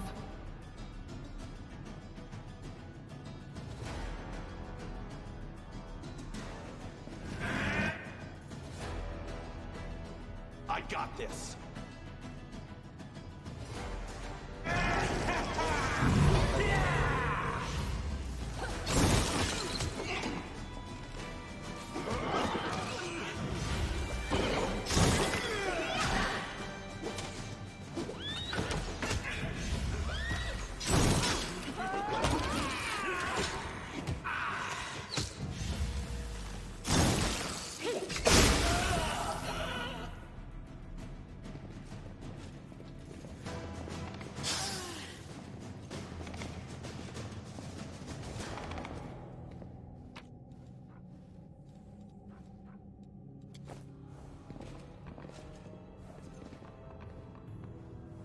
Was that not one as well?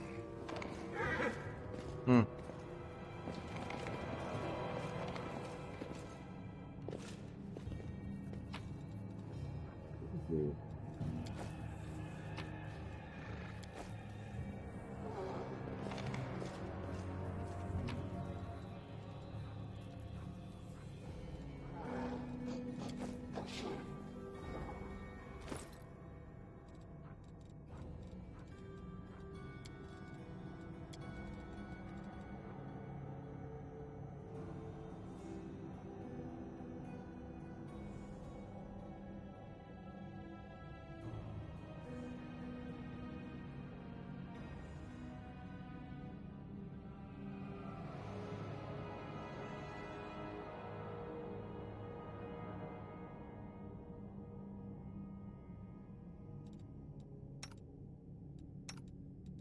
Now we have my oracle for now, so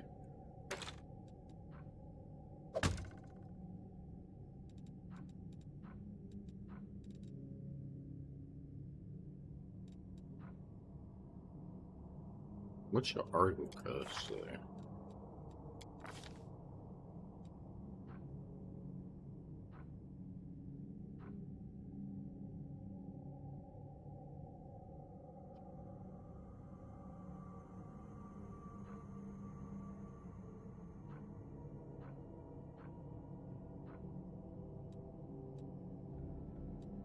You do not have an oracle curse?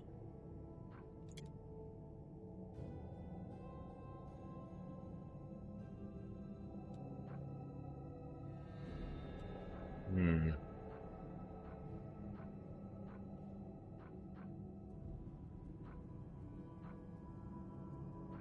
Maybe better on Ember.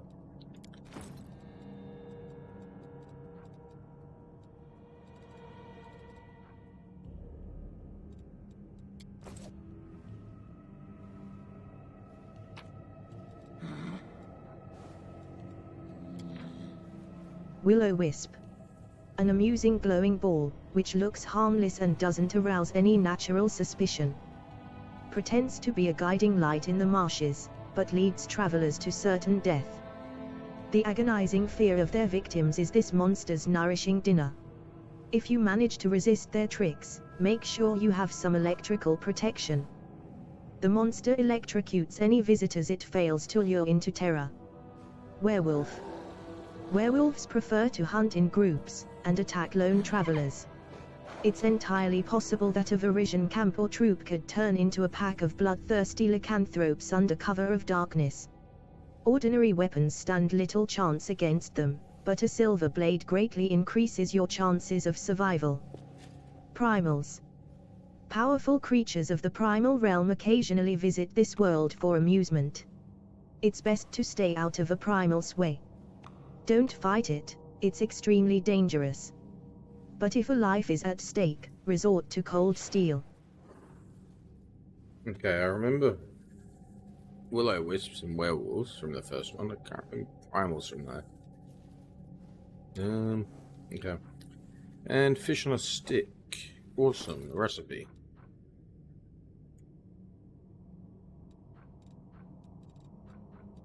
Copy recipe. Is there downstairs to go? Nope. Beautiful. Alright, we're done with this area.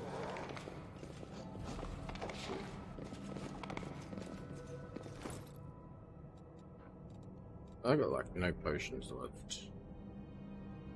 Have to buy some when I get back.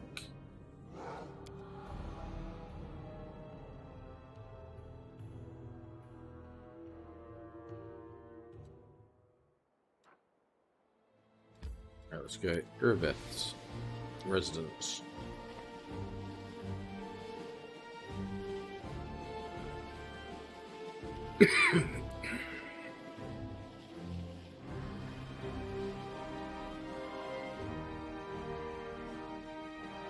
They're fatigued again.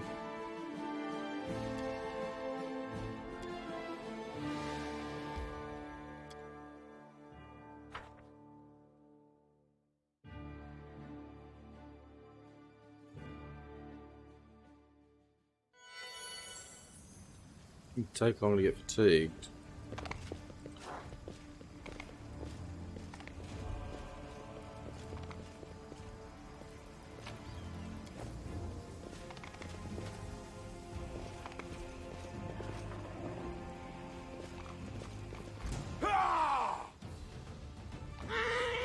You are today's sacrifice!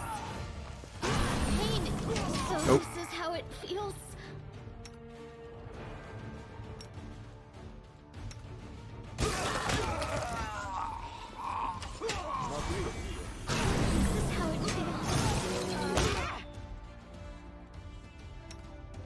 You know what, he's gonna have to do one of them.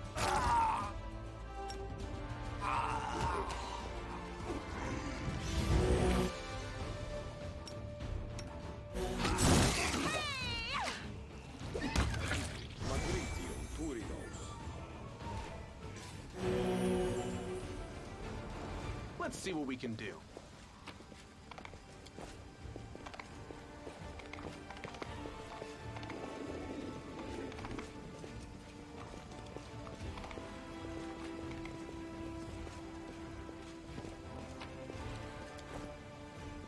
Here we go.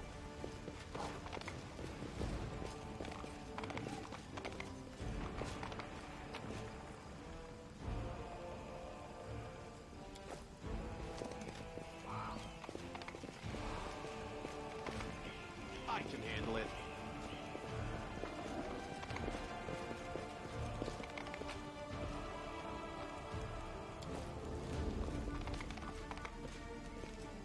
You can trust me.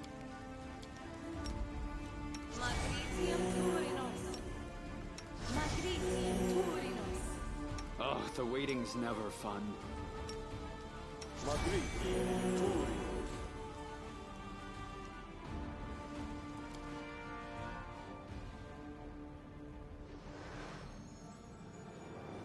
Can't make the demons wait. Can't hide from me.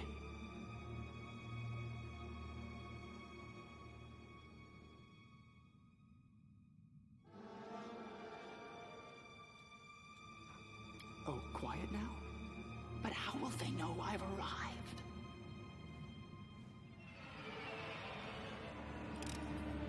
I hope you appreciate Beautiful. Let's have some fun.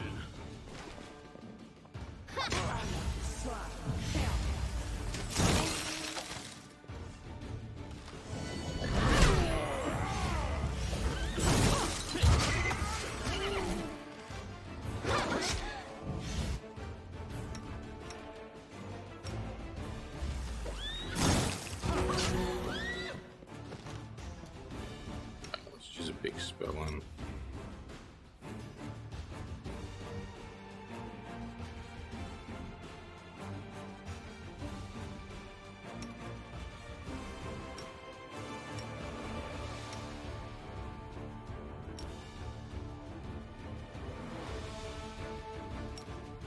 Succubus, yeah.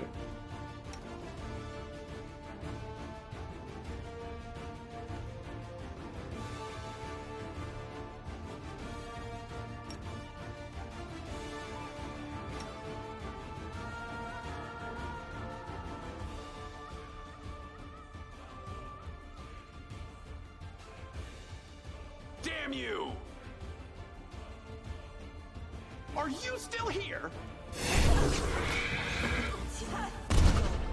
Am I at my limit?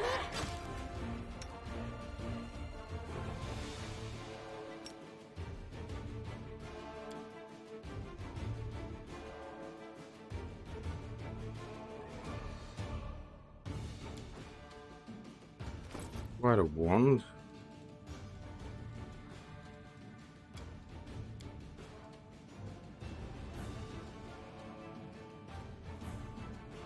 Where is it?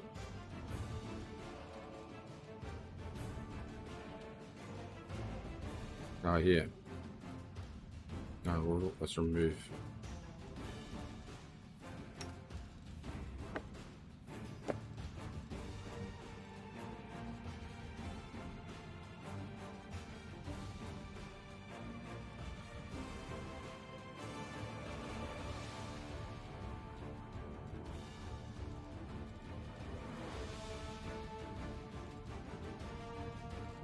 Wand of moderate heals.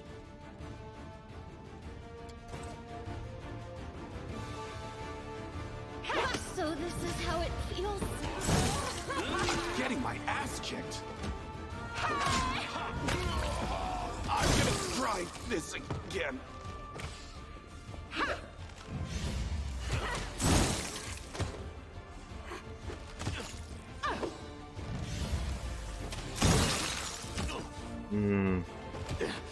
This is not my time yet. This was unexpected.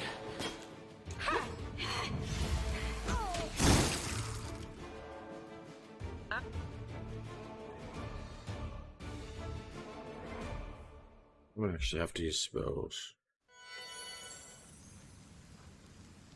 Beautiful.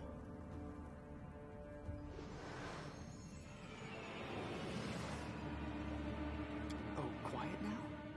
But how will they know I've arrived?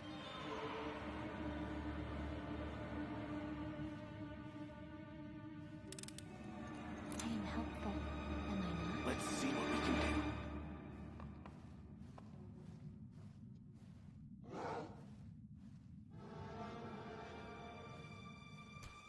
Should I?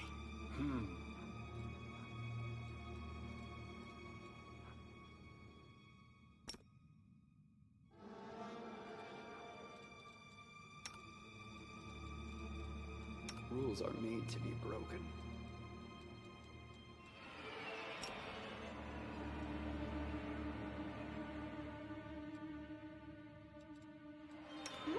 Oh, yes, what?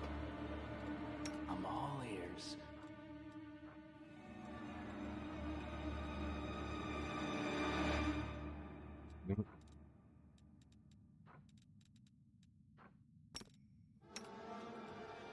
What's on your mind? I wonder. No reason to pause. I refuse to accept their statement.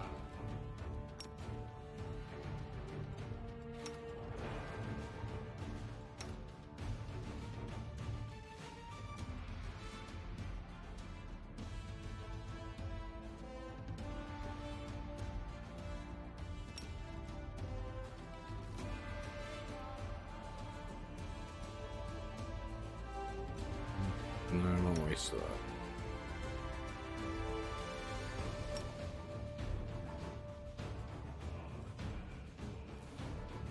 Oh, skip the pleasantries. Smile, the world's not ending just yet.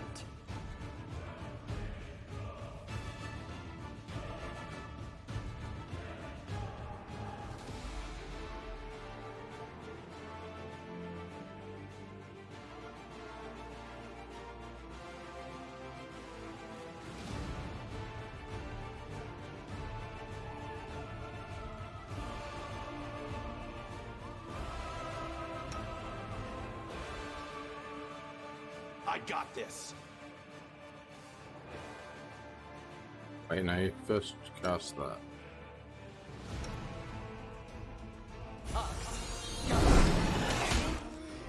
Damn you!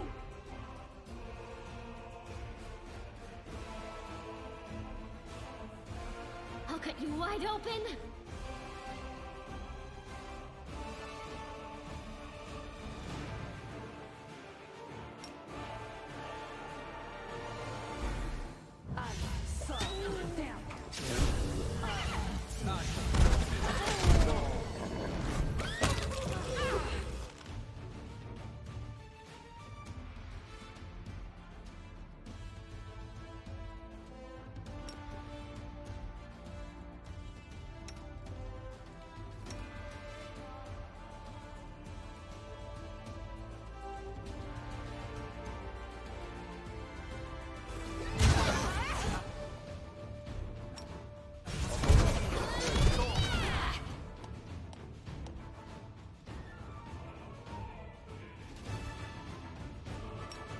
Oops, not I want this one.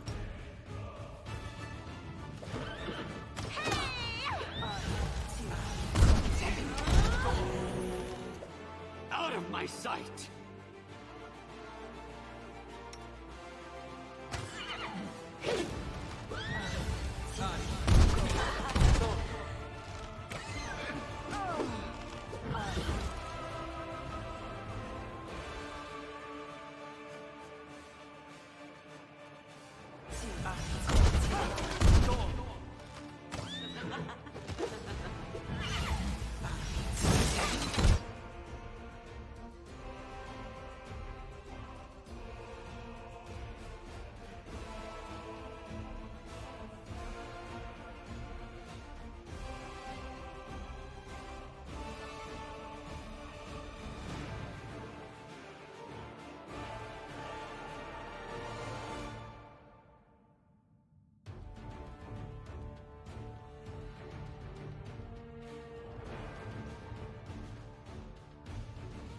Are you still here?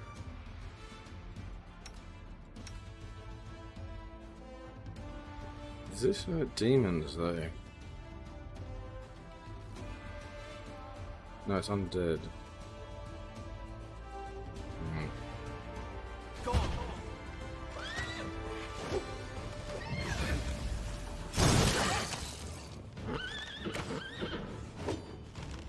Now we get to the target.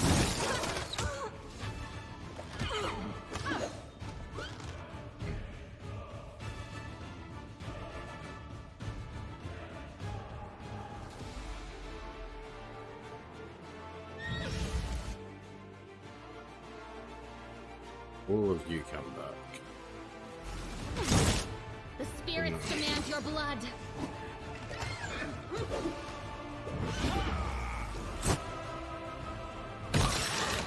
The light take you!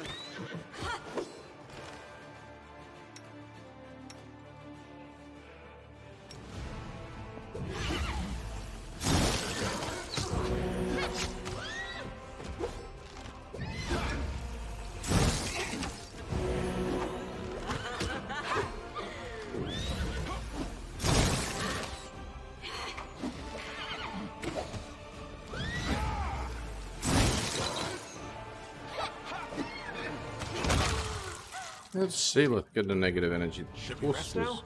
Nah. Tanking, I thought. Oh well. Rapier and the cloak, good. Here we go. From me.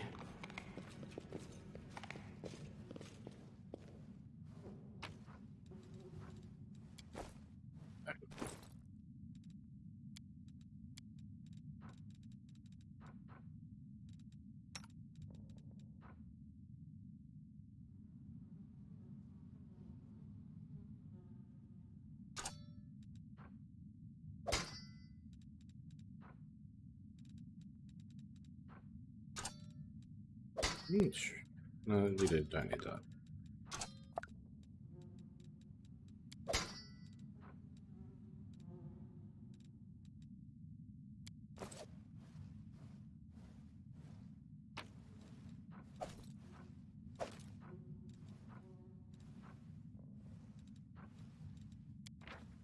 Anivia. If you're reading this, know that I'm alive and I'm rallying a troop of survivors to rise to the city's defense. We're going to fight our way to the Defender's Heart Tavern, set up our command there, and hold the line until help arrives, or if the goddess wills it, we'll launch an attack on the Grey Garrison. I love you, and I trust that we will see each other again in this world. Tirabeth. Yeah. A story recorded by Tullius Mara, from the words of Warren, a peasant from the village of Darkfords. Want to know why they call old Genty the Crusader? This is what happened. Ogre the farmer died, leaving 3 sons. The 2 older ones divided the land and lived their lives, and Genty, the youngest one, was a square peg in a round hole, as they say. He only knew how to bask under a tree and eat pies. What was he to do? Where could he apply himself? So he got a rusty old sword from the blacksmith's backyard, mounted his skinny horse, and rode off, over the hills and far away. Sooner or later, he came to a castle. Inside it, there was a knight's wife, sitting around waiting for her husband to return from the Crusades. So our Genty sat down next to her, saying, "Fair lady, your husband is a great man, and you deserve all compassion. I am a crusader myself, and used to fight the horrible spawn of the world wound." And so on he rambled. He sat behind the stone walls for a month, gained 10 pounds, became even more well-groomed, and in the end looked like a baron.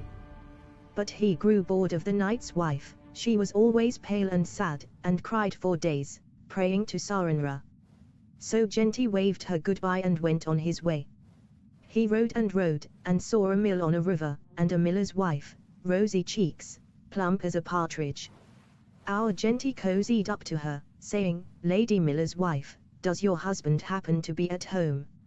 "No, my good sir, last year the Fae dragged him into the river," she said. So Genty invited himself to stay at the mill. He lay on a soft bed, eating pies, drinking beer, and walking around the village. He had some nerve, told everyone at the village tavern what a seasoned crusader he was. He feared no demon, and promised to show them what's what. So one moonlit night, when he was huffing and puffing on the widow, he felt her grabbing his back so strongly that he couldn't stand it. He looked down, and there she was. A crone, horrible, like a skeleton, with a crooked nose, eyes like embers, a hollow stomach, ribs sticking out, and claws instead of nails, stinking of a ripened grave. Try as he might, Genty couldn't get away. The crone held him tight, hissing, "Where are you going, my sweet crusader? Come on, put your bun in my oven." And she stuck out her long tongue, and licked her rotten teeth. Somehow Genty wiggled away, leaving plenty of his skin and meat on her claws. He ran from the mill in a panic. Ran all the way to the village, naked and bleeding. So, he's running and yelling, "Demons! Demons!" Well, the locals gathered with their axes and pitchforks, and came to the mill, but it was empty. The crone was gone. They did find an ugly corpse in the basement, though. They knew it was the miller's wife, by her hair and clothes. That's when Genty lost his mind.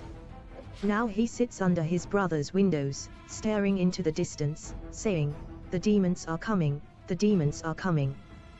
That's the only thing he'll say. Okay. Did that give something?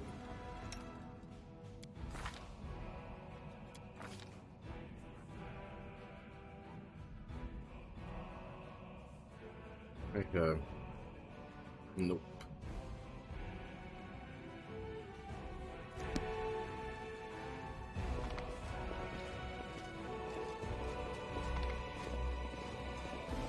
I can handle it.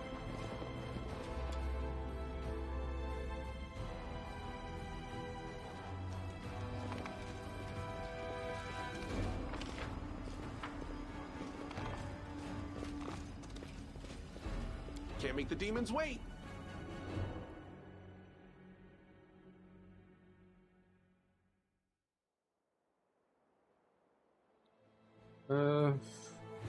We could possibly do that.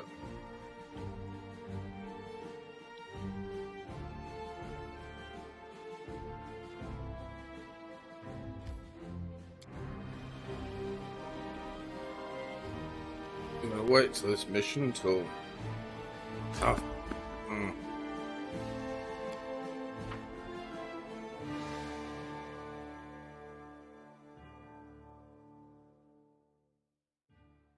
They will break against our resolve.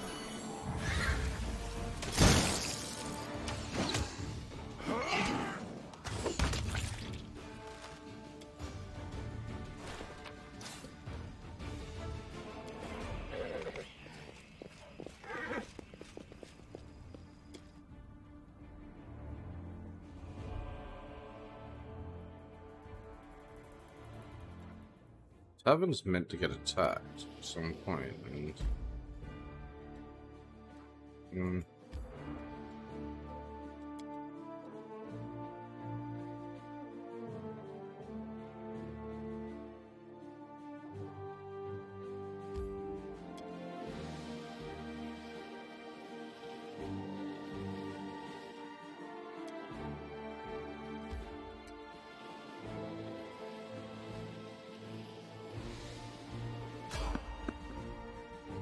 here we go. So I think it's it.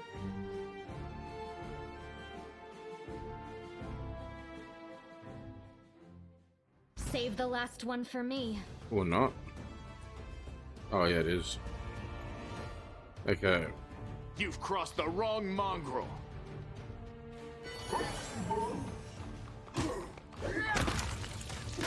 Did you see that?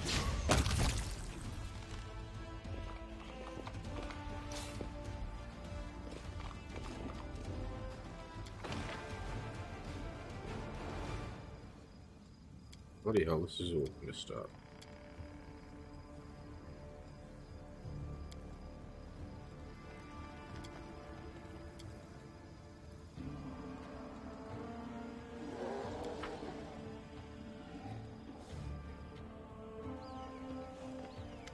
The young soldier wipes the blood spatter from his face with a shaking hand. By Io Mayday, I'm alive. Phew. It felt like I had half the abyss and Aureliu herself on my tail back there. The soldier sucks in a breath and releases it, clenching his fists to conquer the tremors. Commander Tirabard sent me to get you, and thank all the good gods I found you before it's too late. The commander wants you to come back and help protect the defender's heart right away. Demons. The demons are closing in on the tavern, they'll soon have us surrounded. I almost didn't make it past them to come get you. They could strike at any moment. They're closing in on the tavern, but noticeably enough that you had time to run for help. I see our enemies used up whatever reserves of stealth they had in their first assault on Kenabras.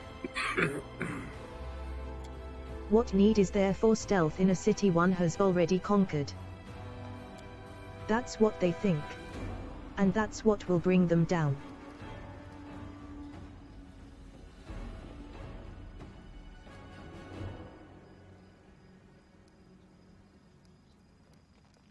What are we heading for? Let's go. Yes. Yes, let's go. We'll show those beasts.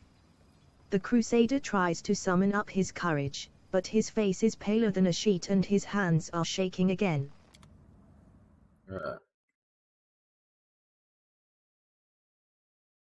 Now I think I'm going to save here and end this episode.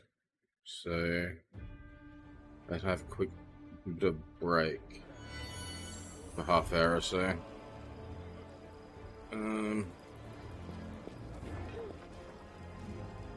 Beautiful.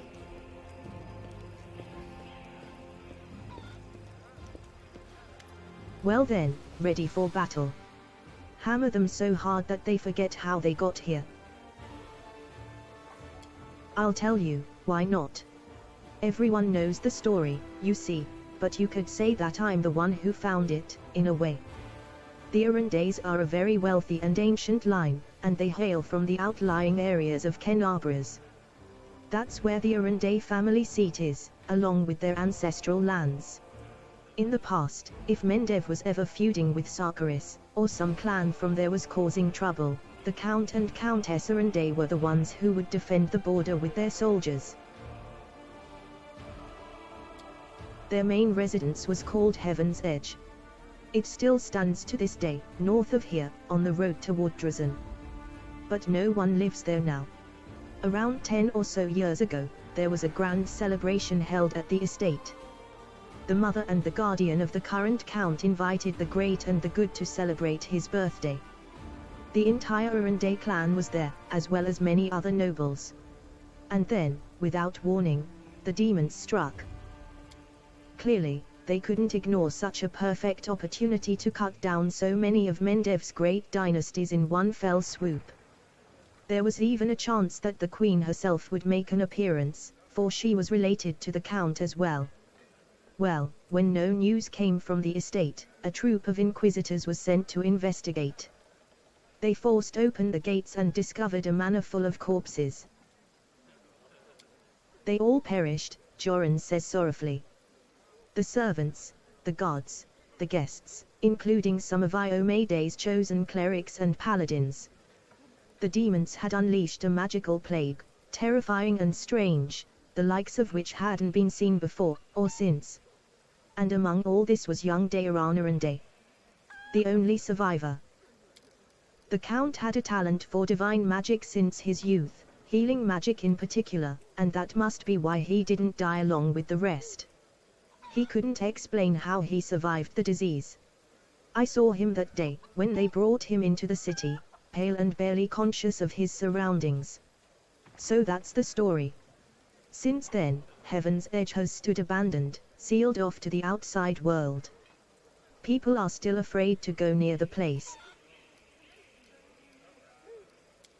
Torag watch over you. If you need something from me, don't be afraid to stop by. Right, and I did want to get to that. Boxo.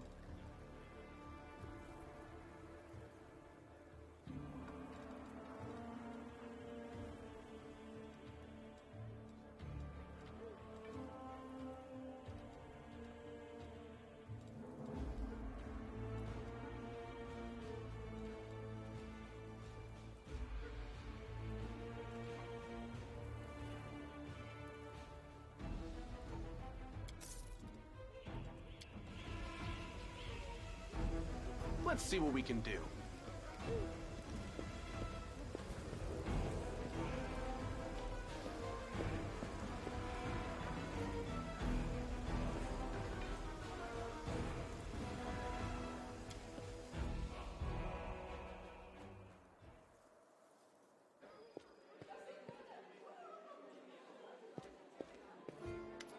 The albino is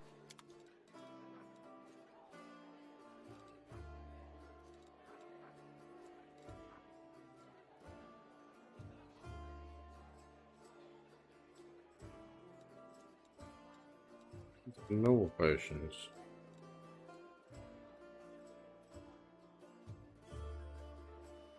Okay.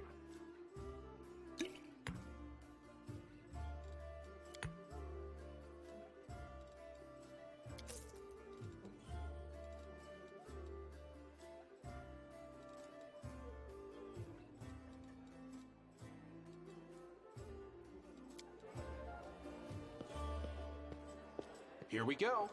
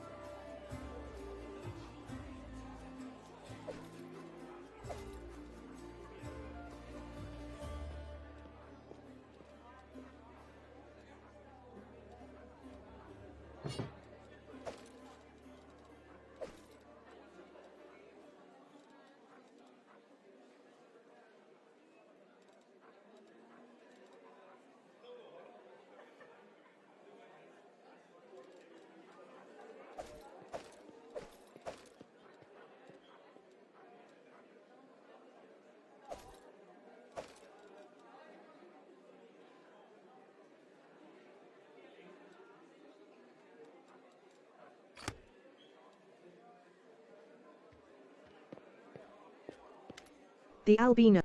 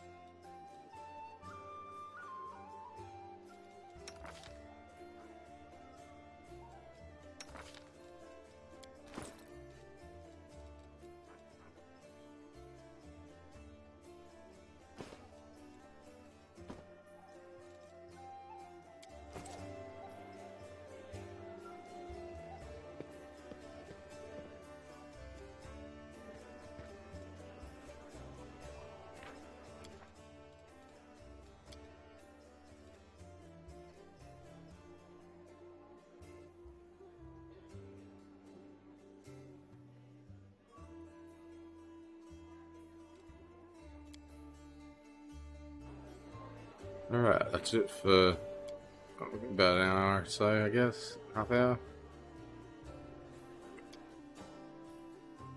Bit of a break. My back is killing me.